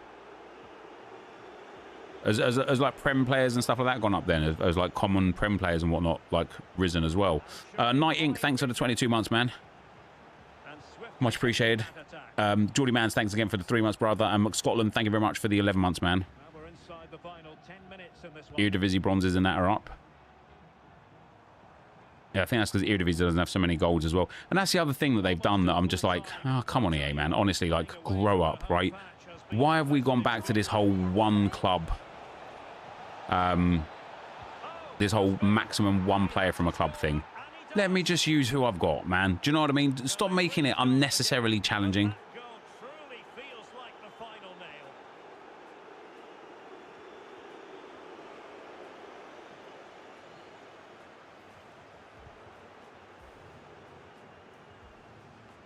What's up, Svenderella? Yeah, the max 4 from 1 club in the Libsud is good, but the max 1 in Prem, Bundesliga, French League and Eredivisie, and Serie A and La Liga is just really dumb. They've changed it in the minor league one to max 2 per club, which helps a little bit, but nobody's going to complete the minor league one because you have to spend 15,000 coins to complete the Libsud. And so the rest of it is all going to be like 2,500 for each one, but it's just going to be pointless to do. probably their way of making it annoying since we don't require chem and SBCs anymore. If they wanted to make it annoying, right, just don't release it. Just no league SBCs this year. Sorry, guys. That's it, innit? Like, they don't have to release it and then make it shit. Just don't release it if they're worried about it. Just forget it this year. I think it would have been a lot better if they just were like, nah, sorry, no league SBCs. Do you use essence to buy packs? Common, Rob, yeah, common essence to buy packs.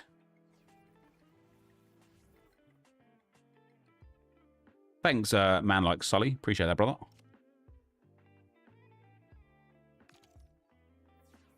Jong Sang Woon. Woon. So you don't like league SBCs? I thought I did, Dave. My initial response was, this is brilliant. I had a little bit of a frustration around the max 1 player from the major league ones. But for the most part, I was like, yeah, do you know what? They've made the Libsud segments a lot easier. And they've made the what's it called? The mixed league upgrades way easier thanks to the maximum 2 players from a team. It just made it all of a sudden you don't really have to think about it, right? You could just kind of like auto complete it and it's like basically done. So I liked that aspect. I thought the Libsud being regressed in expectations was a positive, but the reason why it has been regressed in expectations is because there are no longer so many golds in these leagues. If we go to the concepts of Libsud now, if you remember last year, there was probably about like 15 golds in the Libertadores or in the Sudamericana. Now there's 2 golds here. That's it. And there's... where's that? Like 9, 10 golds here. And last year, there must have been combined about 30 to 35 of them. The reason why the golds are significant, like super significant, is because gold cards are extremely easy to pack this year, but silvers and bronzes aren't. So again, I'll just go back to that point of the reason why the Libsud now is so expensive, because there is 0 supply. There is 0 supply of these cards. There's just none of them. And so then at that point, when there's 0 supply, but there's intense demand, the prices just absolutely ramp up.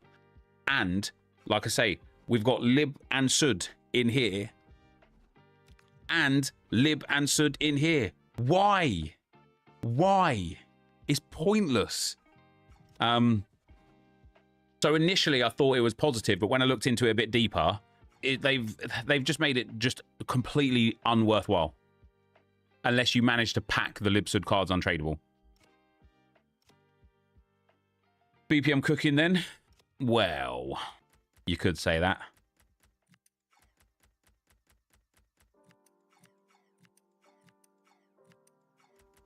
Well, we made a little chunk of change.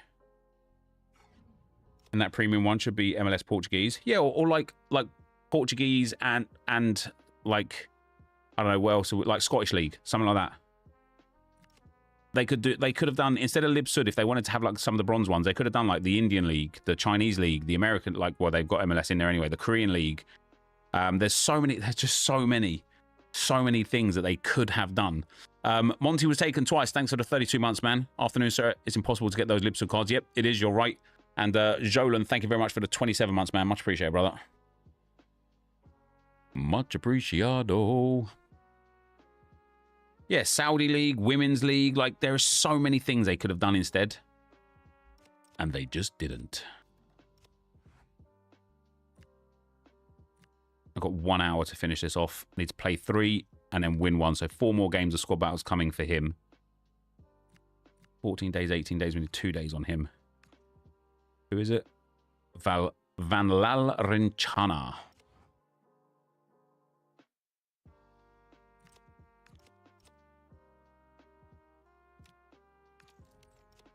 Why does it have to be easy to get them, though? I don't understand. Everything isn't supposed to be easy. Because it's a league SBC, man. You know? It's supposed to be a place where you can kind of trade your fodder in for packs, a chance of better fodder. And now it's not. Now you have to spend more than the pack value is worth. And so now it's just worthless. Like, it should be hard if it's hard. It shouldn't be kind of like consciously made to be hard. Do you know what I mean? Like, EA have gone out of their way to make it more difficult than it is, rather than just making something that is easy or hard. Brilliant. And the attack fizzling out.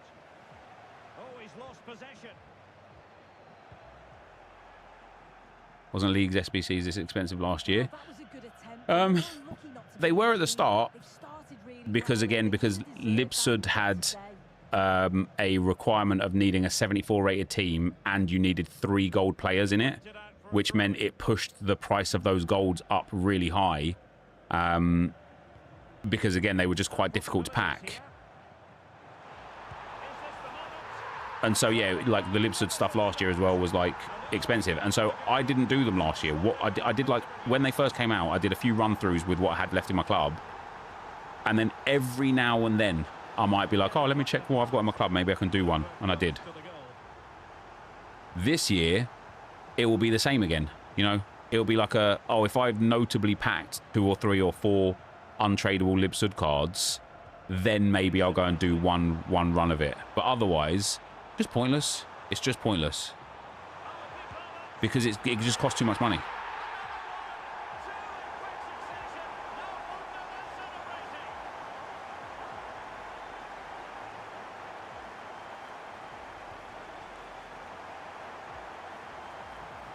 And so as I say, I think now for the rest of this 2 weeks that it's out for, I will be just doing bronze pack methods as much as I can in the evenings for an hour or so here or there, and just selling off those Libsud cards to build my coin balance up rather than doing the packs. And it's a shame because I did do one run through last night.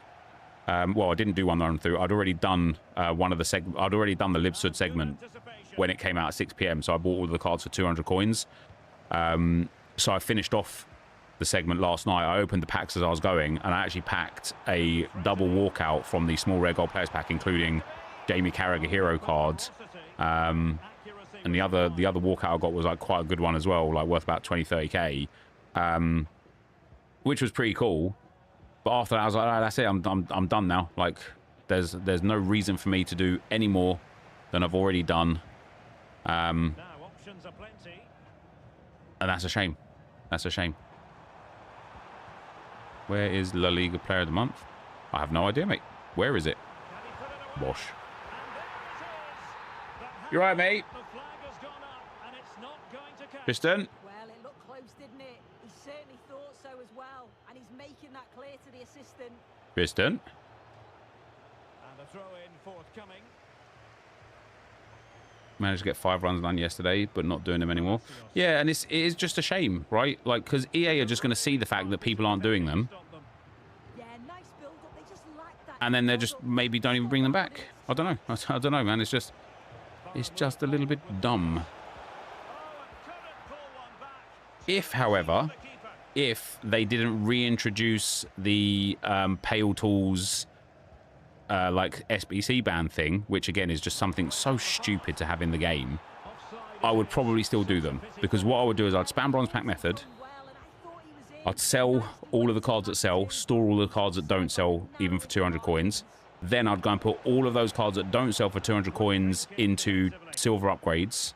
Then from the silver upgrades, I'd use the Libsud cards that I get to complete the Libsud grind, and then start again once I've completed it and go through that process. But the thing is you'd need to complete maybe 30, 40 like silver upgrades to get enough Libsud cards to complete the process.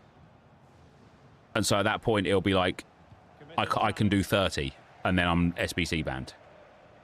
And that's it. Traders, leakers ruined it. I don't think so. I saw there was a little bit of like people like complaining about, like, I saw some guy on my timeline like blaming this like trader guy for hoarding all the cards and stuff. And like, I initially was like, oh, damn, that's like really frustrating if they are. But I don't think they are hoarding them. I just think, as I say, there is next to no supply of Libertadores and Sudamericana cards. Because where are you going to get them from? What offers you bronze players tradable in rewards? Almost nothing. Almost nothing. So sure, you might get the odd untradeable one here or there. And if you end up packing 3 or 4 untradeable ones, you're going to want to go and buy the rest of them tradable to finish off the SBC to do it again. So that's why you're going to go and buy the ones that do manage to get packed. And they're going to end up being their £1,500. They're 1,500. They're 1,500 coins now. They're going to be 1,800 coins by the end of today. They're going to be 2,500 coins by the end of the next day. And they'll just keep going up and keep going up. Because there's just not enough supply of them for the demand that's there. People went unassigned 30,000 plus cards in LibSud. I don't know if I believe that. One good thing they've done is given those 3 daily bronze packs. Yeah, but even then, like, the likelihood of you actually getting a Libertadores or Sudamericana card in there is really slim. Some dudes bought more than 30k Civil players. That's mad, isn't it? I don't even know how that would be, like, logistically possible, but...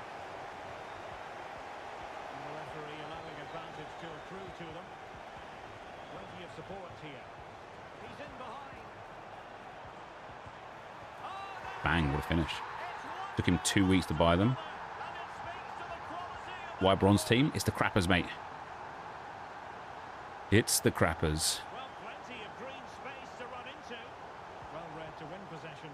I just hope that after this 2 weeks, or I hope actually before the 2 weeks is up, EA recognise the fact that it's stupid, and they can fix it. And I think the best way to fix it would be to basically release them, re-release them. Don't take the ones that are down now. Leave them up there so that people that have got all their LibSud cards and stuff can still have access to it and whatnot. But just re-release another set of the same ones, but just with different leagues in that segment. I had 2,000 cards, but I was stupid and sold early for like 1.4k each. What are they now? I think they've been 1.5-ish k all day, haven't they?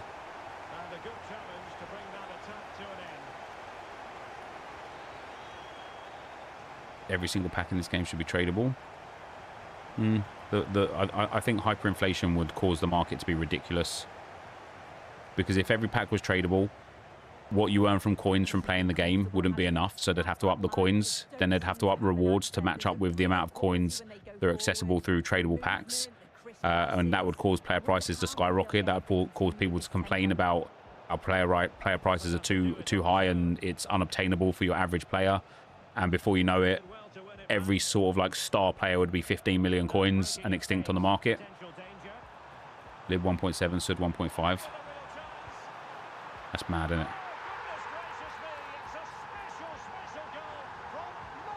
Got golds for 300, so 1,500, now 2,200 and rising. Ah, okay, you bought golds, yeah.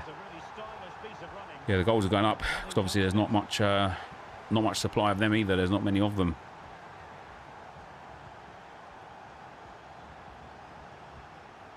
What a goal. It's Bukayo Saka in goal.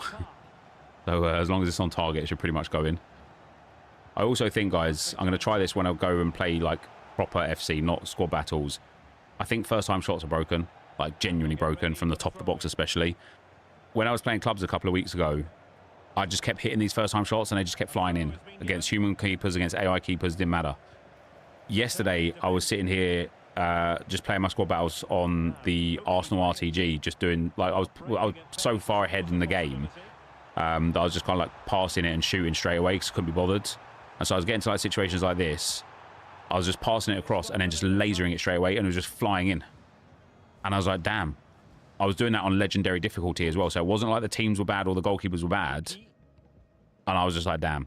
This really could be a way to score easy goals from the top of the box. Just pass it infield, inwards, around the around 18, maybe 20, 25 yards. So about here, and we just go here, and then we just bang. Now he's managed to save that one because these bronze cards are absolutely trash. But I think if you've got someone with like high finishing, high long shots, high shot power, you're going to be able to really like make use of just doing that a lot. First time shots after a double tap pass are even more broken than normal passes. Are they actually? Interesting. Obviously, I'm using bronze players here, and I'm up against Saka in goal, so it's not really a great example of whether or not it works, I guess. That's a very fine piece of tackling. See what I mean? Quite simply wide of the target. Don't you find Legendary extraordinary boring? Yep, it's really boring. Also, like, they've killed R1 dribbling, and so I can't even, like, R1 dribbling used to be the way that I would beat Legendary, like, really easily. You'd just be able to use the R1 dribble, like, through the lines effectively, and then do 1-2s into the space. But last night when I was playing, I won every single game on Legendary, by the way. Every single one. And I had to, like, pass... like, man, honestly, the way it was working, I was starting with the ball with, like, my right back, and I was literally playing it like I was Arsenal in real life. I kept just passing it around the back line from one side to the other until eventually I got the correct run with one of my left mids or right mids, and the defensive AI had been caught out of position. Then I just got through on goal and scored. But it was just ridiculously difficult. It was so challenging. Yeah, DLPP. Just go onto YouTube and type in NepentheZ so rare. Right, I'll be right back. 1 second, guys.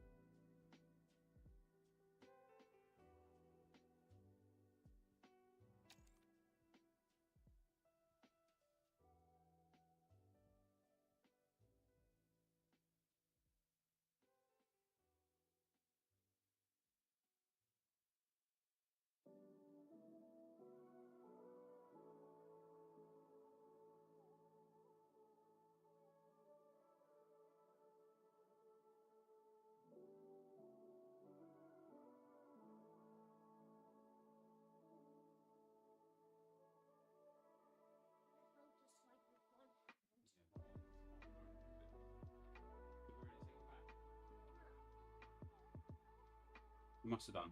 Let's go. You must already be back in the living room.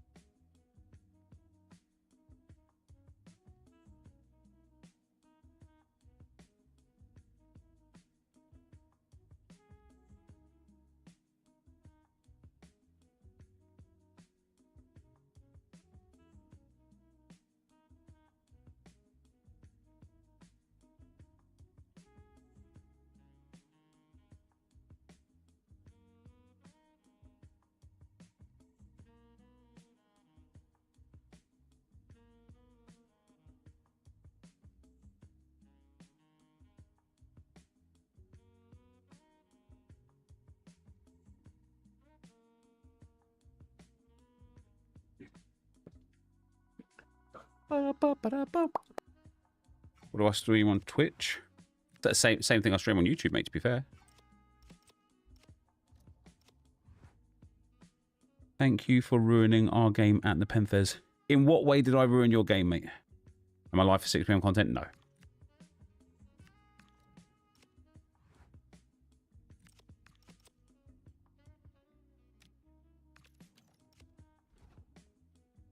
In terms of prices, don't you think that over the next few days the lib cards will go back to 800 because people are opening bronze packs?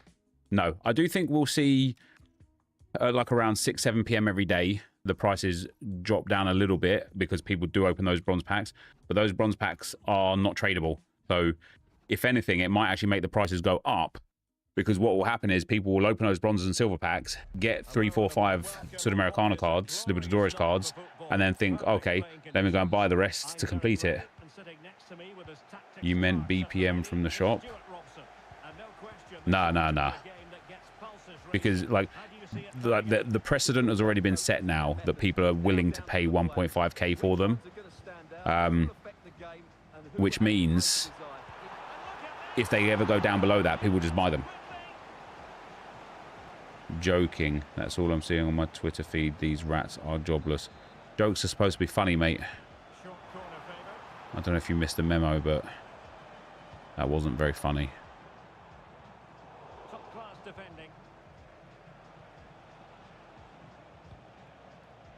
BPM doing bits at the moment? Yeah, it's doing good.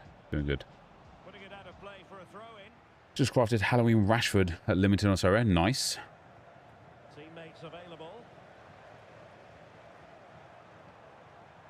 Oh, he's left his marker for dead.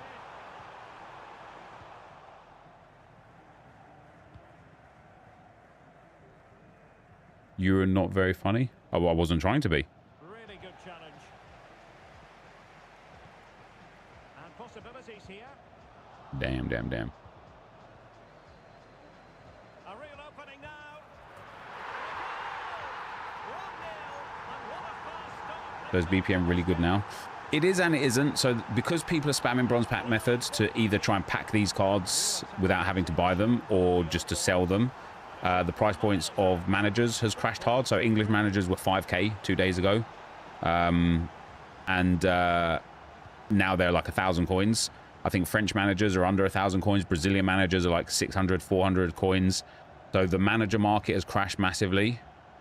But as a upside, French League bronzes, like all of the bronze cards from the League SBCs have all increased in price, apart from maybe MLS. So it like swings and roundabouts. But yeah, it's good right now. It's good right now.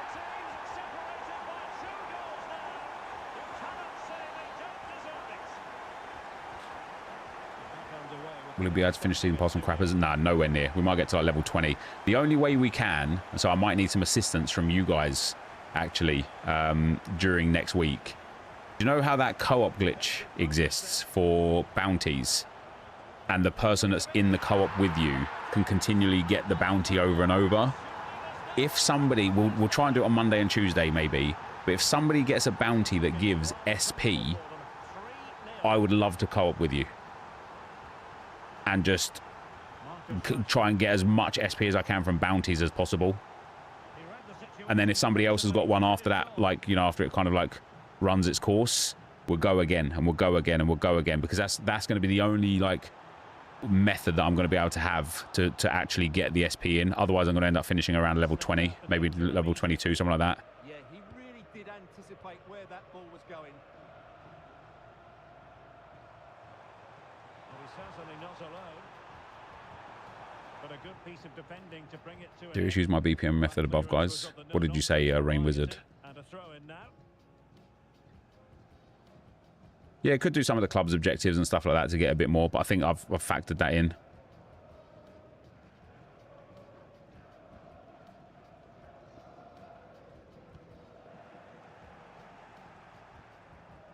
What did you say, Rain Wizard? You said, if you BPM and sell everything in major leagues and pop everything into silver upgrades, you could do the whole run for 10k, including Libsud, as you pack them bronze and silver. Yeah, that's true. It's just about, that's what I was talking about earlier, though, but then it comes down to time, right?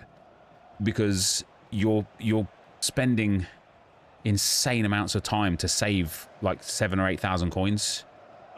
And that is just by the Icon kit. That won't be worth it. That won't be worthwhile. Yeah, you're spending like 7,000 or 8,000 coins. Or sorry, you're spending like hours and hours and hours BPMing to save yourself 7,000 or 8,000 coins. And I just don't think it's worth. I just don't think it's worth your time whatsoever. Wow, walk through my whole team. Why don't you? Got mixed feeling on the patch. If they didn't destroy and nerf the R1 dribble, I think for me personally, it wouldn't be as bad as people are making it out to be. Yeah, I've only played 3 games of it so far. Well, 3 games outside of squad battles. For me, kickoffs have been fixed, which is absolutely brilliant. We exactly needed that. R1 dribble has been absolutely crushed into the ground. Jockeying does feel better, which is good. Corners are still just as broken as they always have been, and counters are still just as broken as they always have been as well. Passing feels exactly the same. The biggest difference I've had that I haven't liked is I feel like there's an artificial delay. I feel like there is an like the 3 games of draft I played, it was really hard to just play, just do simple inputs. Ray's video about the patch sums up nicely. What does he think about it? You need to use L1 dribbling mixed in with R1 now. Yeah, it's just again, I'd rather not. I'd rather just learn how to play a different way that doesn't require me to have an extra finger on each hand to make it work.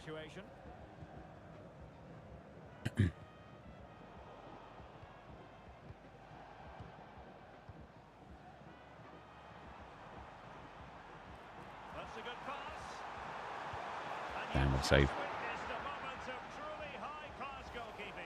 Connor, do you think there's like some value into using my real name multiple times in the chat as if it's like some unknown entity and you like kind of hitting me with a gotcha moment? Do I craft the team of the week pack? Never. He says L1 dribbling is a way forward with the jockey buff is perfect. But L1 dribbling is just that like little kind of crab walk, isn't it? Like this here. Yes, I can see it for sure. I already used it actually quite a little bit anyway, but more to kind of slow myself down with the crappers so that I could pick the right pass. People are so weird. It's just very strange. Well, that was a really excellent piece of defending there.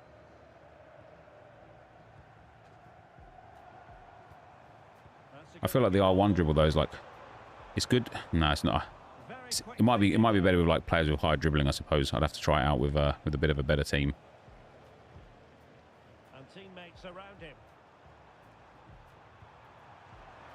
Can he put it away? A goal! I'll tell you what, on this sort of form, very few would lay a glove on them. Harry Kane.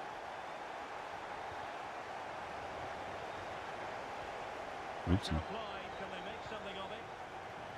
Yeah, Connor, you're just a troll, brother. What a sad existence for you, mate. What a sad existence for you.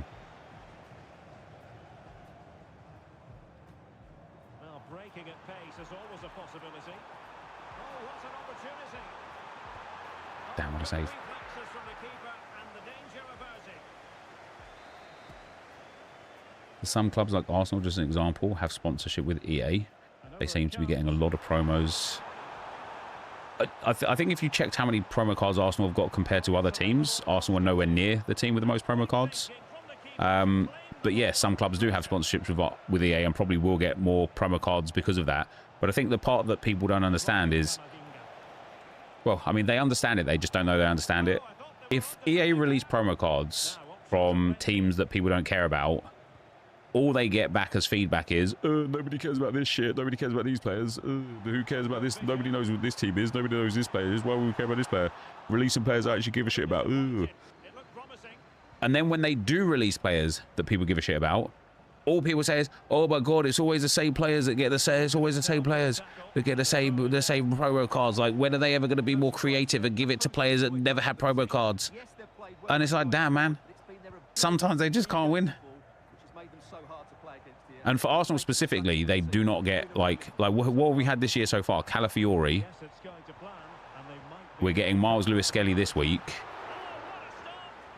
Zubamendi, and Little. Is that it? 4. Oh, yeah, Nwaneri as well.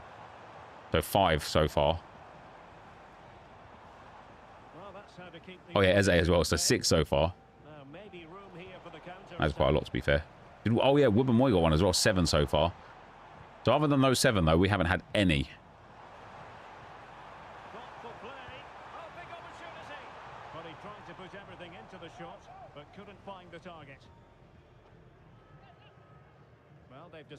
League of Portugal doesn't have a single promo card outside of the team of the week. Yeah, it's mad, that, isn't it, to be fair? The thing about it is, though, right, and I was going to say this actually anyway before the number of Arsenal cards got kind of like spoken on there. I honestly couldn't have... If you asked me to guess how many we'd had without me having to actually think about it, I would have guessed maybe like 3 or 4. The fact that we've had 7 is quite a lot. However, I don't want promo cards at this point in the game for Arsenal players. Do you want to know why? Because I can turn the gold cards into better cards than the promo cards are going to be. So, for example, this Mars Lewis Skelly that's coming. So it's been rumoured today that he's going to be the Gauntlet reward anyway, which is a bit of a stress, right? But the Mars Lewis Skelly is coming with quite low 80s in 4 of the stats. The 78 rated Miles Lewis Skelly that I've been working on through Evos almost has the same stats except in two areas. And but like I will have a much better version than the promo card by the time I get him like Evo'd up. Which is dumb. Van Lalorchana. What an upgrade for him. I still need one more. I need 2 more games, guys. 2 more games to get him done, and then we'll look at what we can put into other Evos. I am Johnny. Thanks for the 21 months, brother. Much appreciated, man. He says, hey, Nep, love the content. Has ever missed the streams a bit recently. Be glad to be here. Let's go, dude. I don't even know if I could be bothered to play that team. I've been getting loads of like the harder teams recently, guys, and I just don't want them. Same with me and Ahmad. I don't want a promo version of him. Yeah. I don't get me wrong. I want a promo version of Miles Lewis Skelly. I just want it in like January or February when my Evo card is miles away from it. Oh, Benzema is a Gauntlet reward. Oh, that's good. And good evening on what is a perfect night for football. The floodlights. I have Suzuki goalkeeper Evo. That's better than that playstyle, that promo playstyle wise. Yeah. I think for low tier cards, which is where we're still at with like most promo cards at the moment, Evo cards are better, or at least have the potential to be better. Especially because, like, for me, like, the Evo cards are, like, they're things that you can work on, right? Like, my Miles Lewis Skelly, I've given him Evos that I care about. Sorry, not Evos. Play styles that I care about for the position that I want to play him in. And, like, this promo card of Lewis Skelly might just have really terrible play styles. In fact, it will probably have really terrible play styles. He'll probably be 3-star, 4-star at best. He'll probably have, like, 5 play styles, 2 of them being, like, completely useless to the position that he plays in. He probably won't have all the roles that he needs. And I'll be sitting there going like, okay, well, he's got a few extra in-game stats. So that's pretty sick, isn't it? And it won't be pretty sick. It'll be pretty shit. Sorry for swearing.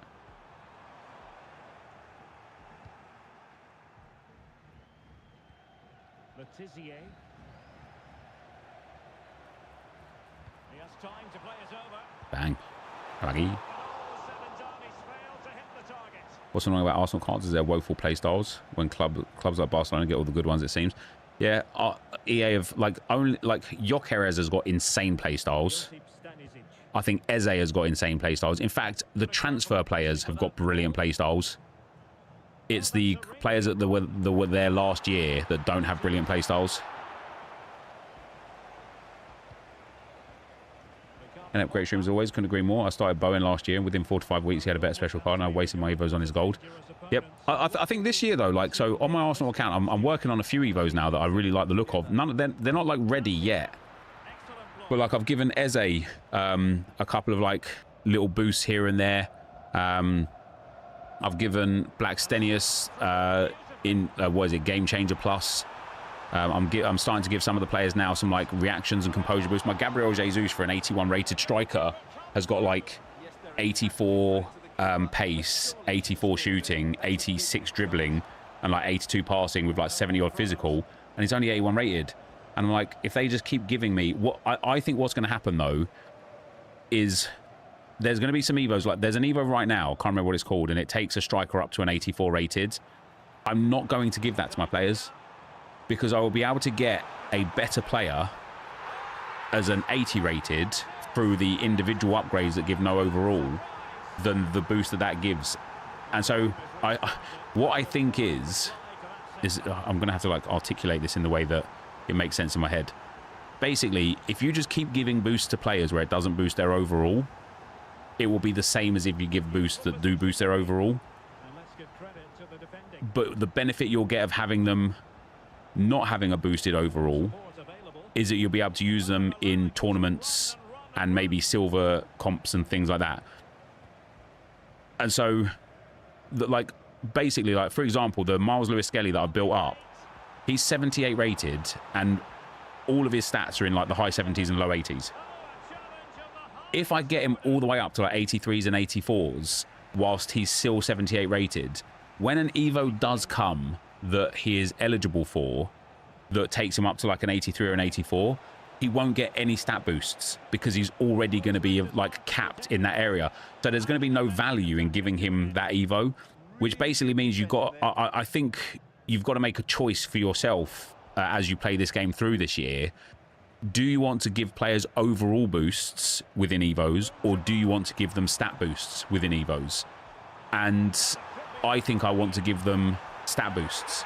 And so I'm just going to keep my Arsenal players as low rated as possible, boost their stats as high as possible, and then just like use these like absolutely cracked out low rated cards until there is eventually an Evo where it's like, oh damn, this is like an uncapped one. It gives like a big boost plus a big overall boost. That's why it's great doing lower league Evo team. I'm doing Cambridge, was able to do that Evo and keep them under 80 rated. Yeah, that's awesome. Yeah. So yeah, I'm a bit of a fan of Evos this year, more so than last year and the year before. The only thing that I dislike at the moment is the lack of Evos. I think is poor. Saying that, I haven't like completed all the Evos, mind you, but the lack of Evos I think is poor. But also this timer cooldown only starting when you finish the Evo, I think is stupid.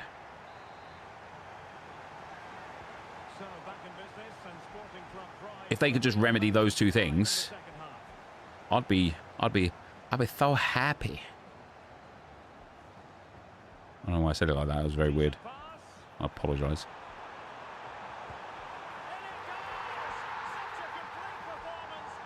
As somebody who can only play during the weekends, the timer in itself is stupid. Yeah, it is. It is. Once you completed one, you should just be able to move straight on to the next one, 100%. I don't know why they've put a timer on it. It is so silly. So silly.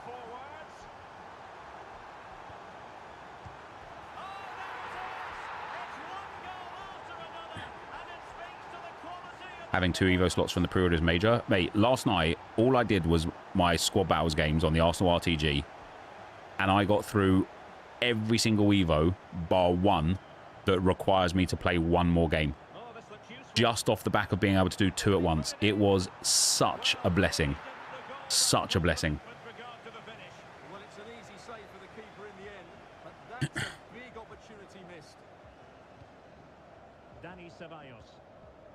Even on the crappers here, like, we are melting through some of these Evos. I will say as well, like, one of the Evos I'm doing now has 4 segments to it, where it's like 3 games, 3 games, 3 games, and 1 game. 10 games on an Evo right now for like some stingy upgrade is just too much, you know? It's just too much. It's going to be really fun this year as well, isn't it, when we can do 3 Evos at once. And that obviously indicates as well that there's going to be loads of Evos coming as you get 2 Evos at once. It was part of the pre-order bonus. Played over. And got rid of it. Well, that's how to avert the danger. Just get it out. And a good challenge to bring that. You can't do the ball roll pop anymore, can you? It's not working anymore. See what I mean? It's not actually popping it. Even though I'm pressing pop. Best part of the pre-order. Oh, mate, honestly, it saves so much time. It is worth its weight in gold. It is one of those things where I think EA don't realise, like, how much value people that do Evos get out of that.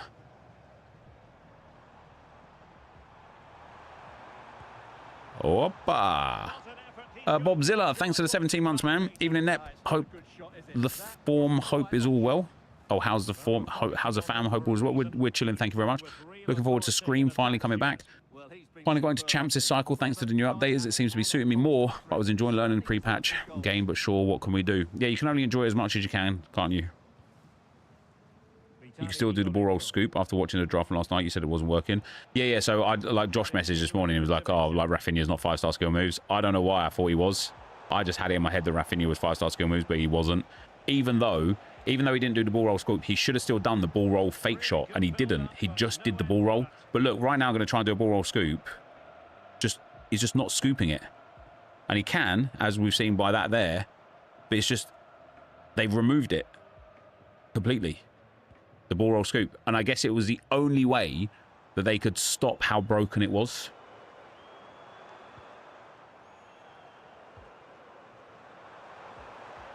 Bang.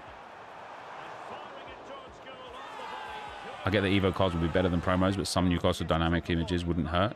Yeah, see, I think that's something that EA should do as like sellable thing. If they release like in the store club dynamic images for either 10,000 coins or, you know, 100 FC points, and you could just go and buy like a Bukayo Saka dynamic image for like 10,000 coins or 100 FC points, and then go and apply it to your Bukayo Saka card, I would waste so many coins, because every time we got a new dynamic image that I loved, I'll be like, oh crap, I want this one now.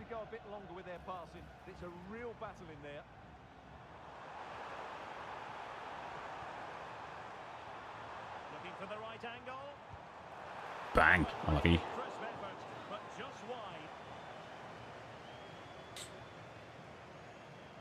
Ball roll scoop is 5-star skills. Yeah, I think so. Sometimes if you're at walking pace, you can get away with it with the 4-star skiller. Or if you're like standing still, you can get away with it with a 4-star skiller. If you're wondering about stoppage time, 1 minute to be added on. They couldn't keep it again.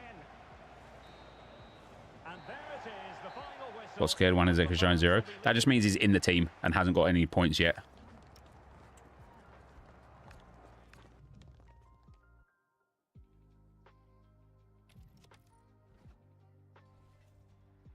Well, sat on 200 Jeremy Doku's, picked up at 4.2k, sold at 8.5k when he spiked yesterday. Now he's into selling at 13.5k today. Killer, even though I made bank.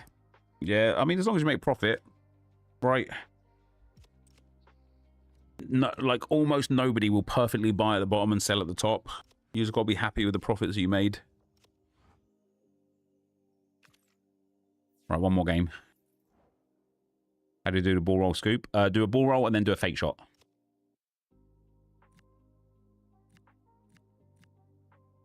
Have I got any evolutions that are expiring? So I need backline glow. Have I got anyone here that actually is going into backline glow? No, so I need to pick somebody for backline glow.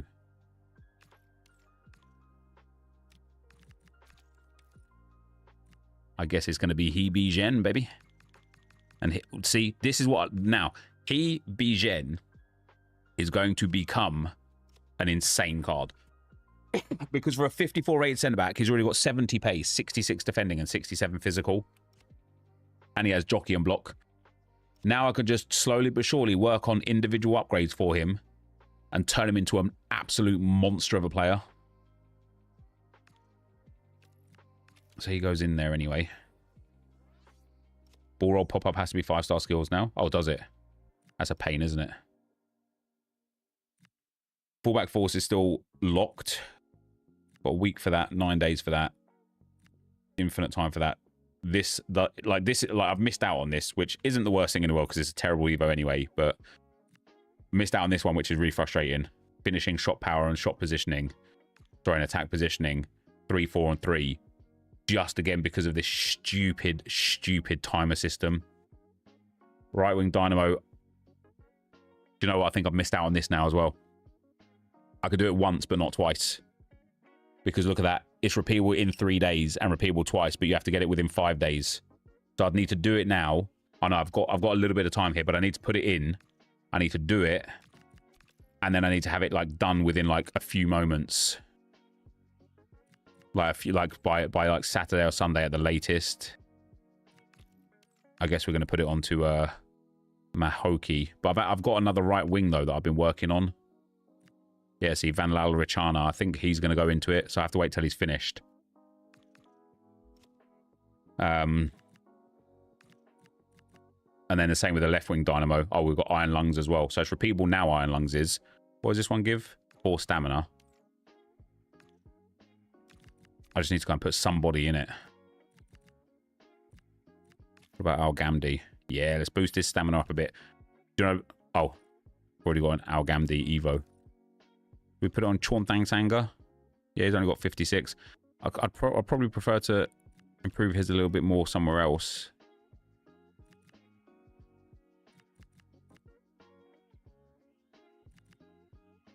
Hebe Gen I've already got.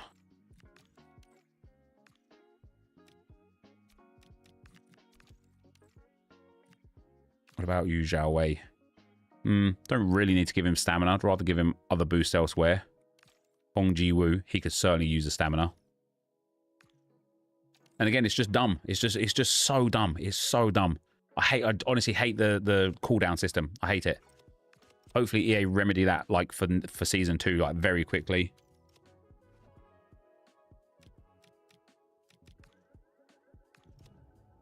Am I staying alive for 6 PM? No.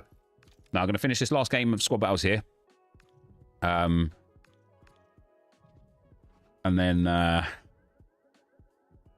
going to be heading off, preparing for the 6 PM content. Oh, and a warm welcome on what is a glorious night for football. Perfect playing conditions. I bowled on some fantastic Evos to Madueke. So far, he's only 81 rated with stats more suited to an 848 card. Yeah, that's cool. The problem you'll have now, though, Bobzilla, this is what I was talking about earlier, right? The problem you'll have now is when he, as an 81, fits into an Evo that takes him up to an 84 or an 85, you won't really get any boosts because you've already given the boosts that that Evo would give. So you're now kind of like trapped really into just keeping him as an 81 rated and continually feeding him Evos that boost his stats but not his overall. Which I don't think is a problem. I think it's an interesting way to play the game. And I like it, like I say, I like it a lot more for like things like the tournaments and stuff where you've got like max overall 84 rated squads and whatnot. I think players like that are going to become like amazing. Am I doing any League SBCs? So I wanted to build like 15 or 20 for today for 6 PM to see if I could pack any of the promo cards. But the Libsud cards are just too expensive, mate. I'm just not going to do it. I don't know what I'm going to do for the Road to Glory tomorrow. Other than playing a game with the upgraded Arsenal team. I don't know what I'm going to do because I'm not doing a League SBCs at that price. They're too expensive. Yeah, that was really close. It's not a bad effort. If they get another one, I'm sure they'll finish it off. Well, a swift challenge. Do I think the Libsuds will come down eventually? No. Not unless EA change something, which I don't think they will.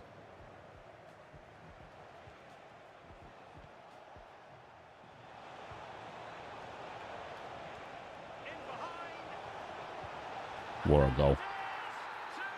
When your crappers hit silver, you should start doing that. Endgame have silvers with 99 on stats. Even before they hit silver, just constantly keep boosting the individual stats. Keep upgrading them.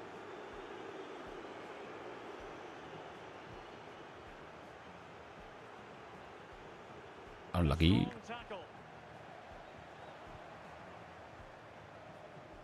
Well, it's good stuff from Kennedy, but they took care of the situation defensively. You might get roll plus or playstyles though, making Evo worth it. I don't think ever a +3. Like, let's say you get a Madueke 81 as a right winger, and they give a Evo that takes him to an 84 right winger, and only gives him like next to no stats, but gives him inside 4++. I would rather not have the inside 4++ than add a +3 to him just for that. I'd rather wait until there's an Evo that just gives inside 4++, and then put that on him instead.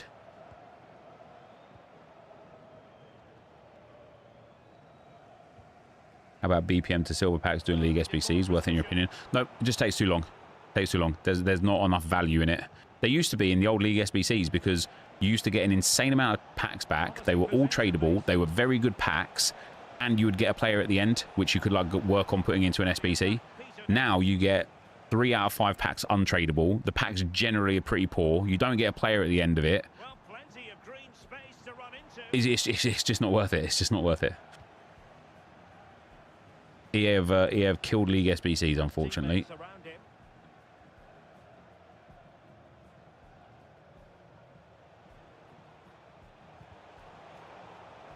Takes it on. And a goal! He's doubled Is it worth doing Joao Pedro? I'm not going to in the end. form.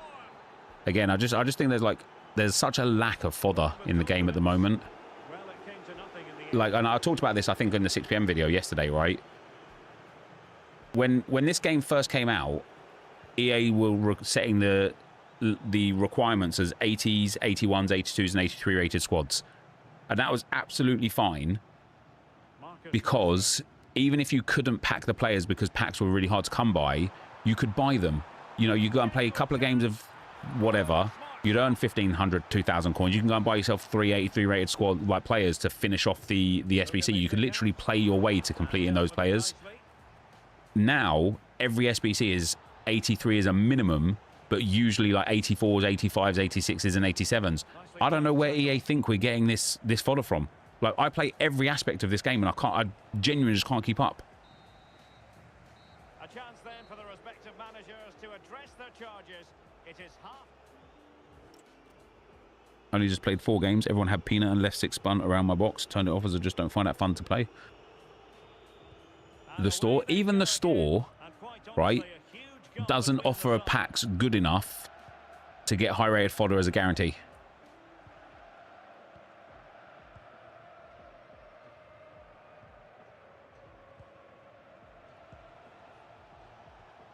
And losing the ball there.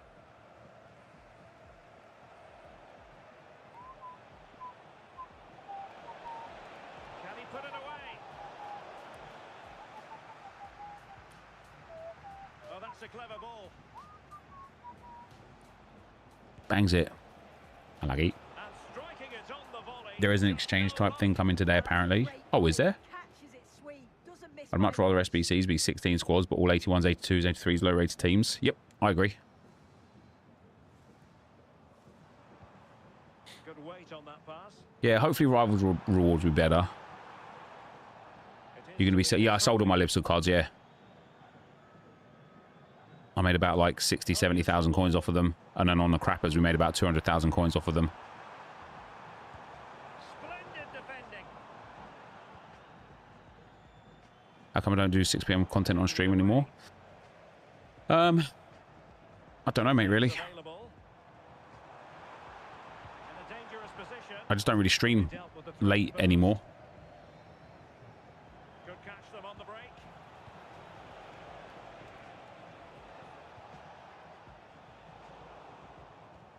Also, right now, I've just got some bits to do. I need to go sort my MFL lineups out. I need to go and make sure my son's all right and spend some time with him after school. I need to use the bathroom.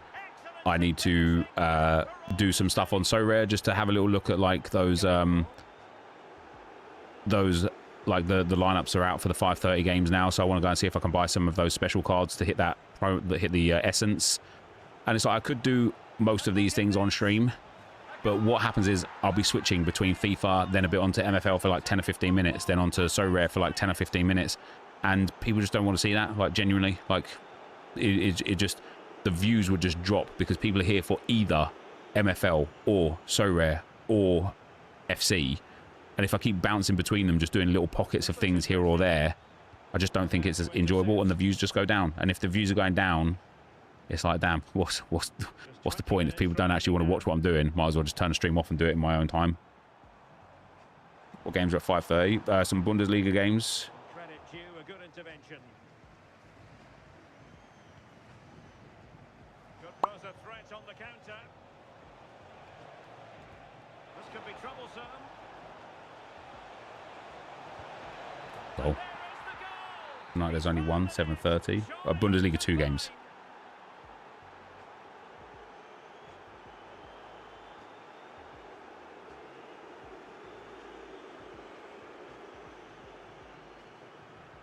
I was thinking about streaming last night, actually, like, because I was sat there, Lauren had already gone to bed, kids were in bed, it was like about 10:30, and I sat and I thought, I really just want to grind through my Squad Battles games, and just get them done. Just get all these Evos polished off, get everything kind of like in order before 6 p.m. content tomorrow. And so I did. And by the time I was through like half of them, I was like, man, I really should stream this. But I was watching Sandman, and so I didn't. Rijeka beat Sparta 1-0. Not sure if that matters. Nah. You can upload any of the craps to YouTube? Yeah.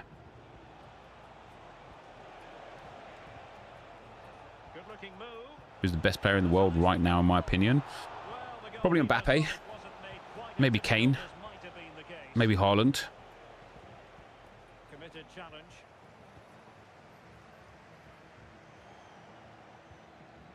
Now options are plenty. Well, nothing comes of it. It looked promising. What is Crappers? Just a team of the worst players in the game that I evo up throughout the course of the game and see how good we can do in like champs with them and in rivals and things like that. There it is, the full-time whistle here, and it's a victory for the visitors.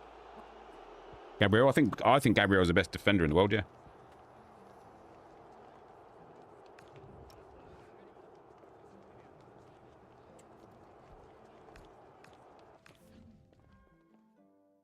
CR7? No. Right.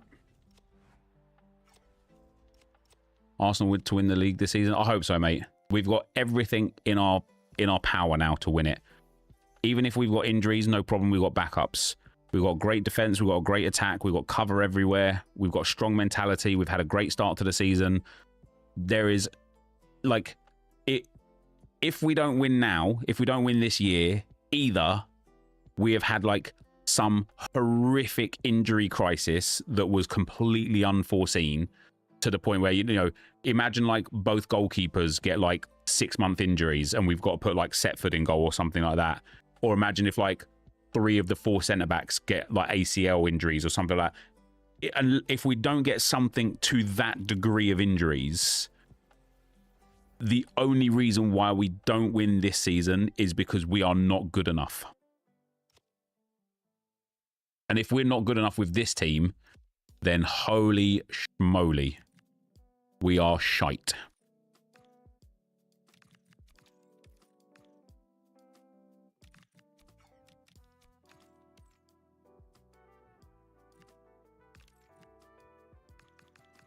Oh, look at that for a 61 rated, guys.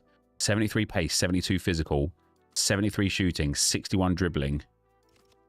4-star skill moves, 6'3", lengthy as the day is long. He's got cam as well, so he would go into the other one actually as well, into midfield spark. I'm gonna have to like figure out what ones are best for him first, but he might end up becoming a superstar for us. Opinion on Ødegaard not being a shoo-in when fit again? I think he is a shoo-in when fit again, by far. By far. Could it then be time for move on from Arteta?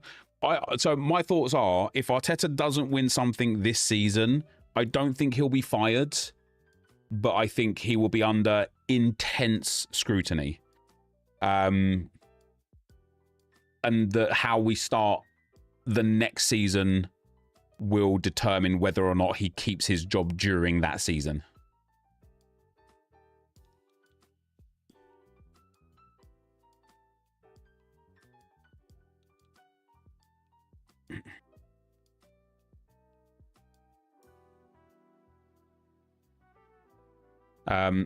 Anyway, guys, that is going to be the end of the stream for me for today. As always, thank you for watching. 5 hours of streaming today. Damn, that's flown by. Appreciate you all. And yeah, I will catch you all tomorrow. I will try and stream tomorrow, but I've got a lot going on tomorrow, so maybe not. But Sunday definitely will before the Arsenal. Maybe Arsenal after the Arsenal game, because I think Arsenal kick off at 2 o'clock, don't they? Oh yeah, so either way, guys, catch you over the weekend. Good luck in your champs games. Good luck in your packs tonight. And yeah, see you next time. Good night. God bless.